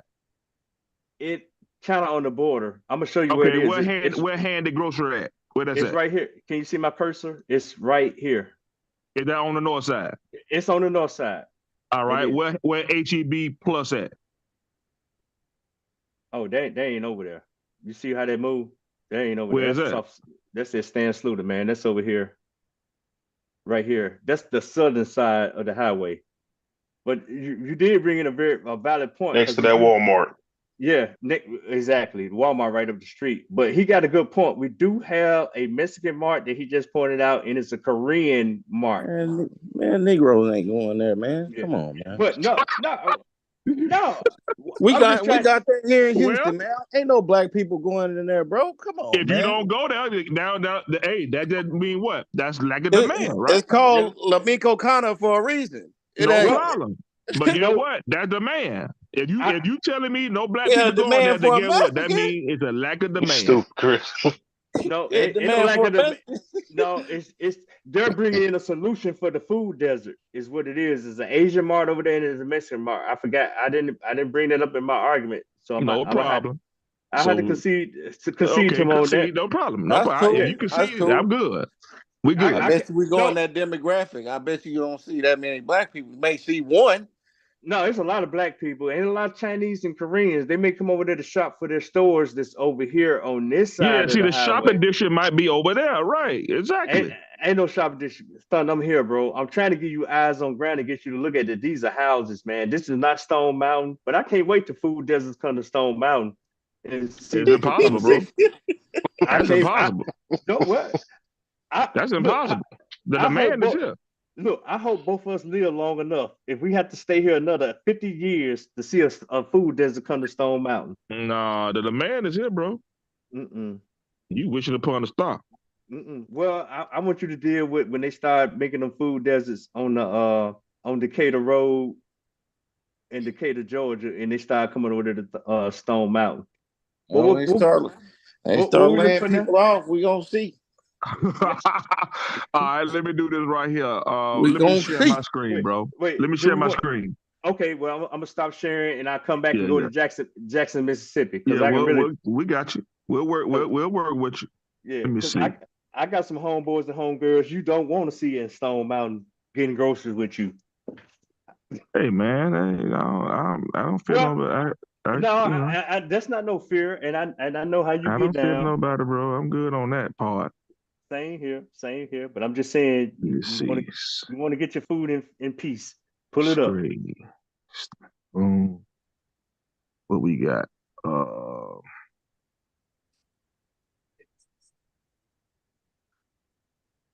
Y'all see this? Yep. I don't want to X that out. If I X it out, will it X out the whole thing? It may. I don't know. But look, bro, that's our supermarket. You see what I'm saying? ain't no desert over here, bro.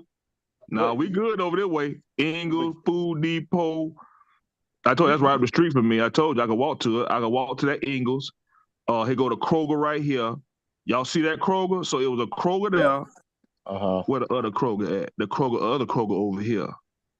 Where Wesley Chapel at? They go Lidl. You see Lidl down now. Big H. Bro, Yeah, bro. you talking about Ain't no. you talking about where you at. You talking about Stone Mountain, Georgia, man. Hit the hood. Put a hood in there. Put a hood. I'm Put in a the jo- hood. I'm man. Stone Mountain is 76% black, bro. Yeah. This ain't Alpharetta. Wait a minute. Hold up. Why does just because it's 70% black, it got to be the hood? Put a real It's a hood in low. there, man. It's low income. Stone Mountain. Stone Mountain. Put Decatur in there, man. It's Put not Decatur in. Buckhead. Put Chandler Road in there. Stop playing with us, I Thunder. was waiting for him to say that too. Yeah, put What Chandler you Hey, want, Road. Candler? Buckhead, They go man. Candler right here. What Candler at? They go Redan. I'm coming up on Candler right now. They go Glenwood. I don't see no grocery stores. Give me I some have a. grocery I stores. got to search for it. You want me to search? Okay. Let's search for this Yeah, area. yeah. Let's search for some grocery stores. Boom. Yeah, Here we go right there, bro. What you talking? Okay. No, y'all got Big one. Bear. Hold Big on. Bear. Hold on. We got Wayfield. That's right up the street. We got Glenwood Groceries, Big Bear. We No, got Aldi. pull up. No, All, don't pull up Aldi. Pull up Big Bear and pull up that Glenwood. If that's a gas station with a meat no, it's counter. not a good. No, It look like it's a gas store. station, Wait a bro. minute. Then man, It look like gas station. Ain't and no my meat market. yeah, No, bro. Big Listen, But they Bear let's selling play. food. All cigarettes in right, the hold back, on. bro. Yo, Listen. Y'all funny, man. is them lottery tickets I'm looking at, Thunder? Come on, Yeah, bro. bro. Them scratch offs. Them some scratch offs in the back, bro. Relax. He said the K. Oh, here we go. Here go the Big Bear right here.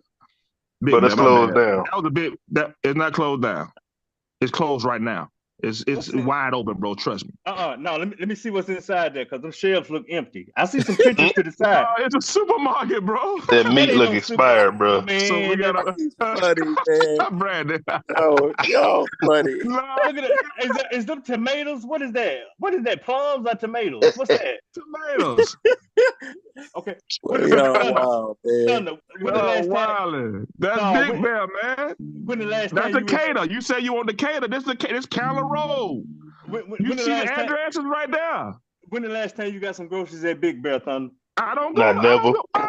You see where That I'm boy at? said Thunder go to public, man. Look where I'm Go at, to bro. Publix. Where my thing at? Where my address at? No. When Look, the you last see time where I'm at? That's where I'm Okay. at. Where that blue dot at right there, bro. Where I'm going way over here. Is the Big Bear over there? Hey, Thunder, man, look like you Big need a Bear over food. here. Is the Big Bear over there? I see it. When the There's last no time Big you? Bear near me at all. Okay, is it food? When the last time you been to Food Depot? Big Bear look like a food desert, man. I went to Food Depot probably last week. What you was going to get some pig knuckles or what? What you was over there No, to get? I got a bunch of ground beef. Oh. You got some ham off. Stop lying. Look at he go. You see, y'all know about the calf food market, don't you? Yeah. Farmer What's market. going? Oh, the farmers market. That's all produce. Yeah, look at Okay. all that, bro. Look at that. Look at that. Look at No, all them what? people in there. Ain't no food desert over here. And then guess No. what we got right here? Boom. Yeah. Then we got cherry. Then we got what? Boom. Whole Wait a minute. food. Then we got what? No. Hold up. Boom. What was that Sherry's? What was that? The Publix got some good chicken. I love that fried chicken at the deli, man. Cherries. You look Yeah. at it. It's a store. Oh, I didn't know about them, man. I was just trying to look inside. Exactly, bro. And then here go another boom. Sprouts. Boom. Yeah. Ain't no. I don't know what y'all talking about when y'all talking about some thing. Ain't no food desert over here, buddy. Ain't no food. Then we got the boys out here. Look at that. You saying ain't no food deserts in Georgia? I say no food desert where I'm at. It's 100% food deserts here. Somebody sleep. Mo. Yeah, that's a Mo. Mo What? always be not sleep on the sleep. thing. That No. was No, sleep. Oh, y'all fired. Hong Kong supermarket. You know what I'm saying? Oh, Come on, man. Man, what's the last? Nah, He going stop, to that. Thunder. Stop, Look. man. Look, They bro. got cut up Stop. dogs bag and everything. Hey, This that's a your lobster huge right there. place. Oh, shoot my oh, hold on. When the I last mean, time you it is the supermarket though, so No, I don't go over it. No, I told you where I stay. I just showed you where I'm at. I Stone Okay. Mountain. Okay. Well, Where my let me thing ask at? you. Look, they go my home. You see Stone Mountain right there, my home. Boom. I'm going way over here. What is your argument? You saying food deserts don't exist, or you saying food I deserts said exist? food desert ain't no food desert over here. I don't know what you're talking about. he Okay. said it wasn't no demand there. So I ain't said no. It's 100% demand here. no, I ain't saying in Stone Mountain where you at. I'm talking about other spots. That must be Coach. Coach getting it in. That's Coach. Yeah, No, that's Coach. Sonny. Sonny ass knocked out, boy. Oh, They go to the Kroger, Honey, wake your ass. Sprout. Then we come over here. Motor want to mute him. Bro, it's Hey. real. Another Kroger. no. Well, Look, this is a perfect example of what I'm talking about. You see, we got a Kroger right here, and we got a Kroger right here, right? You see that? Then get what? It's another Kroger right over here. Where the other Kroger at? I just saw two Krogers. Okay. It's three But see- Krogers in like a 5-mile radius. 1, 2. Where the other Kroger? I just saw it. No, but see, Thunder, you talking to my point. I had the same issue. I can go to a neighborhood Walmart, a HEB, or Aldi within a 5-mile radius. No, I'm talking about two of the same thing. Two of the Man, same. You look at this. You got one Kroger on one side of the highway, and you got a Kroger on the other side. Oh, there it is right now. 1, 2, 3. Y'all see it with y'all own eyes. Tell me you don't see it. I see that, and I think I said that. I said where I'm at, I got 3 Walmarts to choose from within 5 miles. Actually, I got 5. That's why I'm just saying I hear what y'all saying with the food desert stuff, but I don't have that problem, bro. No, I don't have that problem either. But guess what? It's people on the other side of the highway that don't even have a car. They don't have one car in the driveway, and they had to get on the bus. Hey man, they got to get how to live, bro, or don't eat. But if I'm a business, I'm not gonna put my business over there to lose money, bro. It's not gonna happen. Hold on. That's what started this whole damn thing in the first place. Yeah, now that's you where he switching your came story. in. Yeah. What? No. What I switch? You said you ain't gonna put your business over there because it's no foot traffic, right? Right. But that's a high demand area, right? Yeah, but what's a high demand area? The area that I'm area talking that you about. just spoke. Go ahead. No, we're talking about what he's talking about. He's saying that in Jackson and over there in Colleen or in some area that used to have used to be going, now it's a food desert. I said, man, if it ain't nobody there or the demand ain't high enough, I ain't finna put no food thing there either. Okay, but that go against economics. Well, let me ask you this, son. But Brandon, I'm gonna let you finish. You go ahead and finish. But I do have a question. You keep saying demand, and you keep making excuses for these guys in the C-suite. Mm-hmm. Okay, so I do have one question for you. Seriously, do you think these corporations close down these stores just because of the area? Is that Sonny? No, I think so. Mute him. They probably don't go there because of the thing, but if they are already there and it just happened to, they just so happen to lose Lose out on revenue. no, if they happen to lose people, if people move, like, so you had a lot of people in Atlanta, used to be in the city of Atlanta. Like, this is the city of Atlanta is not what y'all think it is. The city of Atlanta is Fulton County. They're going to the suburbs. The city of Atlanta is right here, pretty much, right? Let me move this out of the way. Can I move that? I can't move it. Yeah, you can. That little arrow. Which one? The left one all the way top. I'm hitting it, but it keep. Okay, okay. There we go. So Atlanta is, so we got 285. You all see that circle right there? The big circle is 285. Atlanta is pretty much this right here. North of it. Maybe like this. I mean, Atlanta is very small. It's like downtown, pretty much. Right. Is it like downtown where like Buckhead is? But see, Buckhead is up here. Buckhead is up here. But we at. Well, Buckhead used to be a prominent area, though, right? Buckhead is the prominent area. Yeah, it is the prominent area. Okay. It is the only, well, Alpharetta getting up there now, but yeah, Buckhead is the area. This is Buckhead. I'm trying to find the actual, where the mall at? Lennox Mall? Yeah, I'm trying to find Lennox. Yeah, it is right there, ain't it? That's the station. That's it. Gotta go. So you showing us a thriving. Oh, go up. There we go. So Lennox right there. Yep. And that's still right there. That's still downtown, and you already said the outskirts. No, that ain't downtown. That's Buckhead. That's outside of downtown. But you mentioned area. That's north of Midtown. So you got downtown is Atlanta. But you went up to 440 and you said Alpharetta was the spot. And now I'm gonna tell you, I know folks that are getting even further outside of Alpharetta. No, they ain't nobody moving Alpharetta, but you got to have, man, $600,000-$700,000 to move to Alpharetta. Well, I'm just saying that just what if you're talking about money and prominence, that's where you're gonna be. Right. See, Midtown right here. So downtown is like right here. That's downtown. Yeah, Georgia. Downtown is World of Coke. You see what I'm saying? Centennial Park, State Farm Arena. That's downtown. Where the grocery store is down way up here. Yeah, it ain't nowhere near downtown. What, do regular people live downtown? No. Yeah, you got a lot of poor people live downtown. Let's do supermarket. Let's find some supermarkets down there. Since we downtown Atlanta, let's find some. That makes sense. Yeah, downtown is mostly poor. Contrary to, I know it go against. Well, no, it don't, because nobody focus on it because you got all the big buildings down there. But let's find some supermarkets down. Yeah, people get blinded by the, skyscrapers. But right, there's a lot of poverty downtown, man. There's a lot of cheap. Oh, hell yeah!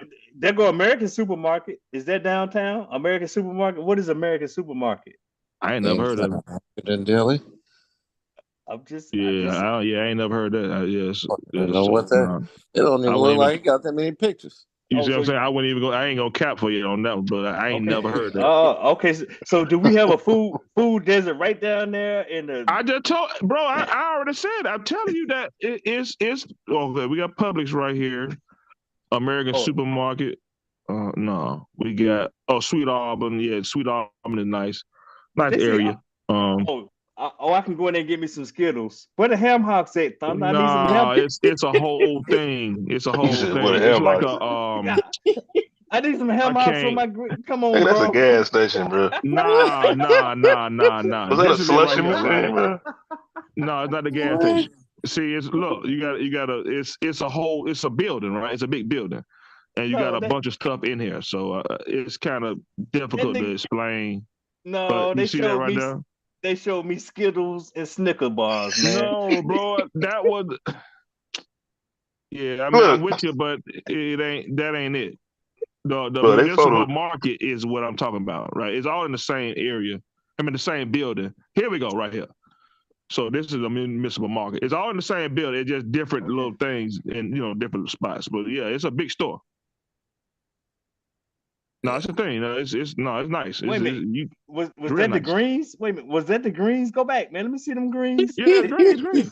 Did they already cut up the collard greens? Yeah, Boy, that look it's like lettuce, all bro. They ain't no green. damn green. No, Look bro, like it's a store-bought market. lettuce. This not no Kroger. This is for real stuff. Look at that. Oh, It's now for it's for real, real. bro. Look at that. I Oh, mean, I can't look at that. You see now that it's for grapes? now it's for real. But you just said that it's okay. Ain't no demand. No, I'm talking about compared to the Skittles joint. Nah, yeah, it ain't Okay. that, bro. It's Okay. more. Okay. Hey, go back. Let me look at the bananas. Go back. Let me see the bananas. Go back. I saw. He said, "Go back." No, I'm just giving them a little static, Hey man. man, I give. Thunder put that RS on us, man. No, man. Thunder With the knows food food. deserts. Yeah, he came in there with that art award. So you see, let me see Yeah. if I can show right. Let me what The DAC reveal. We okay, asked for. here go the scene. So what the stadium at?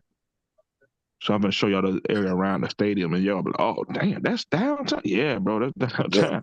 Downtown rough. It was rough the last time I went, so I Yeah, know bro, it it's ain't. Yeah, bad. It's nothing to talk. It's nothing to write home about. Tell you that. bro. There's so many Oh, homeless people downtown. What the hell is up with that? hold on, Thunder. Let me get that shoppers. Let me see what that shoppers. Let me see what that shoppers and that law. Oh, Mike Lowry's. Let me. No, that's Oh, yeah. that's I'm telling you. that's the shoppers with the Yeah, that's bars on the it. door. That's it, bro. That's the He thought supermarket. he thought that was gonna be Listen. I'm luxurious. told. That's a liquor I store. said it before you said anything about it. Like, nah, bro, you don't want to. Downtown, it's rough down there, bro. Well, okay, but we gotta empower. We gotta we have a what they giving? Is they shooting dice? We have a demographic down there, man. But they gotta eat. They gotta eat, man. That's all I'm So they go to saying. West End down here. There's a Is lot of black stores and stuff over here. But what? Wait a minute, Thunder. You ain't give me that Mike Lowry supermarket, man. It was a Lowry supermarket up there, man. Lowry's. No, it's a Yeah. supermarket. Oh, okay. It's not a supermarket. My bad.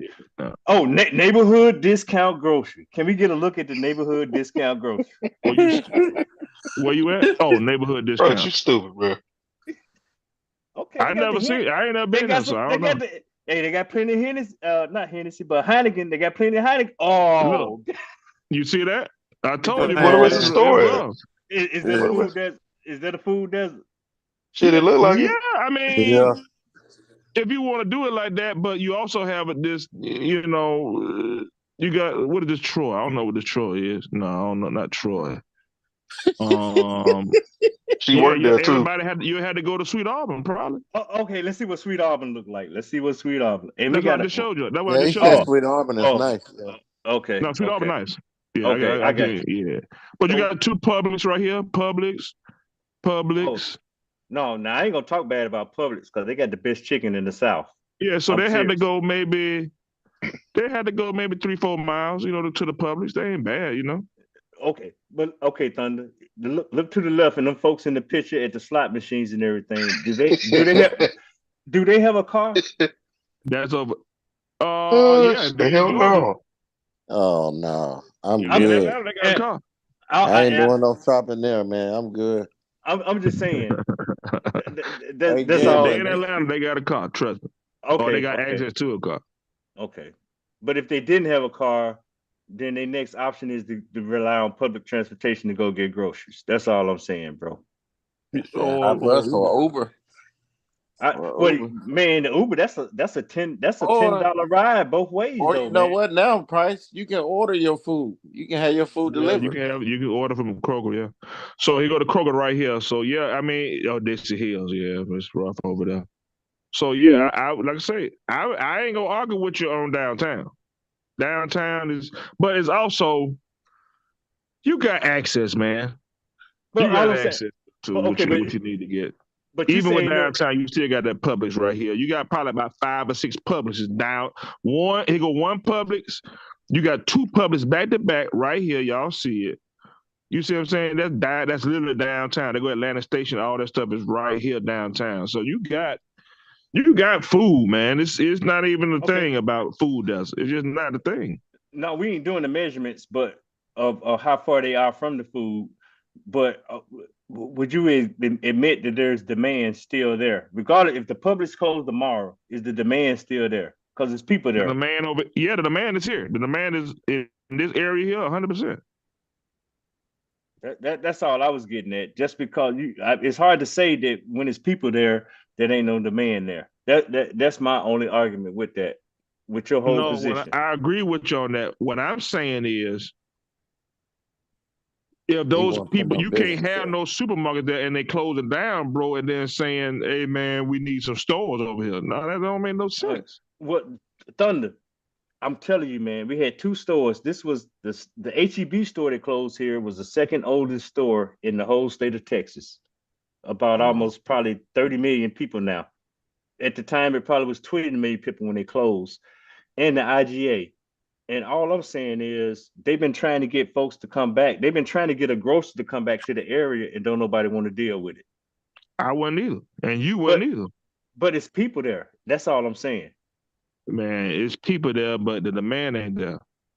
You keep saying that the man ain't there. People ain't got to eat, Thunder. That's my point, bro. Yeah, people got to eat, but if people are willing to get on that bus and go 5 miles over here where it's some nice stuff compared to RSR grocery store, and ain't nobody finna go in there. You just said you ain't finna go in there where you saw them doggone J's at. You just said that. You ain't going in there. When you got the bando, look at the bando. I don't even know what that is, but look at that. Well, I guess they go. That's the restaurant. That's the neighborhood Okay. restaurant.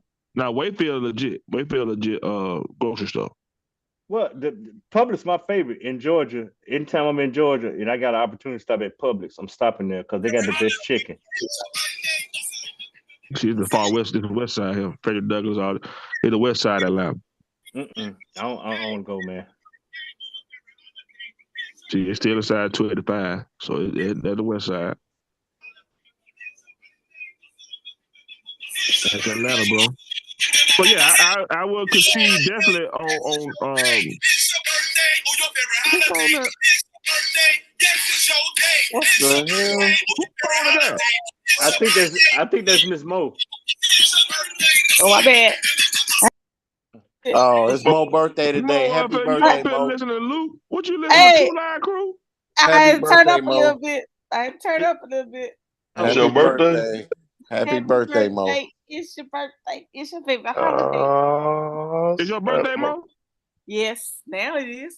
Oh, It where my is. phone at? Happy birthday, Mo. What you about to get into? Yeah, December 28th. Capricorn Okay. season. Miss Mo, that's why I ride with you. You Capricorn, sis. And hey, I get down with your battle. Are you a Capricorn too, Bryce? Hey, 7 January, man. Okay. Coach too. Coach on the second, Yeah, third. Coach a Oh, Capricorn, Andre a third. Capricorn. The second. What dread? Oh, I'll talk to him another day. Back to y'all regular scheduled program. Hey, but Thunder, yeah, you hey man, you need to look at them food deserts, man. I think it's deeper than that supply and demand thing, man, because all the yeah. I don't think it is, bro.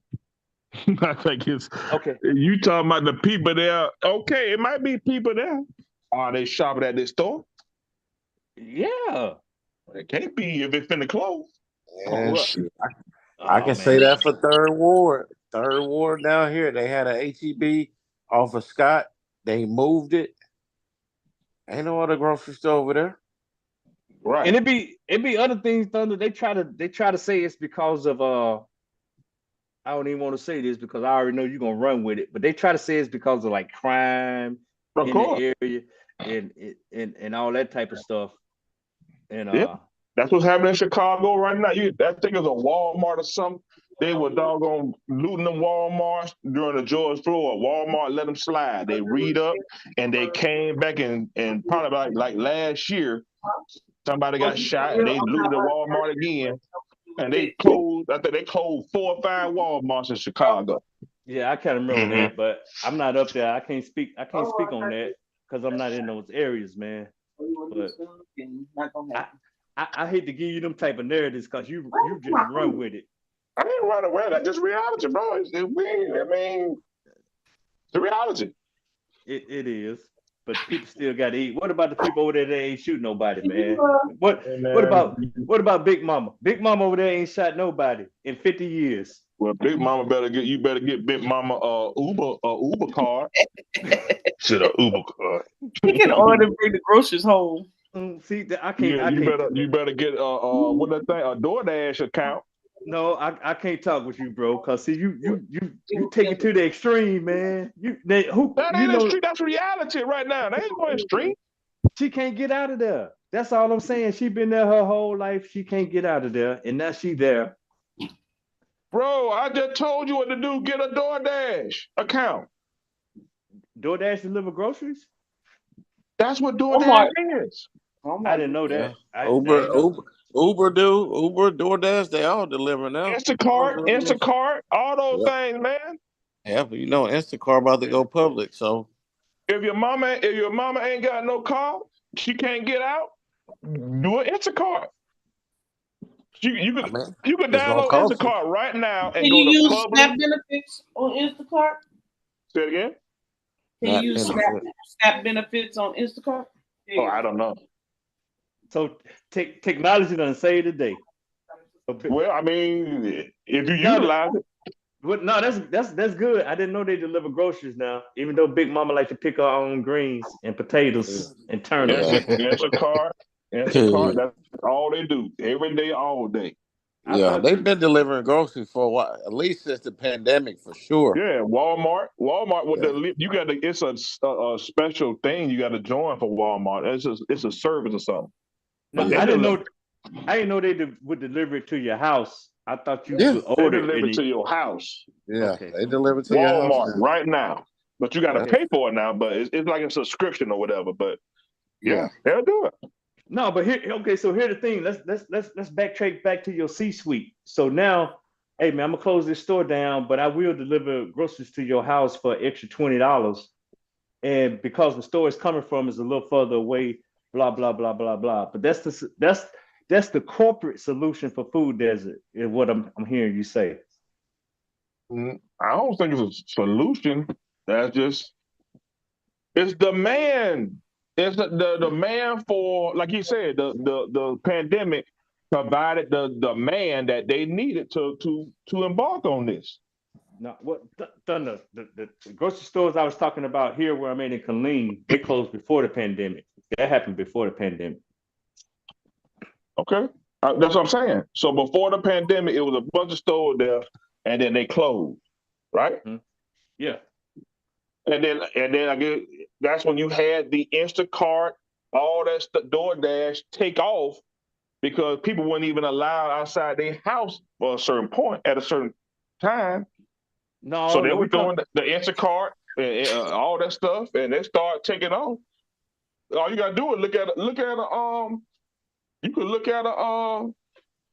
chart and see where DoorDash, all those joints went, if they skyrocketed probably either 2020 or 2021. So you're telling me in 2018, 2019, Instacart was not delivering food to your house, but they were delivering groceries? No, I'm saying, Instacart ain't never delivered food, like fast food. They deliver groceries. And they've been doing it since 2019? Yeah, DoorDash been doing that. DoorDash been, they do DoorDash and what's the other one? It's a Grubhub, all those joints. Yeah, they do the fast food and the takeout. No, I'm talking about the groceries. I'm talking about Instacart. Instacart is groceries. Groceries only. Instacart, Uber do grocery deliveries. And Uber. I think Lyft does too. I think they all doing it now, man. Well, we're saying now. I'm telling you, this happened in 2018, 2019, before COVID. I get Eric. We said, I would concede that the landscape has changed since COVID. Yeah. They just Demand. created a new business model, man. That's right. Yeah, it just made more money and revenue for them. Really. It was just more technological. It's like, well, hell, you ain't gotta come in the store. We'll just bring the food to you and just charge you a service fee. No. Yep. Well, you know, Amazon wanted to do that even. I mean, we're talking about 2015, 2016, where Amazon just wanted to use drones to fly your food to your house. They But doing that now. They doing well, that right now. I said 2015. Oh, yeah, yeah, You, yeah, you yeah, know, yeah. that was their ideal. But now, Yeah, they okay, finna start selling medical services. Shit. well, you give me an insight into the food deserts because I'm just saying, but the food desert is happening in the marginalized communities. I And ain't saying it's a Oh fix. man. I ain't saying that's a fix either. I still think they need a store over there, but like hey, I'm it's just kind of saying, like it is what it hey, is. Thunder say them folks ain't got to eat, man. He saying on the man there. Say them niggas ain't hungry. That's what. Yeah. Yeah. Oh, they there. The people there ain't no rain. They got rain. Ain't no rain. That's why I said They got government rain. Are you saying that IGA or Food Depot got tired of taking food stamps? Hey, Thunder, who's yo. responsible? Who's responsible for bringing the economics into the area, Who's responsible? or is there no responsibility? You got some small and large businesses responsible, and then you have, people go. They're like, if you want to go buy some George, you go to Buckhead or whatever. So you gonna take your money out there. So you got smaller, large businesses coming. Medium-sized businesses coming. Then you got people going to different areas. Hey, what? Hey, Thunder, I think she's saying like if I'm a city council or the chamber of commerce. Don't Oh, you talking about what body of government? yeah. Yeah, I would say it's probably they're gonna start with. I don't know if they're gonna start with the city council. It might start with the chamber of commerce first.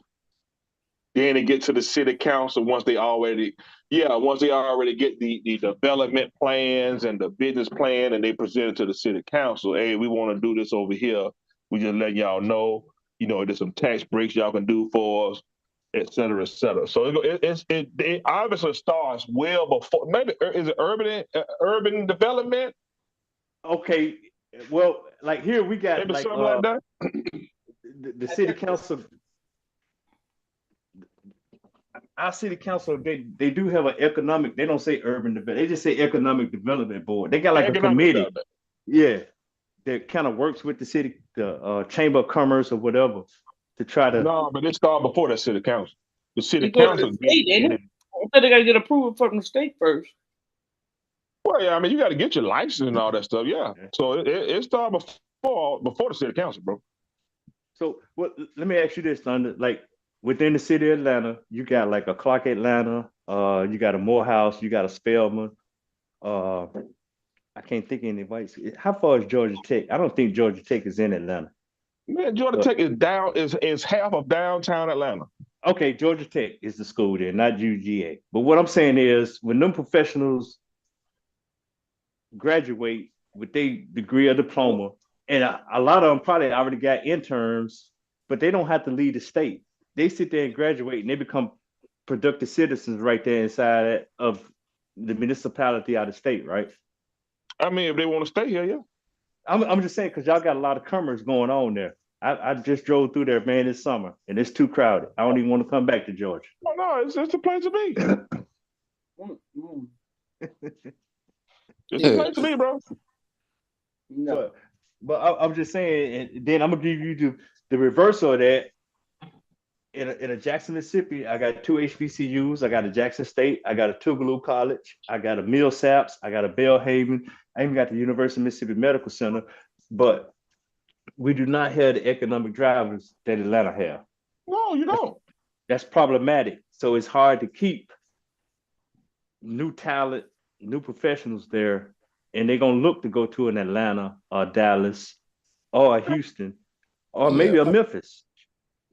Hence your food deserts. Well, that's part. You just making my point. Well, and that's what I'm saying. So But I think, yeah, I The think that elephant in the room is that they the state. stagnating the city of Jackson, man. Well, it's intentional, but one of my solutions was, yeah, we need to attract more businesses there. That's a blue collar town, and used to have. Ain't nobody finna go no Jackson when you 90% of them niggas can't read. Oh I'm no, walking this guy. you ain't gonna even say that, man. Go on with that now. I ain't gonna Well, I even. mean, all you gotta do is look it up. What you about to say, Mo? I was gonna say the reason I said it was state driven because if a lot of businesses want to come into certain areas, but if the state don't allow them to come in, they're not coming. No, it is state driven. Brian Kemp, you don't see the work Brian Kemp Yeah. doing? So Uh, here in but the see, Carolinas, when Nikki Haley was governor, um, that's how we didn't get the when they wanted to do that new Panther Stadium. That's how Carolina didn't get that. When they wanted to do something on the border, I think it was Savannah River, something on the I don't port. know about that. Mo, I No, I'm think y'all got to telling you, vote. Listen, y'all got to vote on that. No, the people cheated. yeah, vote if they want to Oh put God. that tax. Mo, the people gonna vote if they want to put that tax money up. yeah, yeah. Okay. Yeah, reluctantly. Okay. No, reluctantly, I had to agree with Thunder on that. And Nikki No, Haley Yeah. y'all vote. crazy. Listen, the only reason we getting oh man, what's the name of that company? There's a company Man, just got here. y'all got Listen, Mercedes there. Y'all got okay. I think Google y'all got wanted to come. That lady wouldn't let them come. So, yeah, Um, that's a fact. That's a fact. wait okay. when Uh, she was governor, she didn't want to let Google. yes, Oh, that part I didn't know. That was we yes. talking two. There's a That's couple of early. more companies that wanted That's to come. So that's what I'm telling you, Price. Your peoples probably don't want them companies to come in. no, Miss You Mosley, probably you could not change the economic landscape. Okay. you didn't hear nothing Yeah, I but you said. got to have what he said too. You got to have What? a burgeon. You got to have a thriving, college educated uh, Hey. workforce, Yeah, and So we that just just so we just okay, Thunder, before you came in, so we just looked up these grants. And I know it said some of it said hospitality, but all of them don't always say that. no, So they Miss push Mosley. all this money. Okay, go ahead, y'all. No, go ahead. Go ahead. go ahead, Mo. No, I want to hear what Thunder had to say about this. No, what you got to say, Mo? Don't cut off. What you got? I was gonna say, so they always push all this money down to help in these areas. So earlier we were talking about they were saying, "Hey Mo, show me some funding that helps with inner city." And so I was saying, well, they are just got to get creative with your ideas in order to get that funding. And I think that um you could create what you need, or you can train or educate what you need because they do it all the time. They push money down for you to develop your area. Your area. The problem is, to me, is the gatekeepers that allow you to get in to be able to do so. So you have a lack of educational standards because the individuals that have access to kind of make a change and a difference to that aren't letting y'all in the door. That's my opinion. No, don't give me your opinion, Miss Mo. Read them that grant you read us for the inner Okay, cities. so the grant I read, Thunder, hold on. Mhm. It was a Department of Labor grant, and it's like a Mhm. pilot program. And the What they grant want? dealt with, they didn't like it. But What they want? no, they didn't want anything. It was for not this one, not the youth one. It's not the one else. It was this one. No, not the community college. It was this one. Critical sector job quality grants. Okay. And so basically, let me just read. It said the purpose of this this demonstration program is to support transformative efforts to improve job quality and availability of good jobs, particularly for the benefits of historically marginalized populations and communities that have experienced barriers to employment and good jobs. The primary focus on this demonstration grants is expanding job quality in the care, climate resiliency, and clean energy transition and hospitality sectors. So Price particularly say they just want the people to go clean up and be cooks. And what else you say, Price? Wash dishes and make beds in hotel rooms. Yeah. Okay, what's the problem? What's up? And it said Okay, these read him the grant from the rural community, then, Ms. Mo. No, what? No, tell me what. Tell me why y'all read that. we read it because I was saying that we can use grants to enhance the employment or the workforce skill set How for much the that grant job. going for? This one, That I one right think, there. I think 500,000. Yeah, Right. that So you're one. talking about injecting 500,000 into how many people? But it's for 18 months. It doesn't say how many people. It's I think it's up to. Hold on, let me see. You I said don't think 18 months, and the grant was 18 months. 500K to Right. wash dishes, make beds.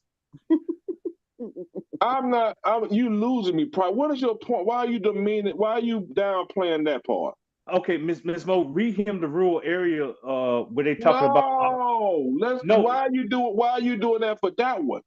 okay, because Thunder, before she read us that one, she read us one that was targeted towards rural communities that was IT centric.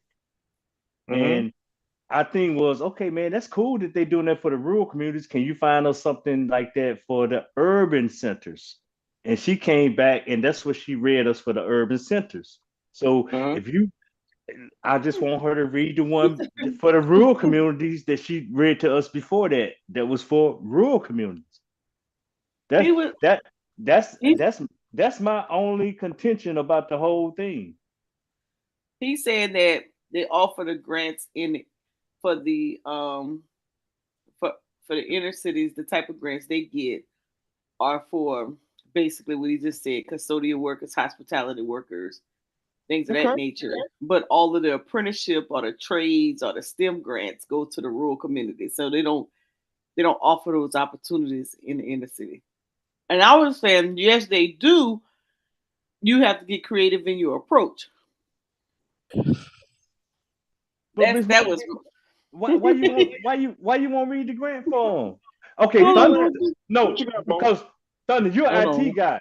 Okay, Thunder, are you familiar with the Great Divide or that terminology where they talk about you got a sector of America that won't embrace technology, and I know being IT, you've heard about in some of your lectures where they want to engage the rural communities, try to get internet to the rural communities. Broadband. Yeah, broadband. Yeah, yeah. Yeah, Uh-huh. exactly. And I just want Miss Mo to read that grant where she even now that and she don't even want to read it for you. So it must be This that one. I'm talking about this one. What you got, It bro? says, it says the purpose of DOL building pathways to infrastructure job grants program is to fund public-private partnerships to develop, implement, and skill work centered sector strategy training programs that train and prepare the skilled workforce needed to meet the demands of the sizable infrastructure investments made through bipartisan infrastructure law, formerly known as Infrastructure Investment and Jobs Act. Da da da da.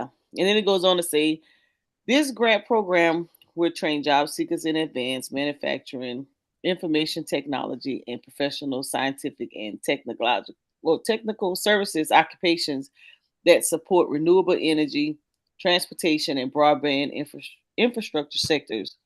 Okay, how much? This one, I think it was 60K just to come sit in front of some folks and tell them about IT. oh no. So the grant he's talking about is the one that we got in the rural area. It's like 500K, but one of the job duties was 60,000 for a position Yeah. to But oversee the youth that coming in. This one but is the, 200 million. what? And where's that at, Ms. Mo? This Department of Labor, so this federal. No, I'm talking about where is their Oh, target what located? I was talking about? Oh, this one? Oh no, this one doesn't say. Hold on. Let me see if She it says the she rule. playing that Thunder. See, she done broke out the big. She I'm she not broke out. playing. No, No, what happened was, no, let me tell you. I understand. It's favoritism. Go ahead. Go ahead. No, it's not favoritism. What happened was, Thunder, I was talking about in a rural area in South Carolina, Representative Johnson, which is one of my friends. They wrote a grant for Lower Richland, and I was saying how the grant was for STEM, where they were teaching coding and cybersecurity and all of that stuff. And they had a position, $60,000 for someone to come in and oversee it. And I was saying that the individuals that lived in a rural area wasn't applying for the job. Mhm. And so I was saying, that's what I was saying. So you mix it up, price, we just kind of mix it up. So that's when they say, "Woo, I wish we had that kind of grant in the inner city." And that's when I went on a search to find For some what? Yeah, grants I mean, so why available. do you want that why you want that grant in the inner city? Well, here's my thought behind that. I can explain that, Thunder, because if I just go to my hometown of Jackson, Mississippi, and I just orientate myself north or south, east or west to a rural community, I'm talking about an hour and a half, 2 hours drive. And I'm saying I wouldn't want to go spend that time and make that effort to do that in those communities. Do they offer that same thing right there in Jackson, Mississippi? And she Uh, can't. bro, ain't nobody No, finna put no $200 million worth of tech and tech company in no Jackson, Mississippi. So that's the point. That's our whole. That's the whole no, point. no. You You're want it not. in the inner city. That ain't finna for what? Oh, for what? Because that's where the populace is. Think about Yeah, the but most. where the talent? Okay, Is the talent there? okay. What's the most rural area from Oh, you? No, you hold up, know, son. No, no, wait, Miss Mo, please let me. Well, oh, go ahead, Miss Mo. No, no, go I was ahead, gonna Miss tell Mo. you this one is eligible at HBCUs. Now we do have HBCUs in the Delta. We got Mississippi Valley, and we have Delta State up there in the Delta. Yeah, so they However, can apply. Thunder posed a whole nother question though, Miss Mo. Let I me want see. him to think of the most rural area in Georgia. What's the most rural community you can think of in Georgia? Georgia. I don't know. I mean, it's a lot. I mean, just pick one and decide why would you want to put 200. You can't think of $200 million to do right there and just in Stone Mountain Well, I don't alone. know what they mean. Well, I don't know what they mean by rural. Are they saying rural is outside of a capital? Let's just say Columbia, right? If they're saying everything outside of Columbia, if they're saying that's what's rural, No rule. It has to meet the property eligibility test. So you have to go to the USDA website and put the address in. right? You Yeah. tell. So I don't know. Again, I don't know what they And it mean by ain't in rural. Columbia, I can tell you that. Okay, It is- But and but but it ultimately, go what I'm ahead. saying is, if you look at Alpharetta is the tech capital of Atlanta. But is Alpharetta Alpha is outside of 285. Alpharetta is not in Atlanta, Georgia. Alpharetta is a totally different city. So if they want to say rural compared to Atlanta, then they can say Alpharetta and put no 200 million over there. no But they ain't Thunder. finna put 200 million no, in doggone Bankhead. Let me stop you right there, Thunder. You know doggone well Alpharetta is not no rural community.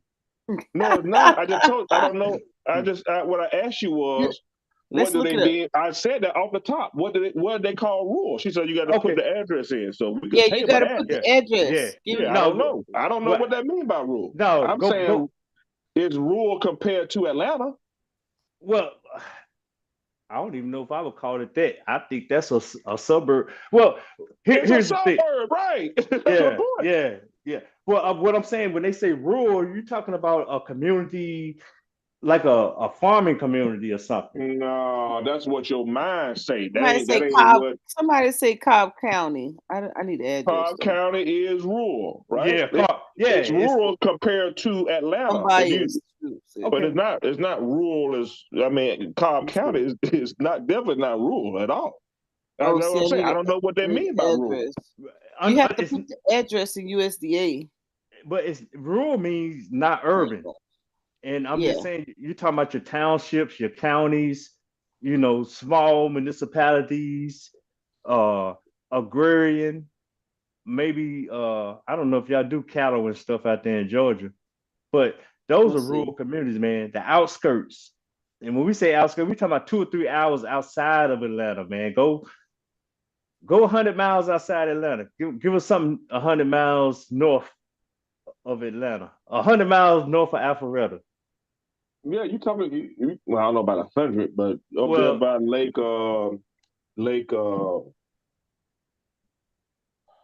What's that lake up there? You go to Winder, Georgia, all that stuff up there. What's the big yeah, lake that everybody drown in?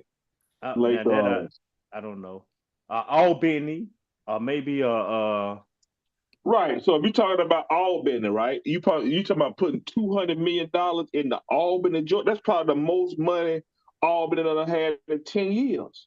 but if that's a rural community, that's what they talking about doing. And I'm saying, why not? What type of grants do you have for something more inner city? That was my complaint. And when she pulled up the inner city thing, she was talking about Here you go, right hospitality. here. Here's your counties in. Oh, I'm sorry, in No, go Atlanta. ahead, Miss Mo. Go Go ahead. ahead. No, we It want to hear says it. here's the Atlanta metro areas rural level. So here's your rural areas. These are the percentage of the Screen. Can you county. screen share? Yeah. Oh, I'm sorry. I thought I was screen sharing this whole time. Oh no. Here we go. So can you all see now? Heard County. Okay, I ain't never heard no Heard, Pike, Meriwether, I'm familiar with Pike, Jasper. Jasper. I'm Jasper, familiar I with heard of that. Jasper. Yeah, but see, that's probably up near the South Carolina border. Them rural Mm-mm. communities. That's rural. That's 1,000% rural right there. No doubt. And, No 100%.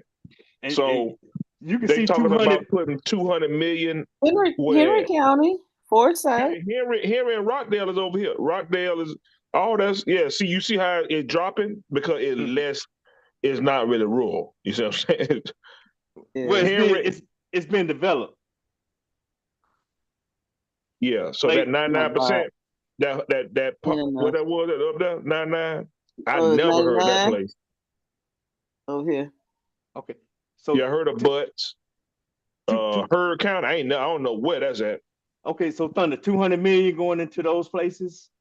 You can Yeah, see I mean that. that don't make sense to me. But if you're trying to build out, if they're trying to build out that infrastructure for broadband and stuff like that, that makes sense. Yeah, that do make sense.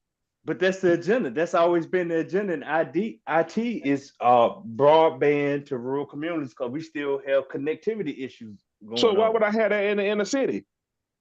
Because The we inner city don't have no broadband issues, man. it's not broadband issues, but the They can't grant is a afford it. what Miss Mo, the grant wasn't the grant about training people. Uh-huh. Where do you have a Job populace training. of personnel at? But you want to give me the hospitality and transition jobs. You want to offer that, and you want to go all the way up here to Buck Tuxel and say, "Hey, I'm gonna give you 200 million to come teach Billy Bob who been milking cows."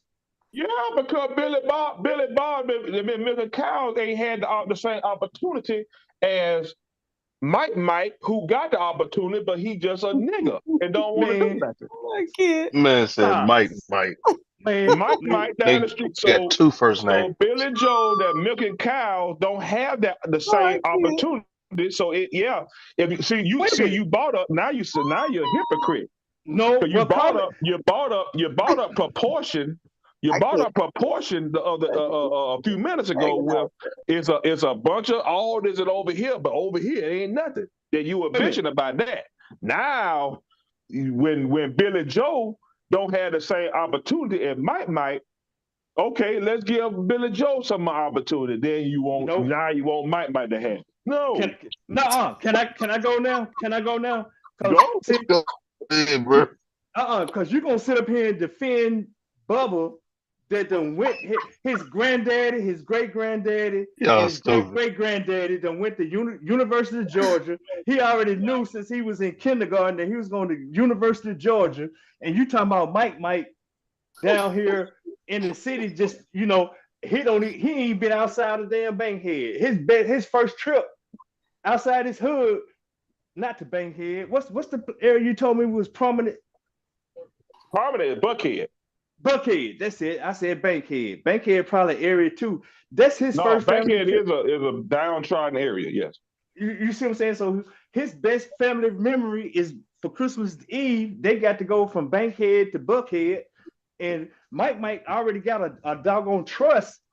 Not Mike, but Bubba already got a trust to go to University of Georgia, and he don't want to study computer. He want to go study agriculture, and he don't really got a doggone 7-8 year degree in agriculture. And you talking about put 200 million in there, talking about he underprivileged, and his family got 2,000 I didn't acres. say underprivileged. I'm saying that the same opportunity Mike got, he don't have. He living here. He over here in Paulding County or wherever county that was. What opportunity do you really think he got compared to somebody who live in Fulton County? To be realistic, it ain't even close.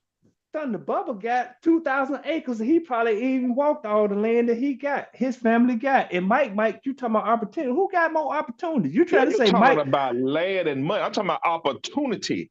Opportunity. I just told you his family got a trust at the University of Georgia. He already got education to Well, go to you just University of made Georgia. that up. That's not typical. Everybody ain't got no trust sitting there people no uniform on no cornfield, bro. Well, That ain't well, nah. well, Mike ain't got all these opportunities. You trying to say when I told you his best thing, his Mike best might have nothing but opportunity. Mike. Mike. Wait, I'm I love how confused. y'all keep coming up with Mike. I'm confused Nah, with my Mike best Mike friend when live. I was a little kid his name was Do Mike. Mike live in Jackson? Right. Does So Mike okay, good. So Mike, again, Mike that live in Jackson compared to who you say Bubba that live in Clarksdale, yeah. right? You So say who you think got more opportunity? Bubba. Nah, that's ridiculous. Clarksdale poorer than Jackson. Thunder. I said Bubba and them got 2,000 acres of land, man. I told you Yeah, Bubba you just great. made that. No, what Clarksdale is more poor than Jackson. is You got land a in better opportunity in Jackson than you do in Clarksdale. Put is in land? Clarksdale, Mississippi. You said Clarksdale, Mississippi. I thought we was talking about a Clarksdale, Georgia. No, Clarksdale. Well, even in Clarksdale, Mississippi, somebody owned 2,000 acres up there, and they're gonna go to the Yeah, one university. person maybe, but Well, no, maybe two, maybe Mike three.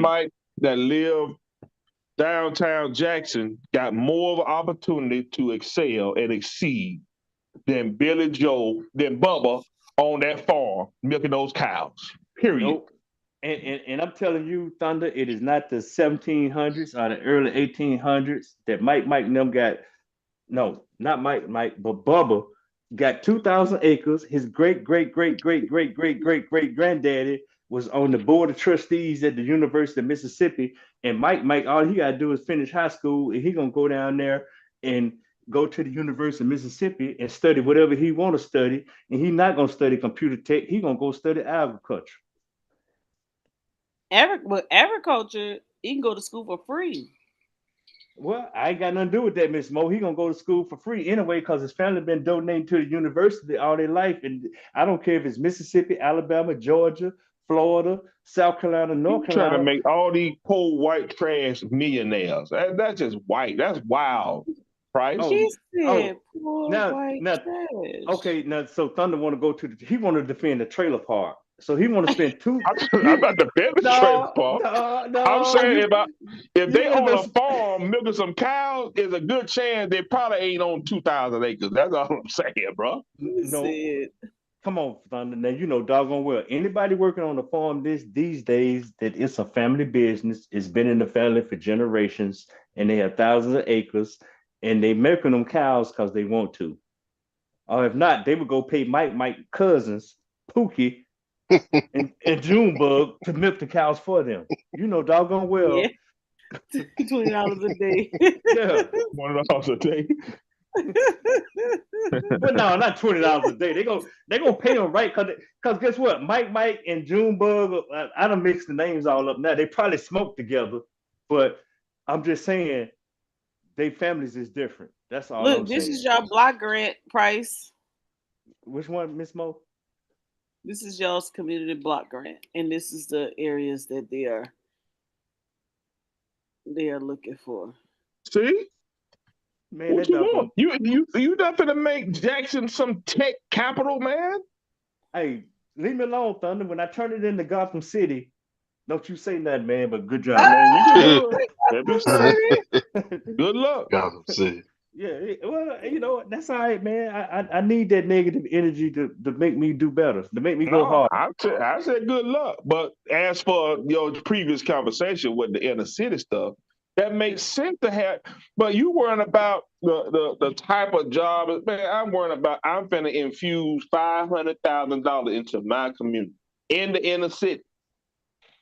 That to me, that should No, well, I'm not well, gonna do. that's I'm gonna put 500K into the inner city to have you go clean, wash dishes, clean hotel rooms, or do hospitality services. While I'm I'm gonna have I can't. this disenfranchised guy up here in the trailer park. And you got a very valid point about Clarksdale, Mississippi. There is very poor white people up there too, but you willing to put 200 million in there, but you won't put 200 million in the inner city. yeah, because the inner city got 200 million. Oh, come on, Clarksdale Thunder. don't. Thunder, man, I'm quite sure you was around here talking about them niggas ain't even got water over there. I'm quite sure you done said that, man. Who, Jackson? Yeah, Jackson. That's what we talking about. We Jackson, talking about. I guarantee you, Jackson revenue is probably over $200 million. Well, it is over $200 million, but I'm just All saying. right, go You. pull up. I don't know. Pull up Jack. Most searching grants. Let me pull up. I was trying to find him a grant. No, Let I me said you search. had a. I said you had a good point. I see you have an affection for Bubba. So Clarksdale, Mississippi, no per capita. I don't even it's know what's. it's Hold it's on, not. you gonna share? Let me start sharing.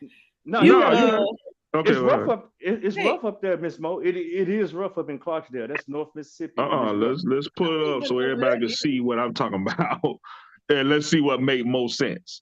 Let me see.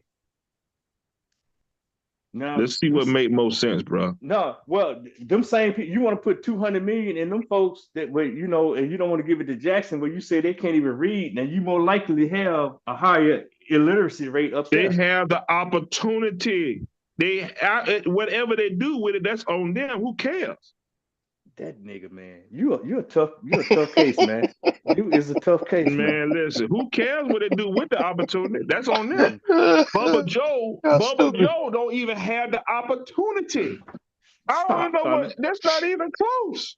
How he ain't got no opportunity when we have a public school system? Why you saying he don't have Clarksdale opportunity? got 13,000 people.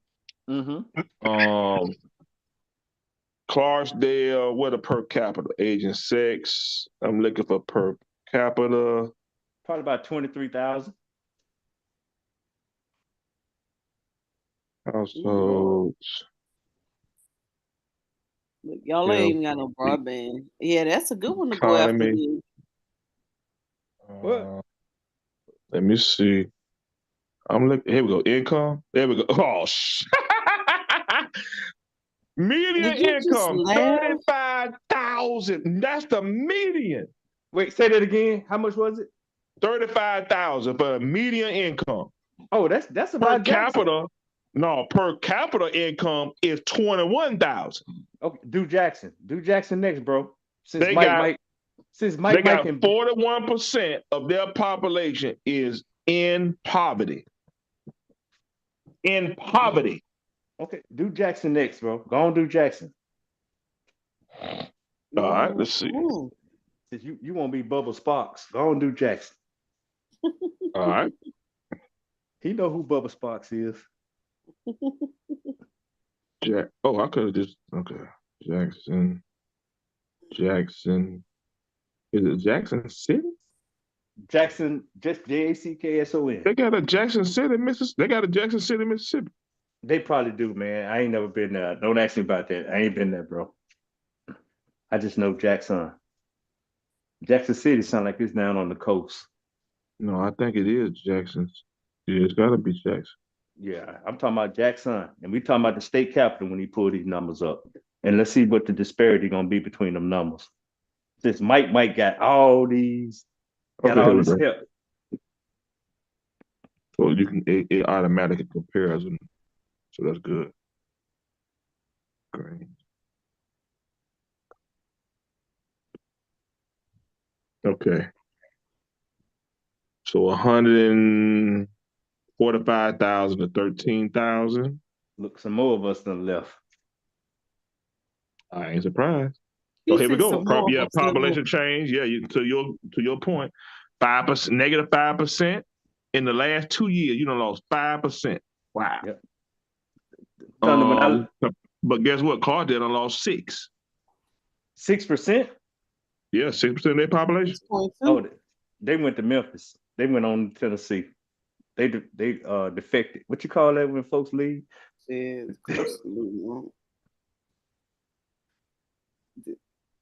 of them black. Both of them are black. They're gonna go be dislocated in Memphis. Mm-hmm. Wow, it's a lot of veterans. Look at them veterans, Mo. Where you at? Oh shit! They moving down there because it's cheap. Well, you got more. you got more than that. I just had a friend move down there. She said, "Shit, I'm getting out of there now. I'm going somewhere." She went in Mississippi. Households with broadband. Look at that. 75%, 25% of their population ain't got broadband. No, man. Oh yeah. See, you can bring that right down there. Look, but hold up, Thunder. Going back to the numbers. No, you hold up. Now that make more sense, don't it, Mo? You just yeah. Throwing them now where it makes sense to bring out here to Clarksdale. No, come on, Thunder. Cause see, let me go and shoot that one down real quick. Cause you won't call out that medium income numbers. Cause you know no, because we already talked about the Great Divide and how there's been an agenda the last couple of years. Here we go, right here. Okay, go ahead. Median income 42,000 to 35. So 7,000 per capita. Yeah, $7,000. Would you like a $7,000 check at the end of the year? I would. Everybody didn't fill out the census. Per capita, 25,000 to 21. Wouldn't you like a $4,000 check? I would. Mm-hmm. Person in poverty, 25% to 26% to 41%. Come on, bro. No, even as bad as Jackson is, Clarksdale is damn near twice as worse. And that makes you want to go for Bubba harder than Mike. No, that should take now, Mo. Where that $200 million need to go? Let me let her tell you. No, she gonna be the tiebreaker. Where it need to go, Mo? No, give me that broadband number first. Broadband. I just told you. Broadband was 79 then. 79 versus 75 to 86. So 10% more, 11% more percent. 11% more people with broadband. And that warrants 200 million? Because you say Mike got more advantages than Bubba. That's what you said. I mean, what makes sense to you? No, matter of fact, we done. Mo, you the tiebreaker. Hey, y'all got more broadband than we do. Wait a minute, Miss Mo. Who the money go to, Mo? Wait, you say Miss Mo. Who the money go to?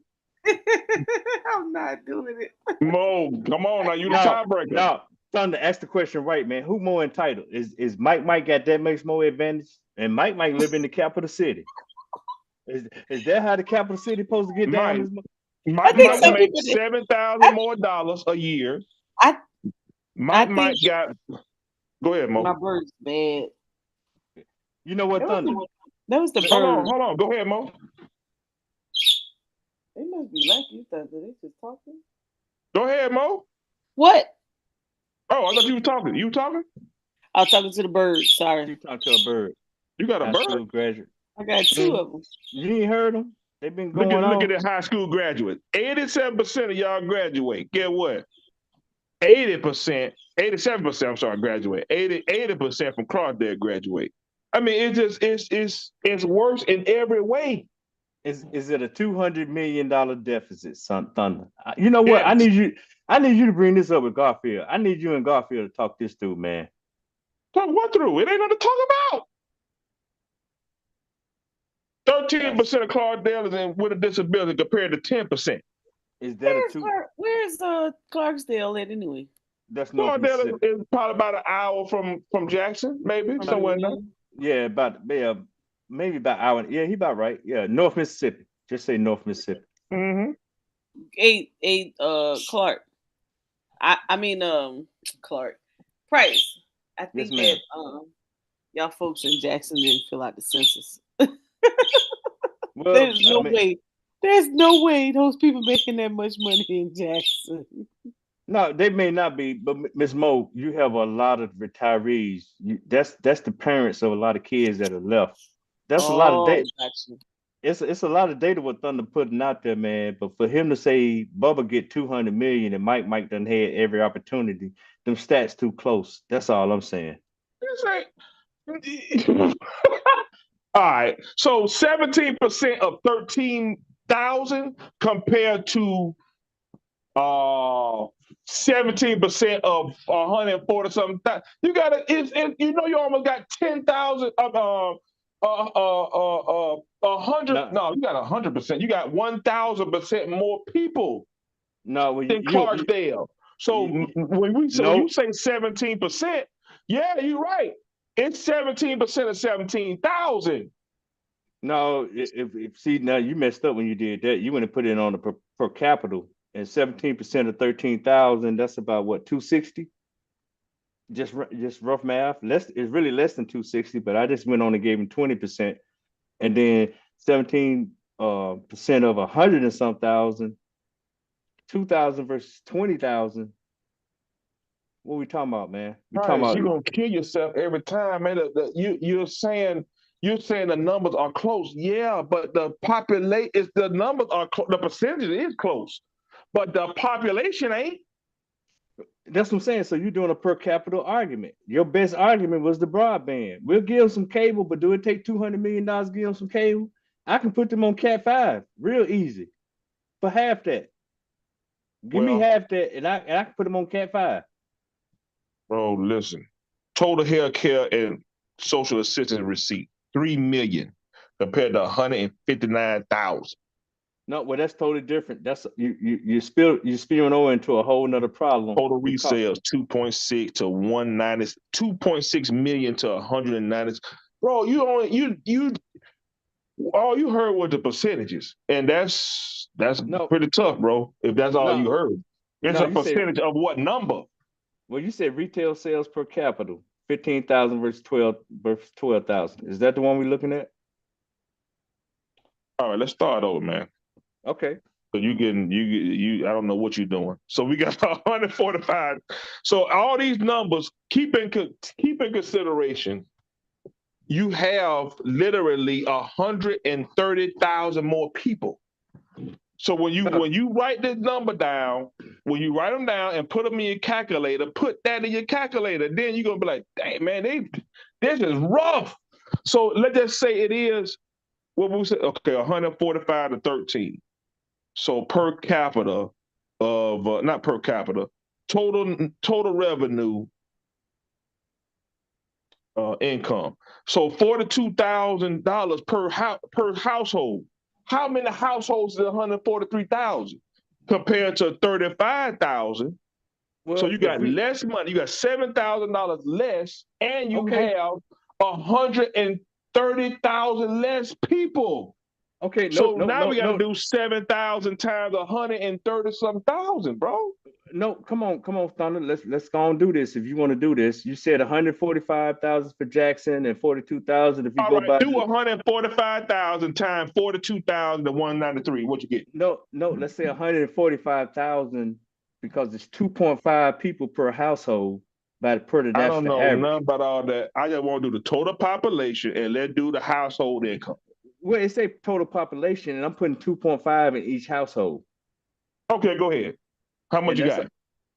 So if we do that, well, let me go and break out the calculator. What y'all calculating? He making me It's work. calculated. I don't even know what 140, what was it? 145,000 times 2.5. No, What is divided by 2.5. Divided by 2.5.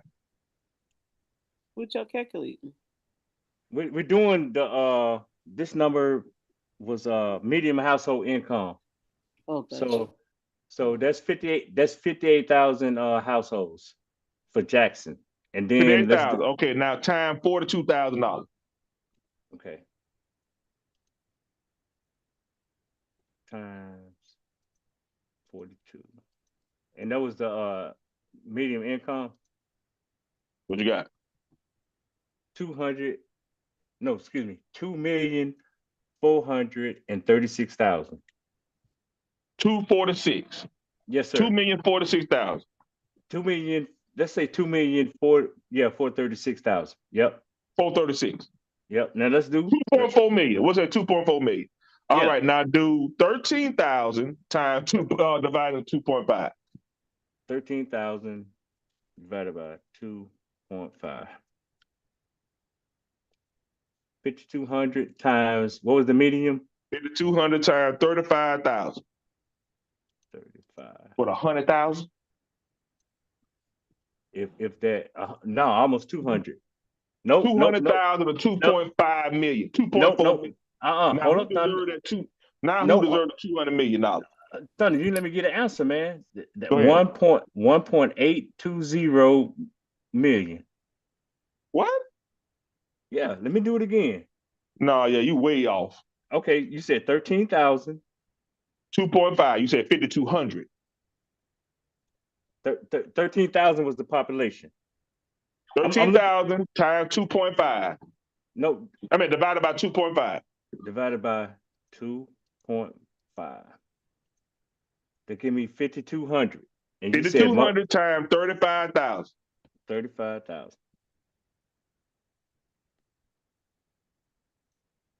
Yeah, bro. That's 1.8 million. What? 1.8 million. 1.8 million. All right, so you obviously did something wrong then. No way. 1, 2, 3. You obviously did something wrong. Hold up. 1, 2, 300s. Oh, I'm sorry, bro. There you go. Yeah. Right. Yeah. I get to $100,000. No, That's what these people make. What? Yeah, $182,000. There That's you the go. number. $182,000 versus compared what to was 2.4 million. Now, who deserves it? No, but that's per capita, and you want to give them 200 million. So who deserves it? You want to give them 200 million. We got 41% of people here in Clarksdale is in poverty compared to 26%. Who deserves it? No, but we're talking about internet, son. We're talking about broadband. And I don't care what you're talking about. Either way, all metrics, Clarksdale is damn near twice as worse. Well, per capita, I'm gonna have to give you that one, but I ain't ready to give them no 200 million. I just told you every metric, in every way, they worse. No, I ain't gonna say every metric because they got mean travel. Well, yeah, but the ones that matter, I'm gonna give you that. I don't know what you're looking at. Yeah. I ain't gonna even argue with you on that. But let's go back because this grant was you had some of our broadband connection. Oh, you want to? Oh, hold on. I'll put it back up.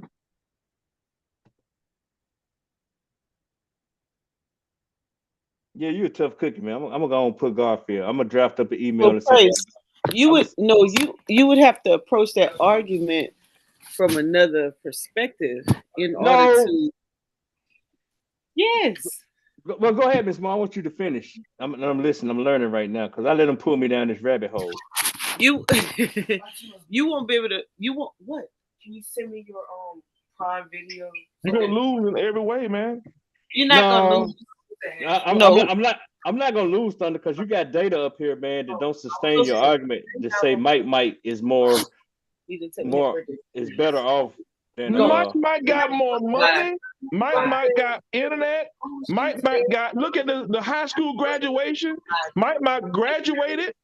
Mike had a bachelor's degree. What metric are you looking at, bro?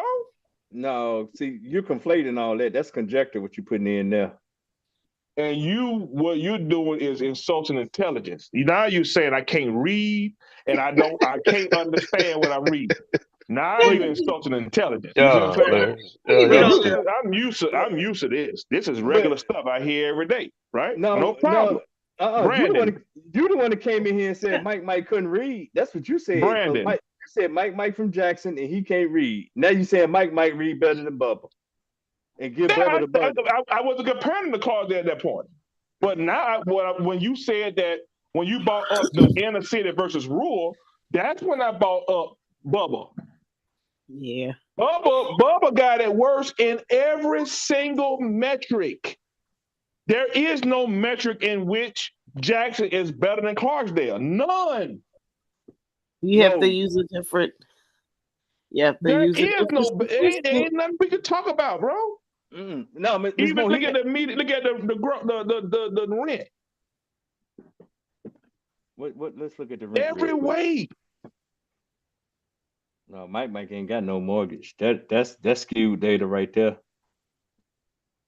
Well, it's Jackson, Mississippi. So if you wanna argue with the census, I'm gonna let you see that. Now you arguing with authorities, bro. I'm gonna let you do that. No, well, I'm just looking at you right now. No, okay, well, stop right there. You said medium selected monthly owner costs with a mortgage. You saying they got it so bad, but you're talking about maybe $25 difference between mortgages. So what? I'm looking right there where it says medium selected monthly owner costs with a mortgage. 1206 in Jackson, Mississippi. Price, I make $7,000 more, man. What is you doing, Price? Are you serious? Yeah, I'm very serious. That's wow. When I just showed you the gross income, they make $7,000. All right, Mo, who getting hit worse? The person who paying $1,200 that make $45,000, or the person who make $1,100 who had to pay $1,100,000 that make $35,000? Who getting hit worse? No, you won that one too. What are you doing? I give you that one. I give you that one. Hey, you arguing just to argue right now. I keep telling you are looking at numbers. That's the worst thing you could do, man. I look at numbers every day. I look at numbers too, Thunder. I'm just trying to read what you put in front of me. I hope you ain't looking at no numbers, and if you ain't looking at the overall point, I hope you don't. What's the overall point? You still want to get them 200? The overall point is what you keep missing. Tell me what I'm missing. The percentages that you are looking at, you're not considering the total amount of people, man. So that's what 50% of 100,000 and 50% of 10,000. That's not the same. No. We're looking at 200 million for 13,000 people versus 200 million for 145,000 people. That's what we're looking at. Which one makes sense to you? I'm trying to say both people can benefit. Which one needs it the most, man? I mean, this is not even hard. No. Now you just insulting intelligence at this. Well, who needs the most at this point, bro? No, you're not hearing me. See, now you want to talk because you think you're winning. Go ahead, Price. This disagreement. You think what's more feasible? 200 million to improve the quality of life for 13,000 people, or 200 million to improve the quality of life for 145,000 people? Now, what will be the effects? What is the total effect do you think it would be for 145,000 people compared to the total effect it would be for 13,000 people? Because you're in the active bag now, because you're saying that is it feasible to spend 200 million on 13,000 people? What is that infrastructure? If they need it, you're saying can we agree that both people need it? No. So you're saying the people in Jackson don't need it because they are self-sustainable. See, this is That's what what. we came up with. See, this is what the No, argument before with the more. See, when I said supply and demand, oh man, we got people here. Then, oh, y'all wanted me to add the word more to it. Okay, cool. No, they are. Carsdale is more in need of this money. They will be more highly impacted with this money. In every single way. There is no way it wouldn't be. Okay, so okay, let me rephrase but my let me rephrase my question to you. Yep. Do you think 200 million for that population would be overkill? I don't know. It depends on what the total project. I don't know what it's. I don't know. Come on, it's Thunder. probably not. I, I I'm looking at y'all's. Hold on, let me share it.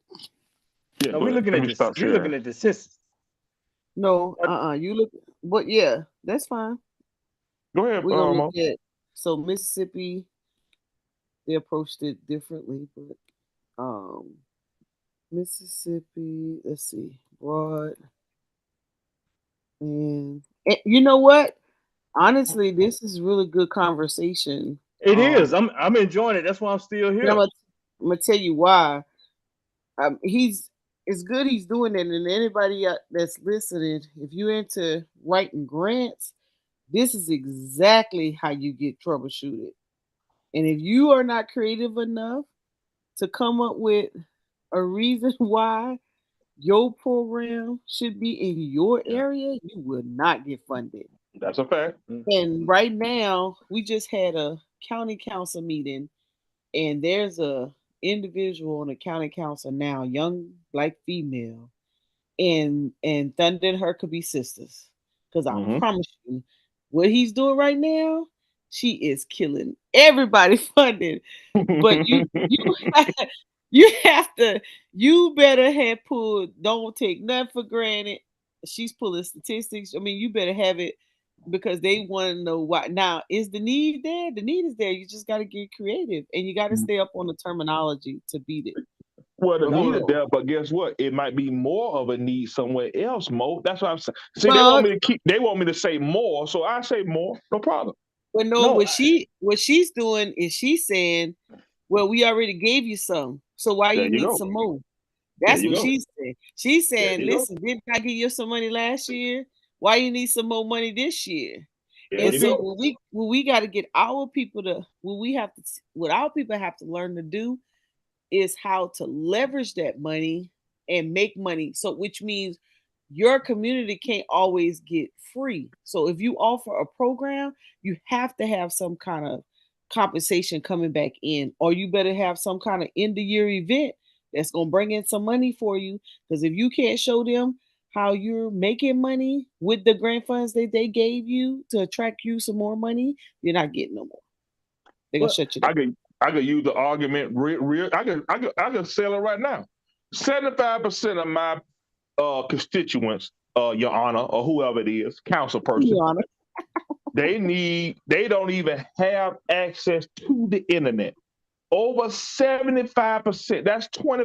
So 25% of 13,000 is 4,000 people. so Over 4,000 people do not have access to the internet. How about we put the funds here to at least get us to an acceptable level, 85, 90%, at least have access to it. And then it's going to be like, hey, what we going to talk about? no, what? But Thunder. See, you got a very good argument right there. But see, that's a surface argument because what's I'm saying they saying why am I gonna put 200 million on 13,000 people? And not to say that those I'm not trying to say them people are not important. But what I'm saying is if I can come back and convey, you're gonna have to get under the hood and go a little deeper because you can't come back next year or 5 years later and say, well, we need some more money. We got everybody internet, but it ain't working. You ain't put no tangibles on out there So, on hot. Go ahead. so you think at that point is not is something I don't know. You guys are IT people, so if the internet, because they had that issue here in Lower Richland, the broadband they brought they expanded broadband, but they only put towers or in certain areas, so it didn't expand the whole area, something like that. They Either probably way, you're So, helping out the economy, the state and local economy of Clarksdale by expanding their broadband. Period. that's what so you what would keep broadband from performing properly? no A lot. Not Miss nothing Mo. that Go not nothing ahead, for Thunder. real.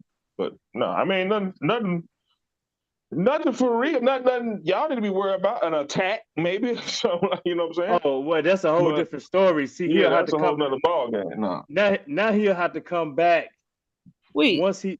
No, Miss Mo, let me just say this real quick, and then I defer. Right now, we're just talking about infrastructure. He's really just talking about improving the infrastructure. Now, that question that you just brought up, when we say what are the threats, now you have to talk about hiring somebody in this municipality at 50, 60, 70, 80, whatever the going rate is to come and protect their infrastructure in the municipality. Yeah, I had to come back and secure salary for them the following year. Or it could be in part of that 200 million that he want to give all of them 13,000 people. so are y'all saying, if I understand y'all correctly, that broadband is just a flip of the switch and there's no reason that it should not operate over the area, the entire There's no area? reason that the broadband, no internet should not work. Ain't no reason unless there's Yeah. an outage at the internet service provider. If Yeah. there's an outage, then yeah, I mean, if it's a power outage, if there is a some sort of attack, a brute force attack, anything, it's something can happen, but it's very rare. No, well, Okay, hey, so well, could it be that, so in Jackson's situation, could it be, because I'm just trying to land you the grant, could it be that the broadband provider that was selected is not performing to task, and so they're seeking a new broadband provider? So No, they that's could why they be need nah. you. expanding. They can expand, right? So if they only reach Clarksdale, Jackson got 86% coverage. Clarksdale got 75%. So if they want to expand, they can expand coverage in Jackson with the 200 million, right? Mhm. But it if I'm making you can't make that case because I'm already at 86%. If I'm Clarksdale, I'm gonna fight for it to try to get at least where they at. Hey, Your Honor, can we get the 86% coverage before we start to give the money away? That's all I'm saying. Well, and Miss Mo, let me speak before you go.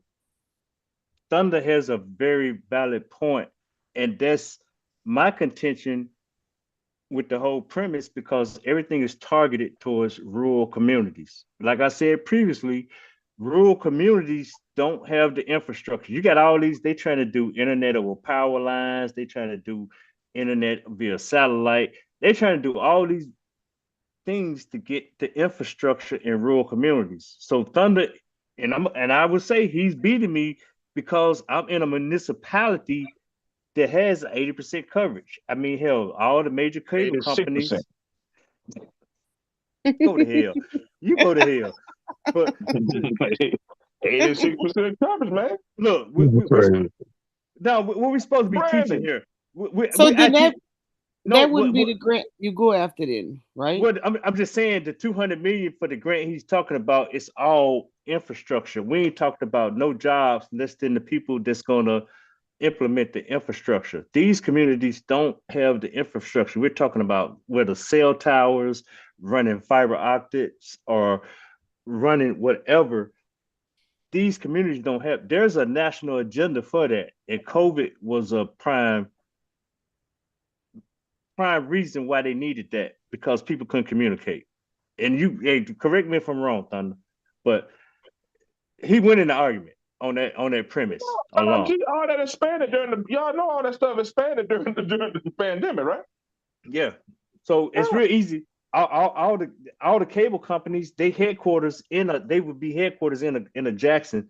That's why he could sit there and say Mike got it better than Bubba, even though both of them reading at the same grade level. But that's his argument is in the number. It's called a great divide in rural communities, and we still have a whole lot of rural communities across the country that are still not covered. Man, you got rural. I was just there hell last month. They didn't even have running water where I was, man. Well, we don't even talk about that. That's a whole nother story, bro. Well, I'm That's just saying that yeah. this 2023 we talking Well, in a Yes, sir. cabin with no it's running water. well. You know Why they what I'm need saying? water? Well, Thunder, you say they don't need what? Why they need water? You say they don't need food. Ain't no demand. Ain't no demand there, man. That's And why the water. no, the cabin that I was in, I don't know how often they're occupied, but I mean, obviously it's not no, occupied enough for no, them I to ain't. come out and do all that drilling and whatever, you know. So my only thing is I'm getting him contention, Ms. Mo, is because I'm trying to say you want to spend $200 million to bring a quality of life to 13,000 people over $200 million for 145,000 people.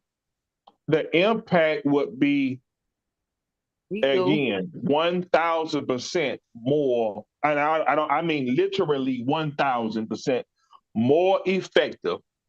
All right, let's do this. Do we need to keep on spending money on the have or the have-nots? Oh No, So that shit. you can't no, you by your nose to spite your face, man. You're making poor arguments and it's getting worse. no. I'm not gonna say that, bro. Cause see now I'm gonna rough you up and just say I'm talking about bringing fiber optics into this city because this is the capital city.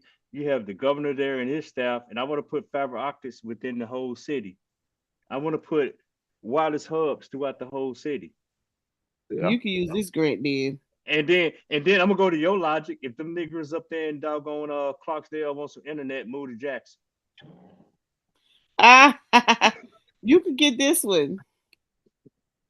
This is the one you could apply No, for Jackson. no, Miss Mo, I'm picking at Thunder right now. This I this is know. yeah, we just No, you just but digging, no, bro.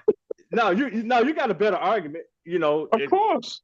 If it's gonna improve it by 10%, but I don't want to spend $200 million, I'm gonna give you $100 million, and I'm gonna put that other 100 million Oh, in Jackson. you gonna give me 200 million. I'm not gonna give you 200 million. You don't need That's the 200. grant. You can't pick and choose. But that's the grant. The grant is $200 million. You don't I'm have no I'm choice in that. I'm the authority, and I'm saying you don't need 200 million to bring You internet can't capable. tell Mo, please tell you cannot just change a grant. That's a federal grant. You can't just change that because you get ready. Oh, oh, they do it, Thunder. You know No, what? I'm They about to how? do. show you When? one. I'm about to show you one. Hold Show me on. They one. do Yeah, here, because listen. No, I if the was just federal, if the feds pull the money, if they pull money from it, yeah, no problem. I'm talking right. about the That's what state. they right. So what they do is they'll I'm I'm talking I'm just about the saying. state. The Well, hold on. state yeah. ain't touching that. No, No, listen. no, No, I'm Miss Go telling ahead. Miss you Go what ahead. this. Miss Yeah, Mo. yeah. Before So before before you speak, just let me go ahead. say this. Go Thunder. ahead. All I'm saying is you don't need $200 million to I do don't your care what you think I need. You're not going to no. tell me what I need. Yeah, I'm gonna tell I'm you telling because you I do need it. I'm the proven authority, and I'm gonna say justify why you need $200 million to I've satisfy. already said it. I mean, I No, just spent an no, you hour saying why I need it.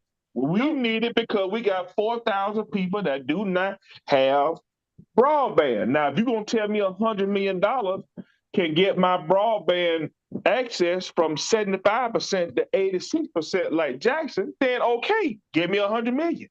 That's If that's all. not, give me 200 million. No, that's all I'm saying. You're not getting the whole 200 million. I'm Well, you really don't have a case not to do it though. You just saying you ain't gonna get it. You just talking. no. I'm speaking from the perspective of approval authority right here, not me and you Yeah, arguing but you for. just talking. I'm just talking. Okay, let me just talk right here. Give me your damn itemized list on what you There need you to. go. So when I give you an itemized list that come with the 200 million, what you gonna do? I'm an IT guy, Thunder. I'm gonna scrutinize that. Why you need this? You Why you can do need? it, but if I succeed and give you the $200 million itemized list, when then what are you gonna do? I'm gonna go with the next vendor because you complicated. See, that will make you liable for lawsuits and everything else. No, You can do because it. no, because my premise for moving is saying, and you already know that you can do it for less. As your IT guy, you know you can do it for less. But let's not No, defer. that's not the grant. You see, I don't know what you're doing, bro. You tripping. No, You're not thinking right now. I'm no, talking I about the am. grant, not no. Who approved the grants? Who approved it?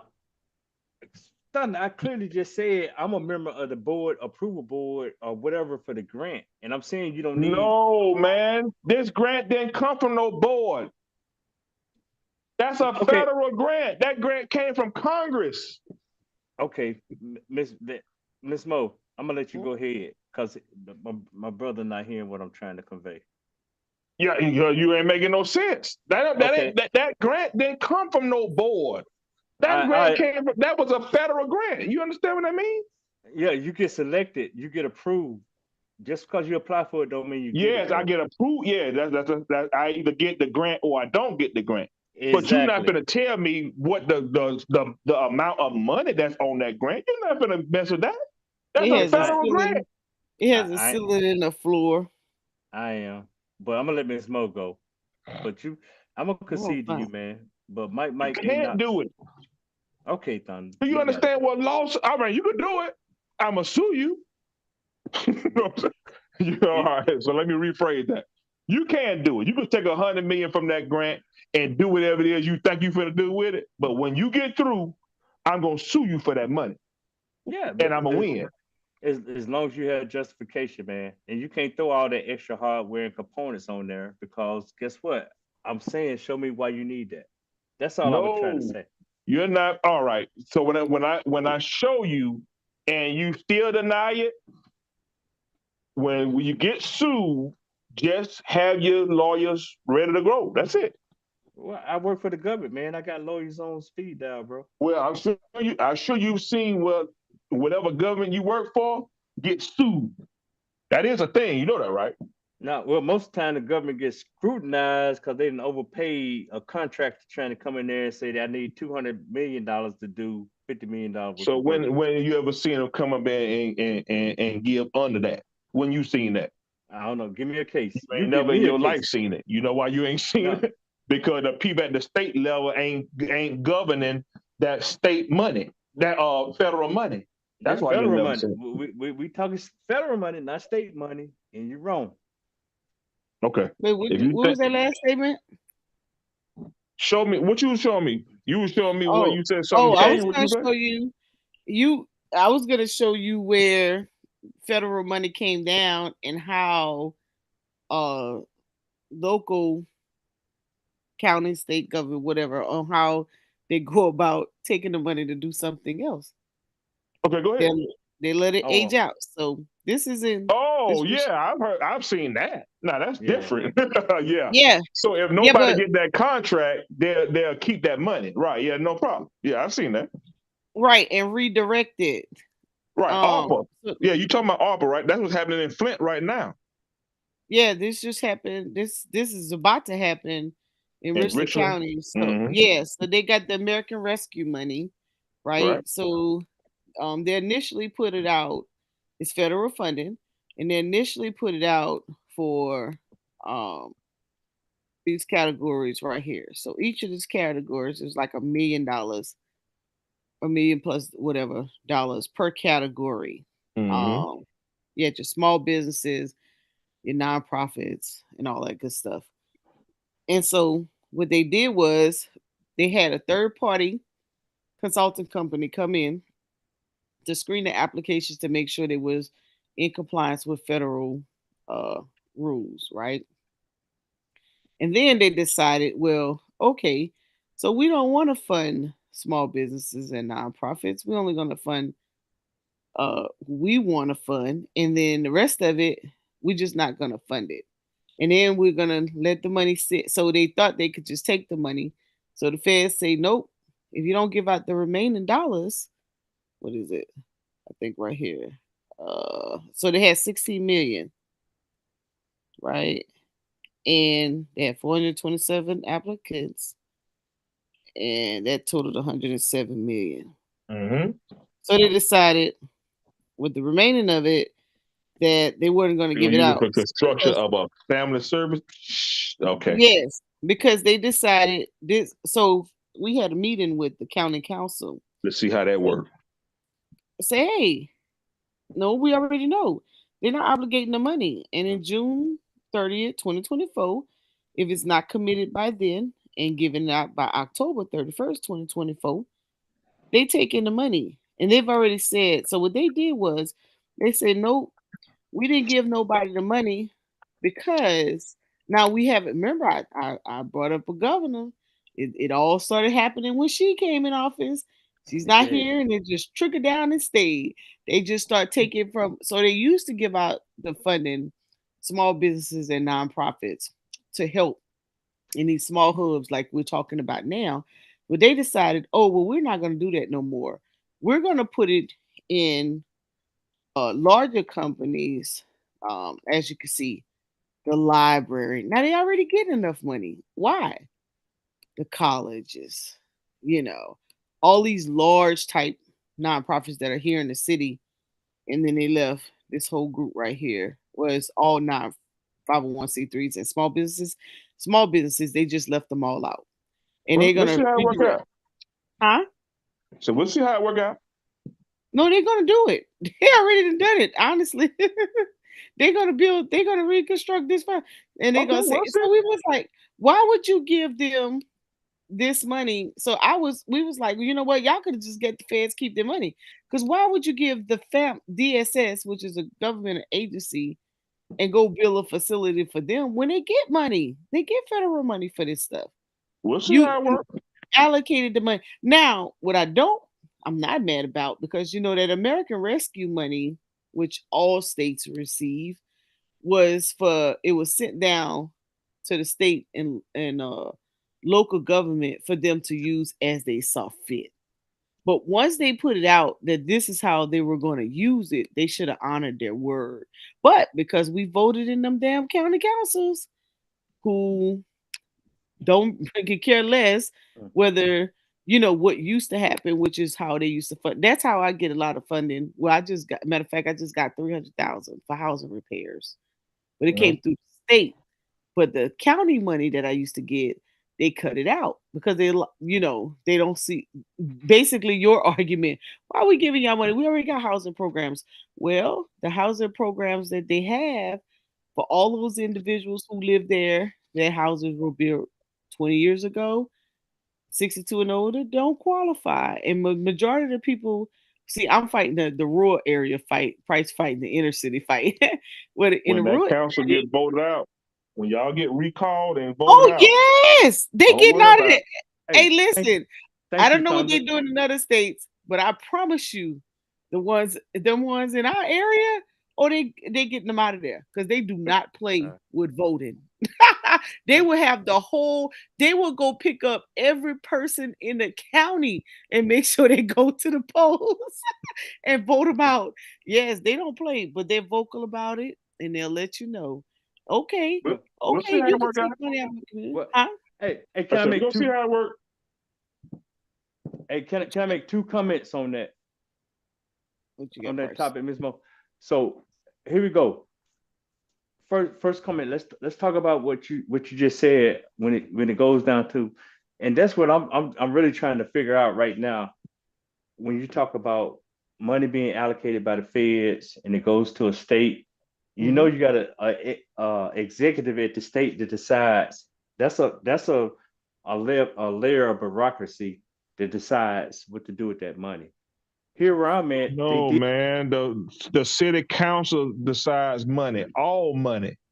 Yeah, the Thunder, county council have. Yeah, let me finish, bro. Let me go finish. ahead. I'm trying to give you two scenarios on that. Right here where I'm at in Killeen, that money was released by the governor and it went down to the city council to decide how that money was dispersed. Mm-hmm. Mm-hmm. And some of them even went and they did like small bit, they did some type of grant where they had Mm-hmm. they developed an application process for people, small business that were impacted by COVID or Mhm. whatever, and they were Mm-hmm. able to, they had a vetting process to decide how to Mm-hmm. disperse that money. I'm gonna take you to Mm-hmm. Jackson, Mississippi, where that money got held up at the state level. Yeah, What y'all's got money held got up. held up? Their American Rescue money. Yeah, I But mean, it was but we're talking about remember it's what for I said. It was sent down to the state to distribute how they saw fit. So exactly, some and it was states did not push it down to the counties and the senators, but it's their choice. The federal gave them that choice though. no, and I have no complaints with that, Miss Mo, but I'm just Right. saying we can't think across the board just because they do it one way in South Carolina, they do it one way in Texas, they do it one way in Georgia, they do it one way in California, and I'm saying that because just in the military, we used to have that thing we call it Title 10 money. I had some Yeah. projects when I was in the service that we were trying to get done, and we were trying to get it done in theaters of operations.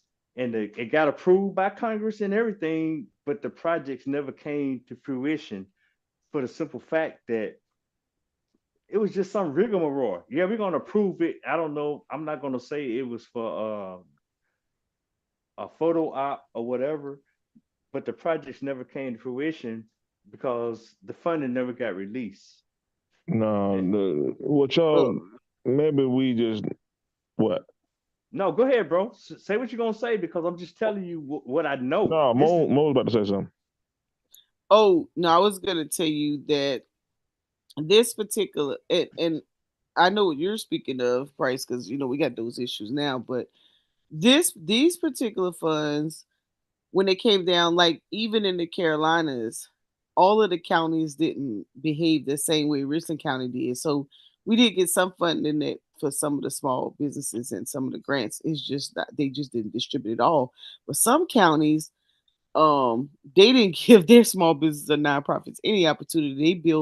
They changed their infrastructure. Some of them built, like in Louisiana, in my parish, shit, they built the jail, redone the courthouse. They wouldn't give it up no right. money to nobody. So everybody kind of did what they wanted. But I always said that was the perfect time to actually make some type of impact in your state or local government. No, But that we did. if you said the government, they say y'all can spend that money I mean, spend it how you want. That's fine. But if it Yeah, allocate, if that Department of Treasury or whoever, right. Department of Labor said we got this right here for this program, I Yeah, guarantee you ain't gonna touch it. you got to No, spend it, or they taking yeah. it back. Guaranteed on your money back. No, I'm pushing back on you, Thunder, because the Department of Treasury released that funds to the state, and then the state released that to the counties and the municipalities. I seen it happen in two different locations, bro. That's all I'm You seen saying. what happened? You talking This about this American, one? the American Funds Act. I'm telling American you, Rescue Funds, the yeah, infrastructure. I'm yeah. not even The talking Um, about that. Let's just say that's oh, the exception to the rule. The rule is what I'm talking about. The okay. rule is if the federal government Congress allocates some money for a specific project, i.e., military base, et cetera, yeah, you got guaranteed to it's spend gonna it. get spent on that. No, it Yeah, don't have you. it. And No, if you're it wrong. don't, it's gonna be some fraud. It's gonna be a fraud case. It's gonna be all kind of stuff going on. Then you're No, gonna have the IRS in your behind. no, it's different, bro. I get I'm I gave well. you I gave you three scenarios, bro. I'm just saying I saw where it happened in Texas where the money got released from the federal government to the state government to the counties to municipalities. I gave you a scenario where it got released from the federal You government. haven't given me one scenario in which that federal government would allocate this money for a program and it did not go to that program. You ain't gave me one. I told you my Mississippi Brett Favre. What's the guy that took the money from the oh well that's a whole That's my that's point. Price don't understand what I'm saying. Brett Favre, no I quit. he no don't understand what I'm saying. that's the apples and oranges. Brett Favre really broke a crime. He committed a crime. I give And you a prime. if you don't give that if you don't spend that money the way the government tell you to spend it, you commit a crime. We're not gonna have no city council overrule no federal government on no spending. No, wait a minute, Thunder. I think we don't have a disconnect on that one because What? I gave you three scenarios, man. I gave you one what happened in Texas, I gave you one what happened in Mississippi, and I gave you one what happened on my last deployment. I had some money, some Title 10 money. USC Title 10 is money that was approved by Congress for a specific project, but I never got the funds released to execute the project. Yeah, did you hear what I said? I said okay? Did they take that money and go build a McDonald's down the street? No, they didn't do that. I'm just saying the money got tied up, but That's what I'm talking about. That's what I've been talking okay, about. okay. You're Well, not gonna spend that money on anything you want as a city council. But if them people tell you this is what it's gonna be spent on, no, I just spoke from a federal level. I'm just saying that the money got approved and it never got released. That's Title 10 money. Then I gave you a scenario where money for the what was it the COVID money, the American Rescue Plan, it got released. It came to Texas. Texas released it to all the municipalities from county and city. And the cities got to do. I literally saw people got to do. They made applications for the grants and they got the approval for small business loans at the municipal level. However, in Mississippi, that money got held up at the state level. did the money get spent on a jail? In Mississippi, no, I don't know why no. why you miss what I'm saying, What? bro. Okay, no, The I'm bringing it the up. money not getting released is different than the money being spent on whatever the hell they want to spend. I'm telling you, when the federal government tell you to spend this money on this, ain't no diversion from that, bro. No, I'm giving you two different scenarios. I said, okay, and let me tell you what the state of Mississippi did with some money. They spent money to improve a golf course, and they didn't spend all the money. They just spent a portion of the money. But I'm just saying that money got released to the state executive, the governors, to do how they saw fit. Texas released it all the way down to the lowest level, which is the municipalities. And I told you what they did with that was Mo, what is that right there? I knew he was gonna catch your attention. Mm-hmm. Go what's that? ahead, Price. Oh, This oh, and I'm this and then I'm gonna tell you what the state of Mississippi did. They held the money up at the state level. It did not go down to the municipalities, and they said, "Well, we're gonna improve this golf course or this walking trail." They did not take no federal money that were allocated for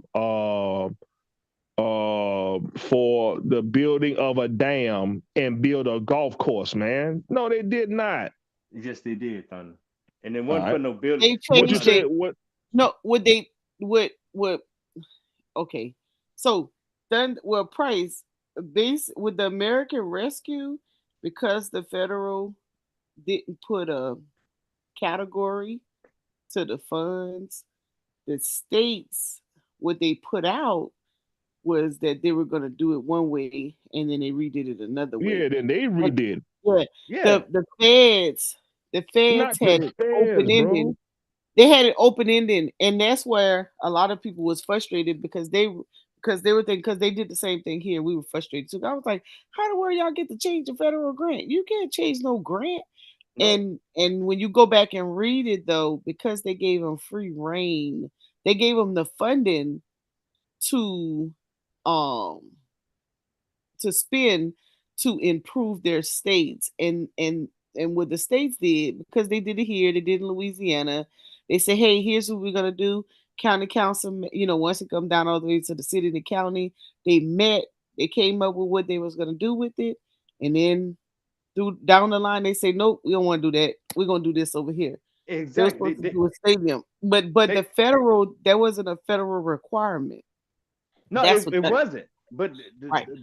the brother telling me I'm lying, and I'm telling him they released the funds to the state executive, which is the governor, and the governor said, "Hey, they You gonna do determined." Some yeah. states released it on down and let it trickle through, and some Mhm. states decided not to. I gave him Yeah. 3 examples on how And that flows. Mississippi was one of them. Yeah. Price. Listen, man, this is wild, bro. I don't know if you Thunder. just not here. You not understanding just because you don't want. I just told you, Mo just told you, man, that when you're talking about the ARPA fund is not what we talk. The ARPA fund was anything you wanted to spend it on, you could spend it on. If you didn't want to spend it, guess what? You ain't had to spend it. Who was Is the that right deciding? or wrong, Monica? You said it right. With Price is saying it was, when it gets to the state, they just wasn't fair, and they No never fair. problem. I ain't even tripping on that. That's not what I'm talking about. I'm talking about like this FEMA thing for cybersecurity. You not finna Yeah. take that money and go spend it on a golf course. Oh no, we talking apples and oranges, not good, brother. I thought we had moved on beyond that. I said No, once the federal fund, when the federal fund allocated for a certain thing, it ain't getting spent on nothing else. I've been saying that 10 minutes.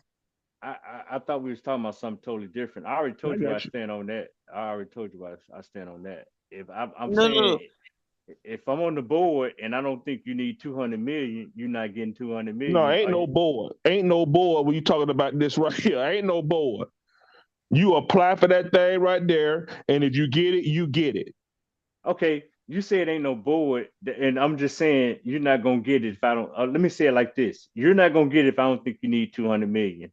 You can't come with 13,000 people and say you're gonna get 200 million for So internet. you're saying that you think you believe you have more power than FEMA. That what you saying? If I'm on the board, if I'm the approved authority, I know how carbs work. Thunder, bro. I done this. I seen this at 30,000, and I seen it at the 50,000 foot level. Somebody approved these. You put in the bid for it, and let me say it like this. You don't You yeah, you don't understand. You understand how federal bids work? come on, bro. I just I'm told you. trying to, bro. I'm starting to question everything you saying now. Okay, You think I'm finna okay, get a federal funding, and you think somebody in a office finna tell me that what I can get approved for? yeah. And I'm telling you, if I put a grant out there, you apply for the grant, and I look at those numbers, and I see 13,000 people, and you put it apply and say I want this 200 million to these 13,000 people. Somebody has to approve that bid. Hey Mo, in all your Hmm? years of doing these grants, in all your years, if you apply for a grant and you got that grant for $300,000, you heard of somebody in South Carolina say, "Nah, Mo nigga ain't finna get that. She ain't finna No, get. She gonna get 70,000." You ever heard Thunder. that, Mo? No, Thunder. This is They DC. tried, but they couldn't. Okay, Yeah. there you go. Thank you. Well, all I'm saying is, I But hold but up. but with Price, y'all on two different Yeah, I think levels. we Yeah. talking apples and oranges. That's all I'm Y'all saying. But y'all on you two go ahead, different Miss levels Mo. of the conversation. Yeah, y'all on I two don't think different we levels are. of the I conversation. think we're on the Well, same level. well, it's only because the that particular grant, He's talking about ARPA. I'm not talking about no ARPA. yeah, and the so sometimes the county, well, I know here we get a grant, we get some grants, but if those grants are open ended, and that's where I guess people have to spend time when they have county council meetings and Right. things of that nature. When they open ended, when the grants are open, so for example, that one grant I showed you, the community block grant. So because it's community block and it's probably could be spent on anything community development. If this is what I was talking about, I think it was the last time we was live.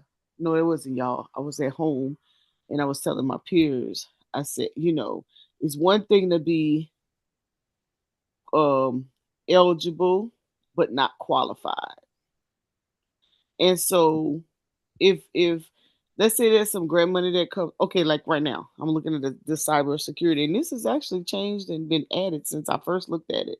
So when I first pulled this up a few months ago about this cybersecurity money with through Homeland Security that they were putting out, they was piloting it through I think 3 or 4 states, and they was creating a pilot program for cybersecurity through Homeland Security. and it was and South Carolina State and Clemson was two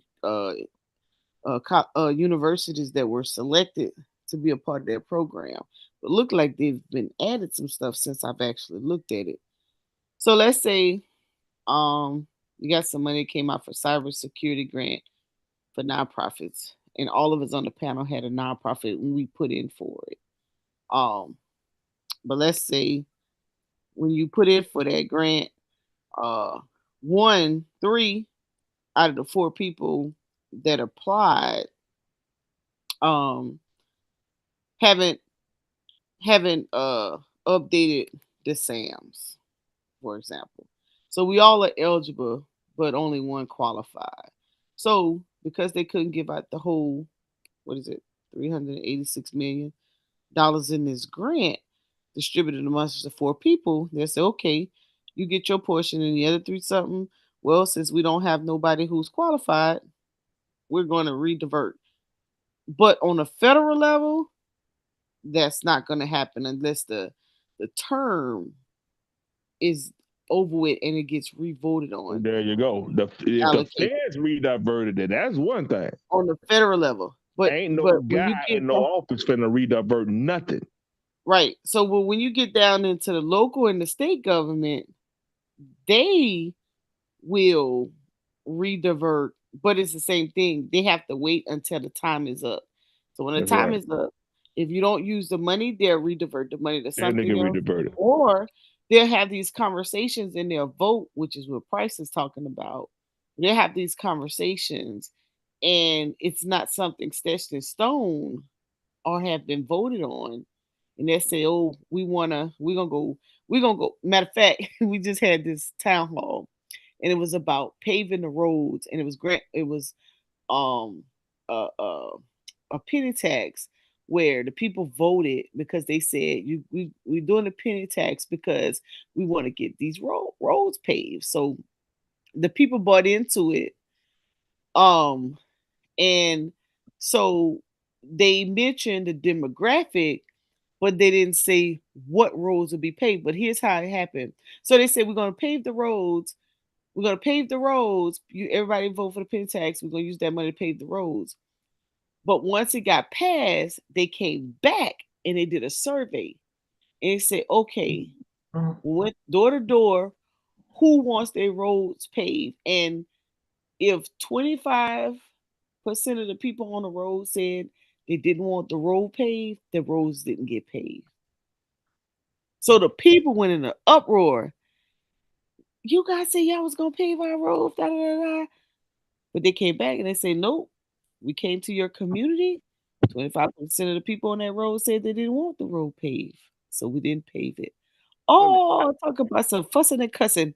So they rediverted the funding and they went pave other roads because they still had money left over that wasn't on the list, but because they had the funding, they rediverted it. So things like that happen too. Yeah, Wait a that minute, makes sense. Ms. Mo. So that paving the road thing, was that Uh-huh. something decided at the municipality? Because we got a situation like that That was going on in Jackson. that was decided at the voting booth. The Is that people voted. The people voted for it, but then they had this other stipulation that the people didn't pay attention to.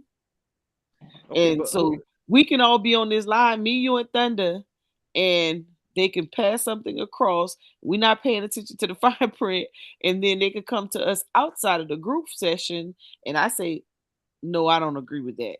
But y'all not aware of that, Yep. and it don't get done. But you think that, oh, they just changed it because they was just being some Mm. anal people and changed But it. see, that ain't the same thing as the mo. You can't just do it because if it's in the Yeah, fine print, if it's in writing, then yeah. there's always a stipulation. No, but all I'm saying is, Thunder. This is what I've been saying. This happens. Well, first of It all, Miss does. Mo, who was the they? That's what I'm saying. In What your scenario, who was the they? you talking about that made the change? Yeah. It was the county. Okay, so the county, then that's the next echelon up, the higher echelon. We had something similar happen. Okay, let me throw this another one out here, because Thunder think I be just trying to be argumentative against him, and Wait. Let me say this before you say that. go Before you ahead. say that, because remember, So, and this I learned this in the actual meeting that road, the county or the city wherever you at, they don't govern all the roads, right? It depends on which road you're talking about. Yeah. So, if it's the roads in between the neighborhoods, that would be, let's say we're talking about the rural area, that would be the county. Once Mm-hmm. you come out, what? But if it's the highway or the exit coming off the highway, that could be federal money coming from DOT, which is DOT get funding Eh, through the right. feds coming through their location Whatever the to grants handle say. that. I get Right. you. You see what I'm saying? So depending on where that road is probably who make that decision. And so we had, they broke it out and the people was upset. But with the lady who was galvanizing the people told them that, listen, now we got to start reading the fine print. So they said, okay. So here's what happened. They said, okay, we want to have another penny tax to do the roads. And they was like, hell no, y'all got us the first time. Y'all not gonna get us again. So they pleaded the case. They're like, okay, well, it's to okay. So the penny tax went in effect, and I think it was only for like 10 years or whatever. Well, it's getting ready to expire, but the Mm-hmm. penny tax they're gonna put is not a new penny tax. It's just to expand the penny tax. So the penny tax is not gonna stay where it's at. It actually will go back. So they was like, no. So now they're mad. The county's mad because the people is not in favor of it. But you played them. In my Well, opinion, they got played. they got played, but I don't think it was about the county. But that's a political ploy. Hey, I got to set Well, up my stocks in the morning. Yeah, I got to go to sleep, but oh, Hey, go to well, bed. same here because it is late. It is late, Thunder. But it was good Okay, chopping I it up need with to. you, bro. yeah, no problem. But Yeah, I got to set up my penny stocks. So I got to definitely got. I'm Let gonna me get around see. about 8 o'clock, I guess. So 6 hours. nah, Cool. hey, I Yeah. got a That's all. strategy. Hey, Thunder, before you go, man, because I don't get to talk to you early, but I got a strategy I'm working on, man, about targets for penny stocks, whatever stocks. But it's all about percentages, and we're gonna need it with this coming year. But we'll talk more in the future, bro. Yeah, no Yes, problem, we. man. Yeah. Oh, I forgot. We didn't even. It's 2 o'clock. We didn't even get on the investment piece. Oh, But well, hey, we'll hit it next time, Ms. Mo. yeah, but this was good. This whole little troubleshooting piece because this is what they're doing right now with our grants on. So I need to go back and pull some census because that's probably how they. I scored when the third party came in. And then American Rescue, I scored a 67, a 77, 67, or 77, whatever it is, out of 100. But so and I got recommended to our county counselors, but they added another level, which is what you're talking about, a committee, another grant committee level, to revote based on what the third party recommended, and I got bumped for someone who scored less than me. I scored this. That's what it was. I scored a Oh, 77, and the other nonprofit scored a 62, and I got bumped. well, those Um, committees and the councils, it's crazy. But and it's unfair. just what we had a similar situation go on in Jackson where people voted to do the penny tax thing for the improve the infrastructure, not just roads, but the water infrastructure. Pipes and whatever, replace this and that. Mhm. How can the citizens vote on that and then the state say, "I'm gonna take over this fund from the city"? Because you got to read the fine print.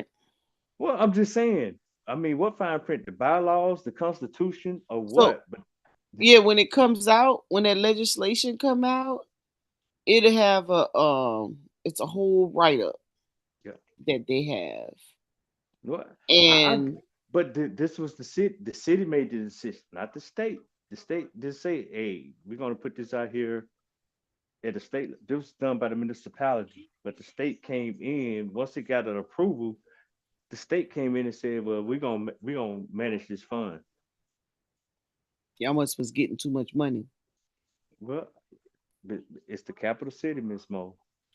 Yeah, that's It, they can't, but they did it, and whoever's the chairman or the president allowed them to do it, yeah. and that's the issue. And then to your thing when you said about the county, just Hines County alone, we got 5 supervisors, 5 county supervisors. So it seems like somebody not working with each other. And I'm saying that because once you cross into the city limits, you get to thinking, well, that's inside the city. I ain't got to worry about that. That's where you got to have some type of collaboration where Yep. county supervisors got to dip into their budget to look Hmm. out for whoever's in whatever ward, district, or however the government is fragmented to say, I'm gonna fund blah blah blah blah blah. And they were doing that, but I just thought that was a little salty for You them to do know, that. you know,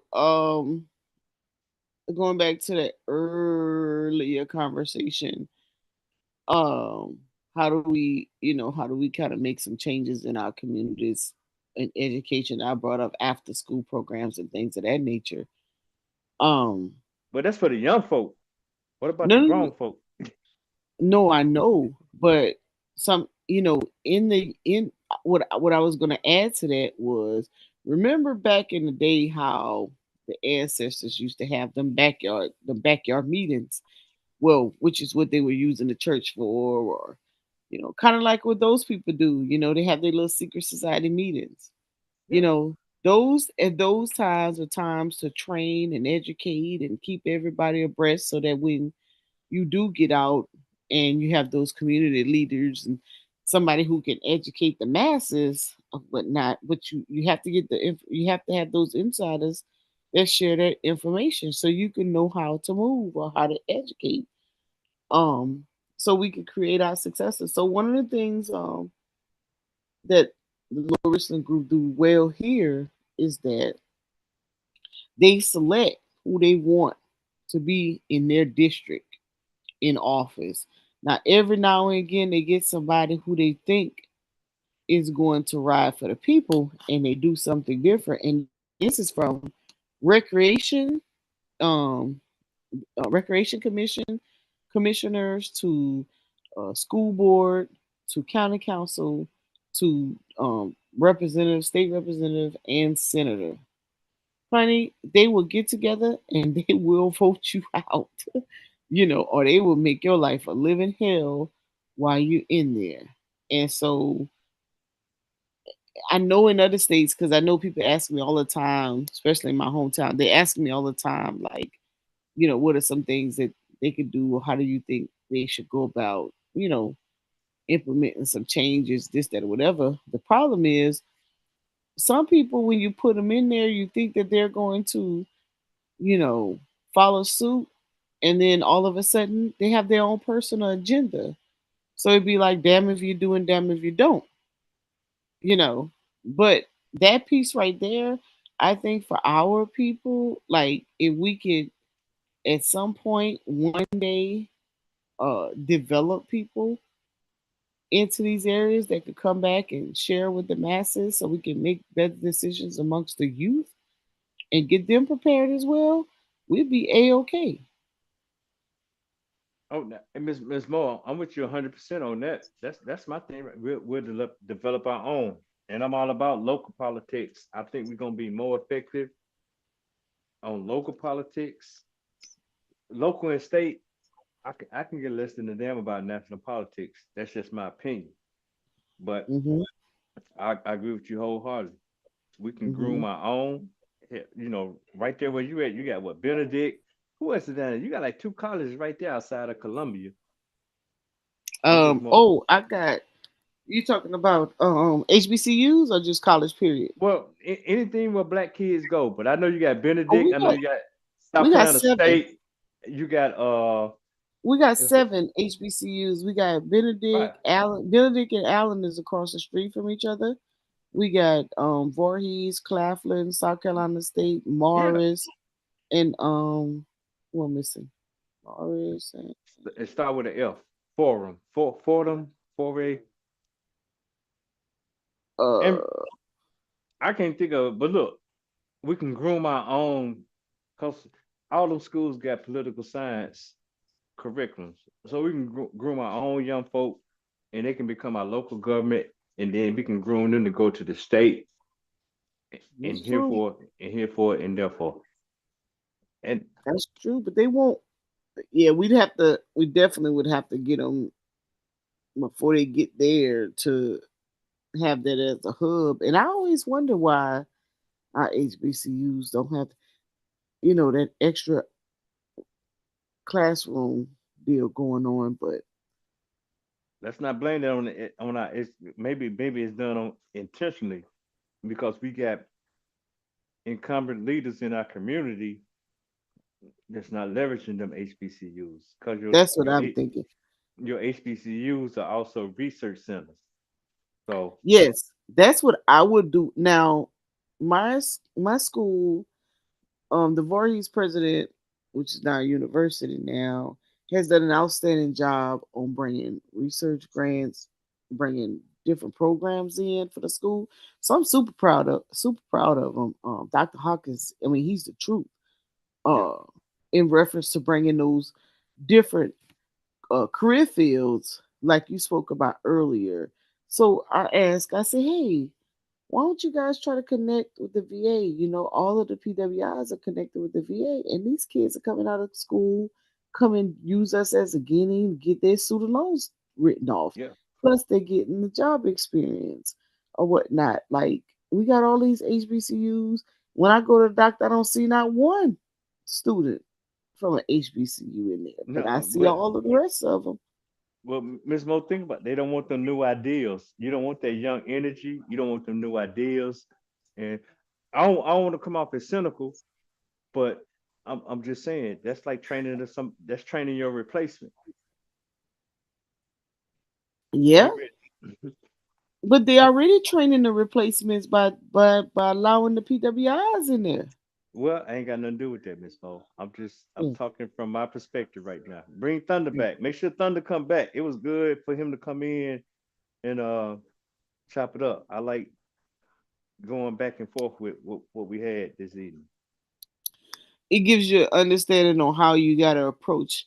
So when I was using my Chat GPT um for the level 4, I did a paid subscription Mm-hmm. to troubleshoot it to get more ideas and that statistical thought for these grants because they are getting a little savvy on, that whole point of why would I give it to you when I could give it to them? Okay, They're in more. what kind of questions are you asking Chat GPT to troubleshoot your grant? Like, Yeah, are you I'll put it in. So like for example, it'll say the grant may say what are the benefits to the community. And I'll say whatever my topic is. Matter of fact, I could just show you. why you won't say find a reason to turn down this grant or reject this grant and see what Chat did you do that? No, I never tried that part. I was on I did hold on, let me see if I can get on.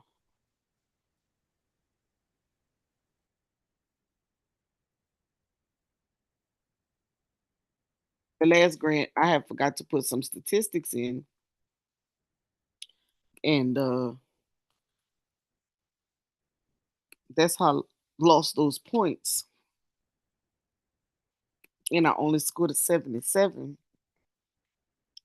which was actually in the top 10, but like I said, I got bumped for another group. But then that's where the personality thing kicks in, the relationships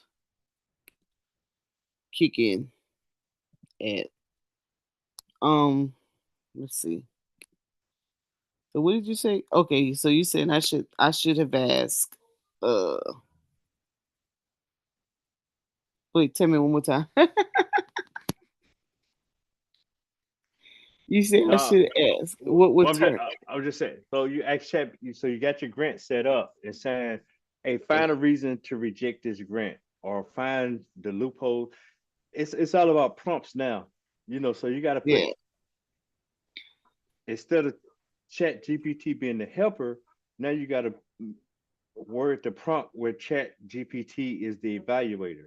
So, Right. a very offhand, evaluate this grant for approval.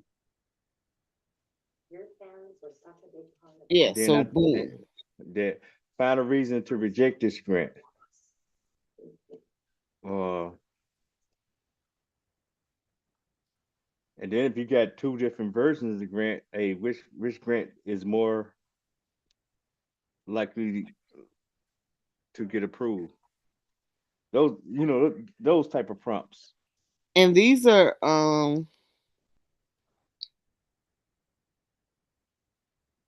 yeah, this collaboration and support. So getting partnership is super important. I learned that. Yeah. So Um, I oh, you already typed the question in. well, I had typed. I didn't type the whole question. I didn't type a specific question. I What is just typed grant? in what are some reasons to get a grant disapproved. Yeah, look at that. Look at the feedback it's giving you though. Proposals that show lack of thorough research and understanding. So that'll give you something to, hey, let me go back and double check. Have I researched this subject? We Right. pro So I Now how about if you ask Chat GPT to evaluate my grant from the criteria you listed. You see, instead of just reading, see what Chat GPT give you, because it gave you one. It gave you eight categories: weak partnerships, yeah, weak which is good. organizations, we have money. But I'm just saying that's good feedback right there. But now you can say, hey, evaluate my grant to the criteria that you just listed. Weak proposal. Let me see. Um, Don't nobody want to hear their stuff is weak though. Now, Miss Mo, you get multi-million dollars, man. I, I ain't gotta have no million, but a little hundred thousand, maybe 50,000. I'll put you in there. No, I'm playing. I'm playing.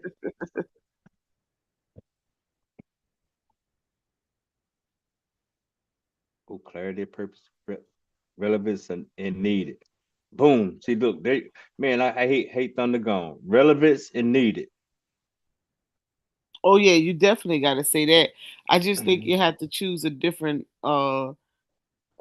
statistic to go off of. Can't go off population. No, well, you got to dig in. You got to go beneath the needs, and that's what I'm saying.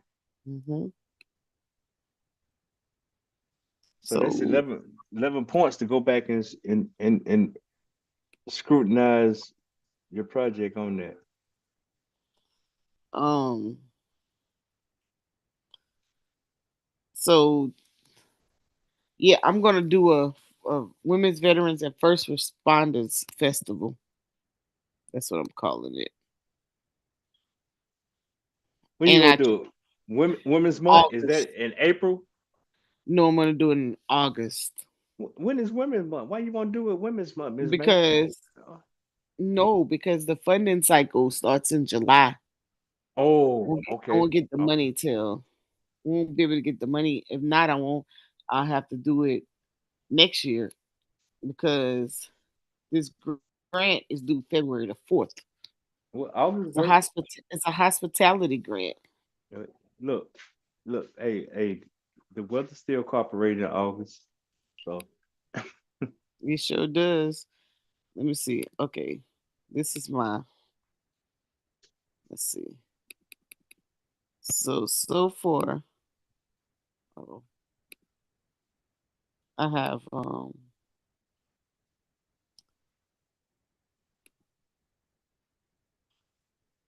So this is the mission statement. Our mission is to advocate for professional growth, building resilience through leadership, and promote wellness by sharing access to comprehensive health. Advocate for professional growth by raising awareness of career development and resources for advancement. So, remember what I was speaking about earlier? mhm. So, So you know, first responders and veterans very high risk, and but you gain skills. You gain the type of skills that many others don't automatically gain, and then but they don't really know how to channel those skill sets for a different career path when they're either done with the military or retire from law enforcement or leave the force. So what I want to do is show them how to navigate different careers based on their skill sets and then introduce them to resources to advance their careers. Does that make What, sense? well, what resources you got? Okay, so one of the things I want to share that many of those particular that target audience does not know of, there's a lot of business to boot camps. So there's a Patriot to Boost camps that's offered by some of the veteran organizations. There's a business to business camp. There's a lot of uh, uh, then there's the different certification programs. Then there's the different um, um, career development uh, certification programs to help them change. Either you're going to change your career or you're going to further your career in those different avenues and how to get it. Some of them don't know how to develop their resumes in order to attract these different jobs. Introduce them to, like I was showing you earlier, how I was an accounting major, and then there's Right. almost 20 or 30 jobs that you can apply for, but they don't know that. They don't know that, if they were civil affairs person, and there's other categories of that job that they can get that's just as good. So I want to introduce them to those career recruiters who can share that with them. But most people don't even know where to go or who to be a part of. I want to share the associations because I want to invite them out. There's a lot of people that don't know what associations are or why they even exist. So, Also want to share the Contractors Association, the Minorities Association, Chamber of Commerce. People don't even understand what those are there for. So I want to so, be able to introduce that crowd to that. so you're not talking about like a voc rehab or that type of Oh, them thing. too. Yep, them too. Okay.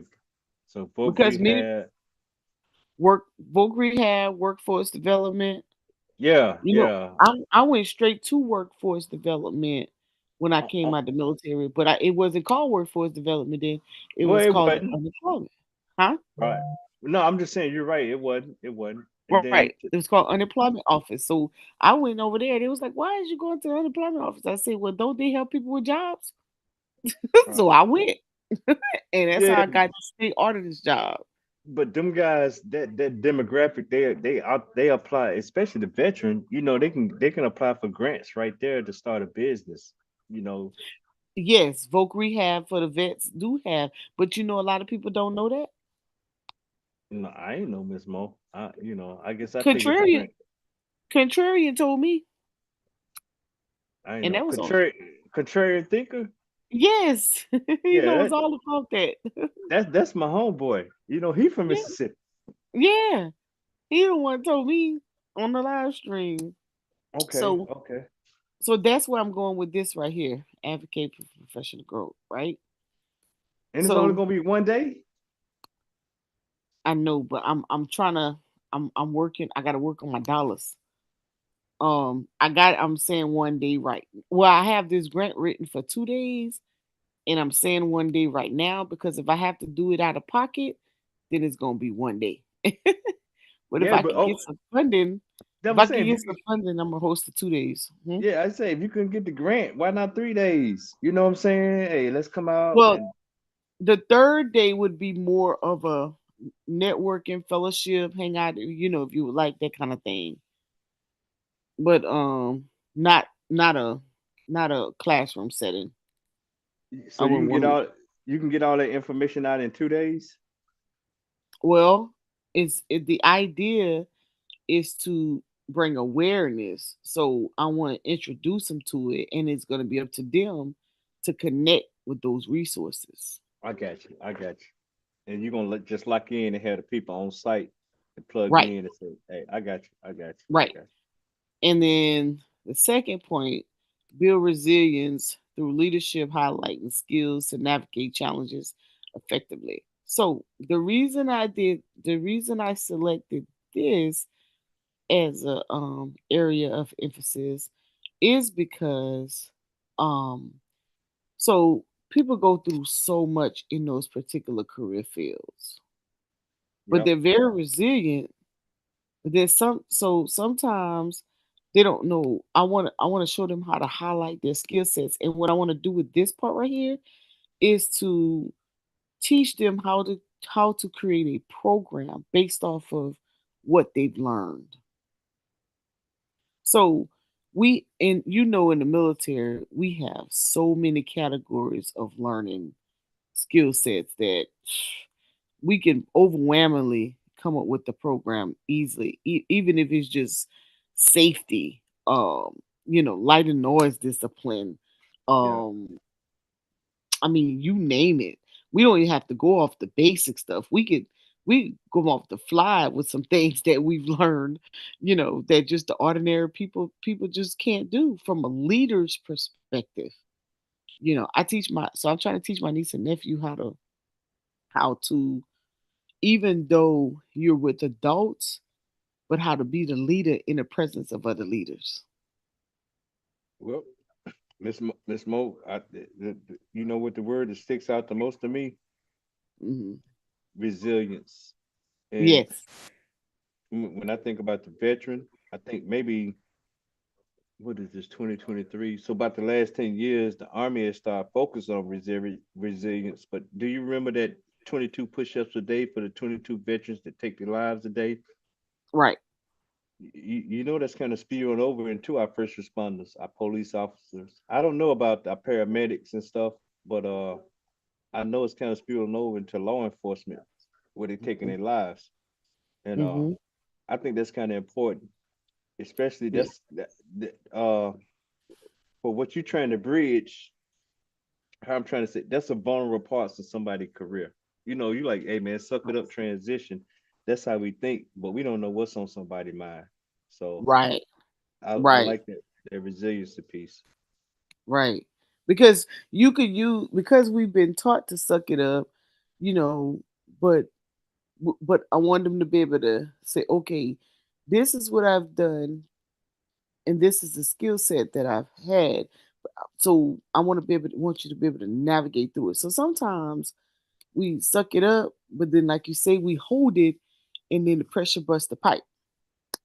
Yep. But I want them to be able to learn how to use their skills to navigate those challenges that makes them tough, makes them strong, right? But being able to have attainable goal setting, things that you can put your hands on, not something so broad you can't reach.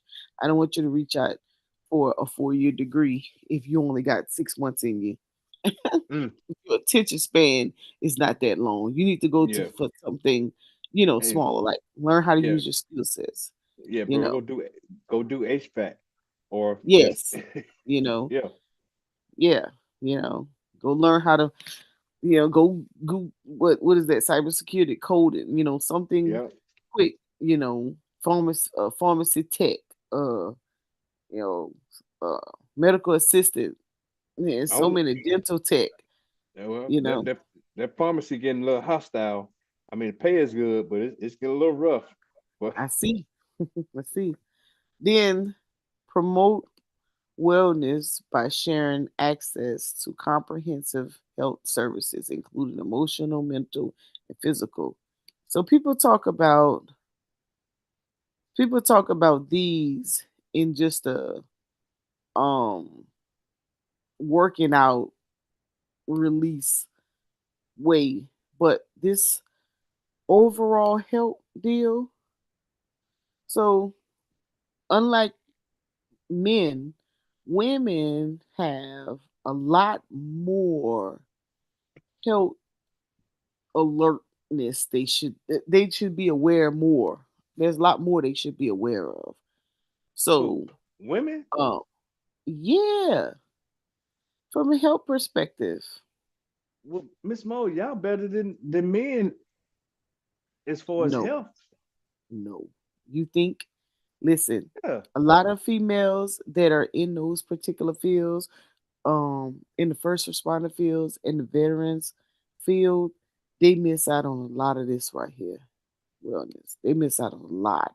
It's a lot that just kind of get lack, and so they get behind with checkups and things of that nature. Like, you would be surprised. You know, Okay. I'm not sure about Mississippi and Texas, but in Carolina, in the last, it's been, I think, last maybe 5 years, we only had, in the VA, we only had one OBGYN.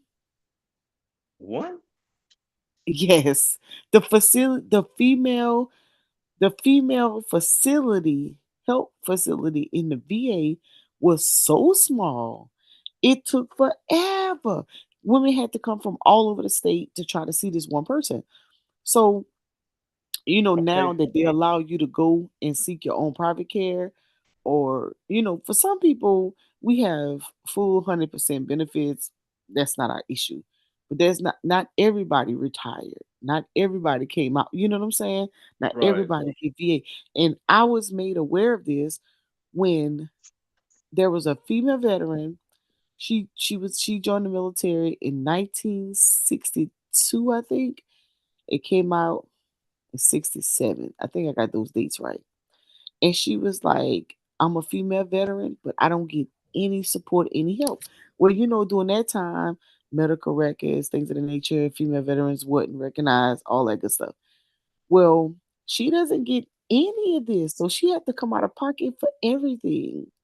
So we trying to get to the point where we're trying to get some legislation on behalf of those women who were a part of the military, because we just started getting facilities to help us. And the other thing is, if you really notice, a lot of the veteran um, support for the shelters are really male driven, That's and crazy. there's I don't think there's one female veteran shelter here in Carolina. Well, Miss Mo, let me say this. And I know you real active with your group. You got a veteran group that you get engaged with. Mm-hmm. So I'm gonna say this is problematic for North and South Carolina. Because I got my battle in North Carolina, and hey man, just go see your primary provider, the twice a year visit. Mm-hmm. And he won't do it. And it's not because how I'm trying to say this. See, that's what I'm gonna use thunder words. The demand is there, but they overwhelm. And that's Yes. crazy because I ride through Fayetteville, North Carolina, and they got two big old facilities. One Mm-hmm. off of one off Ramsey Street, and they got a Mm-hmm. brand new facility, not even 10 years old, off of Rayford Road. They got two huge facilities for VA, but Mm-hmm. they can't support all their veterans. Right. And he not making his annual appointments or biannual appointments. And I just want to say, I can remember women, and I don't want to sound chauvinist or whatever, but when y'all ain't feeling right, or if something ain't right, if your body feels different, y'all are more in tune with your bodies than Mm-hmm. a guy. If I wake up, if something hurting or whatever, I just suck it up, take an aspirin, and drive on. Well, y'all be like, well, I got to go to sick call. I need to make an appointment. You know what I'm saying? And I'm not saying that to say that that's some weakness, but y'all, my observation, women have been more astute to do. And I know y'all have the extra stuff with the mammograms and the pap smears that y'all have to manage or whatever. But when stuff is not feeling right, y'all are more apt. I'm gonna say it like this: women are more quick to make a go see a doctor than a man. I said all that to say that. But you would be surprised how many women that did not or could not. Well, So I was having this conversation with our our Department of Veterans, the South Carolina Department of Veterans Affairs, the secretary, Mm-hmm. and he asked me because he said, "What do you need help with?" So I told him, I said, "Hey, I want to do this women veterans dash first responders event." Da, da, da. And he was like, "Okay, so what are you gonna do different that we're not already doing in town halls?" So I started explaining to him, in reference to the facility, the needs, things of that nature. And so he was like, I think you might want to get on the town halls. I think you might want to come to town halls. I think it'd be very beneficial. I said, "Sir, I may not be giving you the proper data right now, but don't worry. When I come back to our next meeting, I'm gonna have it because I can assure you." But it goes back to what Thunder was doing to you. He was Yeah. doing to me. He was doing to me. So what I did was I said, okay, I need to fix my approach because I didn't get my point across. So I spoke to a colonel, or yeah, I think he was a Fulbird, retired Fulbird colonel, and I asked him, um, well, I told him what I told the retired general, and he repeated back what I should have said, and I was like, dang. He said, "Mo, they are data driven. So if you would have spit some statistics to him and some numbers, he would have understood you. But you Well, you spoke to him from a qualitative perspective. They're not interested in that. They're only interested in quantitative." that's the thing, Miss Mo. Me and Thunder, we was arguing from a census, and he was beating me from the census. But if we go deeper in the data, like okay, the next question is wait times, because here's the correlation. Yeah, this hurts. I tried to get an appointment, I couldn't get an appointment, so I decided to just keep going on, and then life started happening. And every time I call, listen to the cue. Every time I call to try to get an appointment, they can't. My guy can't even get assigned a primary manager. Right. He been retired since whatever time. You see what I'm saying? The underlying data. So yeah, you can beat me up on the upper echelon, but when I get in there and start asking questions, it's human nature. You know what, man? The hell with it. Let me just go on. I still got to go to work. I still got to eat. I still got to blah blah blah blah blah. And as long as I can continue to uh press through, and I find it amazing for females to say that, not coming off so chauvinistic or not or whatever, but that's human nature. I can't get no damn appointment, so the hell with it. You know what I'm saying? And then guess what? The VA is going to get a negative what's the thing? A negative label because oh they ain't doing nothing, they ain't trying to help nobody. But the current infrastructure is overwhelmed in your area. And that's two Carolinas we talking about. You're in South Carolina. Oh My yeah. guy, he in North Carolina. And I'm always saying, hey man, make sure you get assigned to a team. Hey man, they ain't got no room. They overwhelmed. And blah blah Mm. blah blah blah. And I'm like, okay, don't let that stop you. Well, whatever. You know what I'm saying? I'm all right. Yep. And that's how it goes. And we've built they call them CBOBs, which is community centers, veteran community centers. We built one in Orangeburg and one in Florence and one in Griffith. So we built three Wait a in minute. the Y'all last year. y'all built them and the VA didn't do them because they had these mobile things where they had like the little Yeah, mobile. the VA. I'm just saying we Okay. like, the state. Yeah, Okay. the VA, the Okay. federal. Okay. They put up three new ones in the last year, which is really good. But Well, guess what? Still it's have not no so. women ward.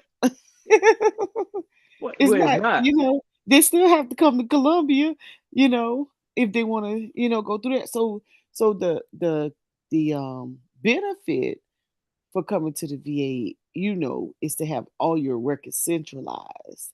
But those women have to go through civilian doctors, which I'm sure they don't have a problem with. But when it's time for them to do claims or for them to get in their favor with the VA, where there's a huge problem with transfer of paperwork, getting everything locked in properly, all of that. So What? that's what That's we are with that. no. That's my thing, Miss Mo. I mean, even if you okay, somebody show up in the mobile home or the mobile Hmm. clinic or whatever, it's all Hmm. about the onboarding hey, let me get you in the system so I can do a referral for you. And I'm gonna give you a referral where you ain't gotta wait on the VA.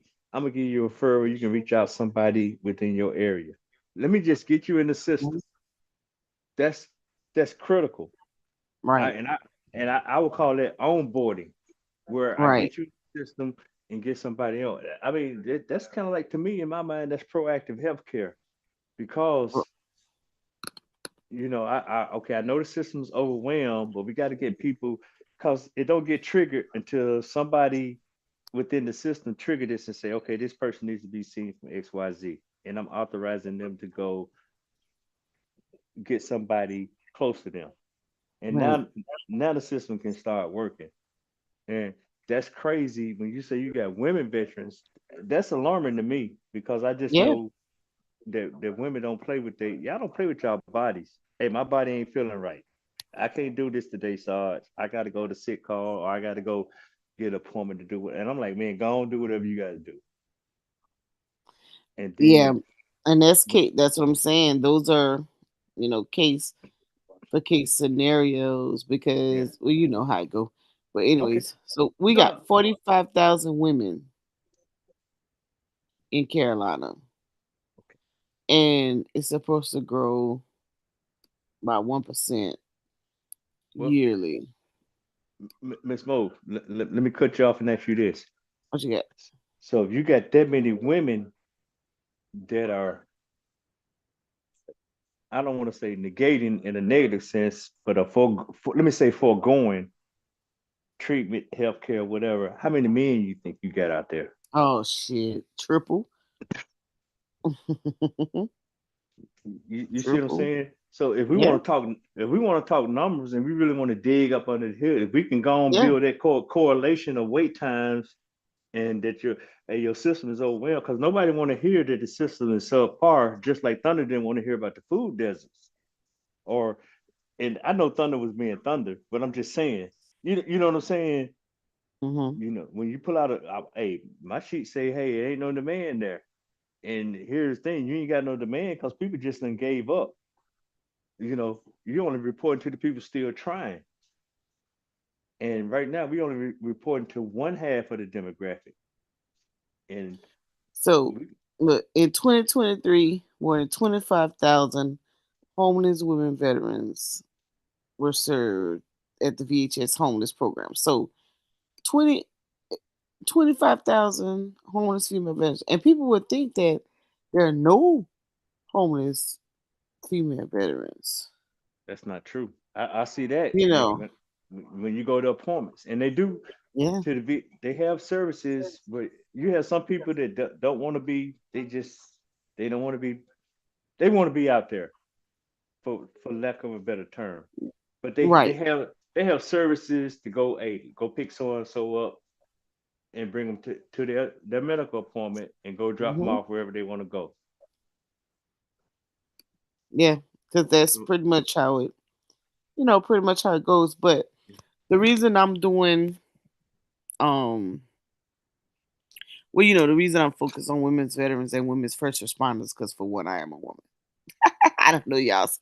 I don't know. I don't know the men needs, but and two, um, a lot of the female veterans, we usually have when a veterans event is put on, we usually have more male veterans than we do female veterans because a lot of female veterans don't really. It's almost like they think that the only time you see lots of veterans, even the younger ones, um, wearing that veteran badge of honor is on Veterans Day. They'll put their head on, they'll throw their picture up, this, that, or whatever. And then it's almost like taboo if you make it known that you're a veteran, especially a female veteran, because the guys are with the heads, right. um, in public. So people ask me all the time, like a lot of the women veterans around here start wearing the veterans hat because I wear my veterans hat a lot. And so I'm always in different places. And so people will be like, you a veteran? I'll be like, yeah. And they're like, wow, I would have never thought or Yeah, whatnot. And other female veterans started, they start wearing t-shirts, they start wearing different things or whatever to acknowledge, like, oh no, so start getting their own floats in the parades, this, that, or whatever, to say, okay, we're vegan veterans, because the stigma has been, okay, veterans, even though they know we are out there, even males, that the veterans are old white men. Mm. And so to try to kind of sway that a little different way off, so people can just be proud. I mean, you've already served. You might as well just be proud of who you are. And then you might as well tap into these resources, because just as well as I know, being a veteran, especially when it comes into careers, people are more likely to hire you. But if you don't put it out there, if you don't share, nobody knows, then because I always be like, you guys should be able to get a job very quick, because just like they got programs for reentry, people coming out of jail, there's programs for veterans. That same location, this we just have that unique demographic. And so a lot of these individuals are like, well, I can't get a job and I can't do this and I can't do that. And I'm saying, like, okay, maybe you guys just need to be exposed to some of this information. A lot Yeah, of people that's just don't know. My major that's friend, I call it a day for something else. She's like, I'm retired now. And I was like, okay. She's like, hey, I want to get involved and volunteer, because I see you doing all of that stuff with the veterans. And I'm like, well, I need to be doing what Lamb doing. I have no clue about none of that. So you huh? see, yeah, you would be surprised how many people come out of the military and have they may have heard of the service organizations, but they have no idea what we do, or if they should be a part of it, or have been exposed to it. Well, you I tell Major to work on some self care first. Tell her that. you, you so crazy. No, So, no, Miss Mo, I'm being honest, because you talk about something real. I heard you talk about homeless female veterans, yeah, and to be honest, if I was to see a homeless female veteran, I wouldn't have recognized her. The scenarios I described to you was homeless males, and number one, I'm talking about people who really checked out of society, Miss Mo. You I know what I'm saying? know. I And it's used to really drive homeless people. it, and I'm just saying it's It's you heartbreaking. well, you made an accomplishment just to get them to come in and get check on some medical, come in and get a flu shot, come in and get your Hmm. vaccinations, come in and let a medical guy look at you, and we'll drive you back wherever you want to go. That's number one. For a Look at this. female, I haven't seen that. I have not seen that, I but wish I I'm could not. play this video, but I bet it says gender sensitive homelessness. I've never heard of this before. I don't even know what that means. I just told you. I just when you say homeless veteran, I think of a guy, and I don't think about my sisters and alls. So And I guess that's what that means. That we think that only men, men are homeless. And listen, it surprised me. I'm gonna be honest with you. I would have never thought that there are homeless female veterans until I started volunteering more. And I was like, whoa, hold on. This a whole nother scenario. that is a whole nother Because scenario. think about it. Not only do you may find a homeless female veteran, a woman veteran, you may find kids. Well, we ain't even got into that one yet. He is a veteran. Yeah, yeah, that's I was doing a seminar, and female veteran came. She had two young girls with her, and she said, "Do y'all know where I go to get SNAP benefits?" And I said, "Were you in the retirement briefing?" And she said, "Yes." So you getting ready to retire? She said, "Yes." I said, "You seeking SNAP benefits for yourself or for someone else?" She said, "No, for myself." I said, "Sweetie, they're not giving you SNAP benefits." yeah, So she was like, "Why?" And I said, "Because you're gonna make over $4,000. You can't make more than, I think it's 1,200 or so in order to get right. SNAP." And she was like, "Yeah, but can you just tell me I'm gonna apply?" So my friend was telling her, go and apply. I said, why did you tell her that? You need to be honest with her. Girl, you're not getting no snap. How you gonna hide that? But Your check come from the federal government. that'll work for 2 months. You can do that dislocated. Uh, the term dislocated. Worker. Yeah, for 2 months.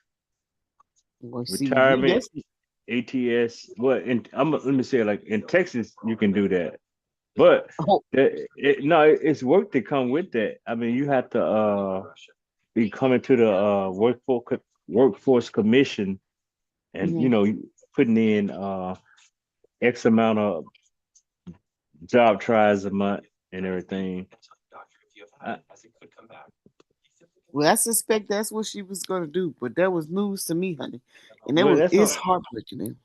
that's only 60 days, Miss Mo. I mean, Right, 2 months, 60 days. I mean, that's not permanent. right. And then I have, well, my buddy, he does some, he gives out foods and stuff, and he was like, I was up there and I was getting some food for some other veterans, and it was so many female veterans that came, and he was like, "Oh, ma'am, you will be surprised, sweetie. This ain't nothing." He said, "I support a lot of veterans that come up here, female veterans, kids." I was just like, "Oh." No, So I sometimes we have so much resources that it's overwhelming for some people. well, and that go back to my thing, man. When we get to talking about numbers, because guess what? If we look at the military, it ain't supposed to happen when we got an A cap, and I give you a whole what is that, about a week? Yeah. I give you a whole week talking about, hey, do this and do that and do that, and you know when you about to transition out, when I'm making all these efforts to educate you, and then a lot of people, I mean, the army's a little different now. I ain't gonna say army, the military is a little different now, Hmm. where they even try to capture all your medical and make you smart on your medical before you get out. And then, we have people get out, and that's a little disheartening. But I already know you know how they go. Somebody say, man, give me a solution for that. Yeah. Well, one, but yeah. So that's the grant I'm working on. I'm going to. So I got pretty far I don't know. I might with fly it. out there in August and check you out, Miss Mo. Just walk around. See, Yeah. see if I can learn something. I might do that. I ain't gonna lie. I'll let you know by July. Yeah. I gotta get my dates down. I think I got. Oh, I got pretty far. I ain't got far to go. I ain't got far to go. But Um, well, yeah. just got to do my marketing plan, my benefits to the community, marketing plan, my performance measures. I get my man to come down because I've been trying to get him. I like, man, just get your primary. And he been retired. He retired before me. He retired and then went to he was a medic, and then he went and got with EMS, and then he got with police force and retired from Mhm, the police force. So he didn't retire from two careers. mhm. And Oh, see, and see now now you see my logic behind it. Veterans and first responders, because most yeah, first responders are medics, are yeah, veterans. yeah, he was a medic. He did EMS, and he went and did police officer, and then he retired. Well, he did a little time. I guess some of his time was like a college police, but he Hmm. retired from a regular city cop.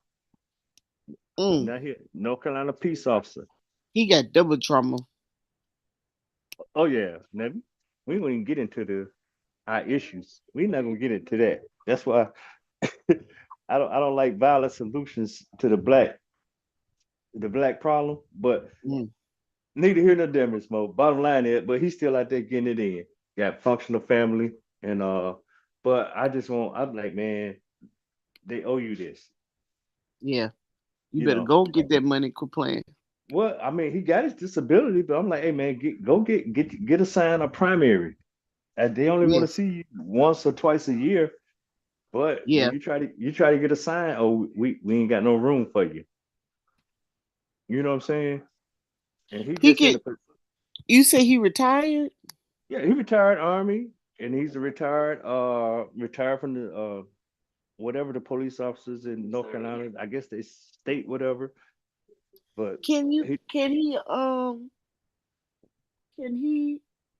Since they don't have any room, can he get a referral? well, Like to go to get a prop to get another doctor?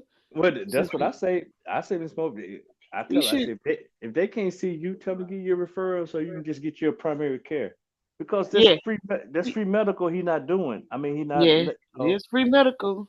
You yeah. should tell him to send a secure message. He probably gives him anxiety for going up there and they getting on his nerves. I could feel his pain, Uh-huh. you Well, know. that is it. But to me, that's part of the But, game. We just gonna. but It's just like what Thunder say. Hey man, I'm gonna close this, and you gonna go to the closest damn place and get some food. And I know yeah, he didn't mean anything by that, but I'm just saying it's a systemic problem.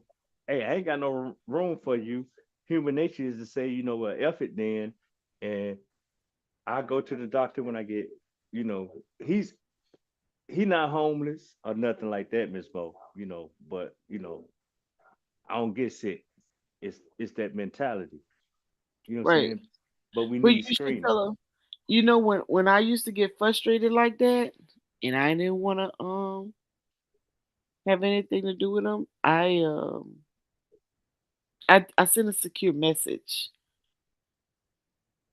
So if he So went to my health event, he could but, send a secure message and ask them, to um, who you huh? gonna send it to? He ain't got no primary. Yeah, He not even assigned a primary. Who you send it to? no, it when you go on it, it has a list, and you just click primary care, and they'll send it to somebody.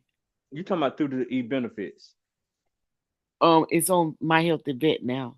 Okay, my help bed. Okay, I got you. I got you. hmm Secure message, and when he go to secure message and he click compose, when he click the two, it'll give you a list of where you want to send it, and But then they'll assign him somebody, and he can say, "Hey, I've been waiting for primary care for months, haven't received one. Can I may I be referred to um a so I can find me a primary care doctor?"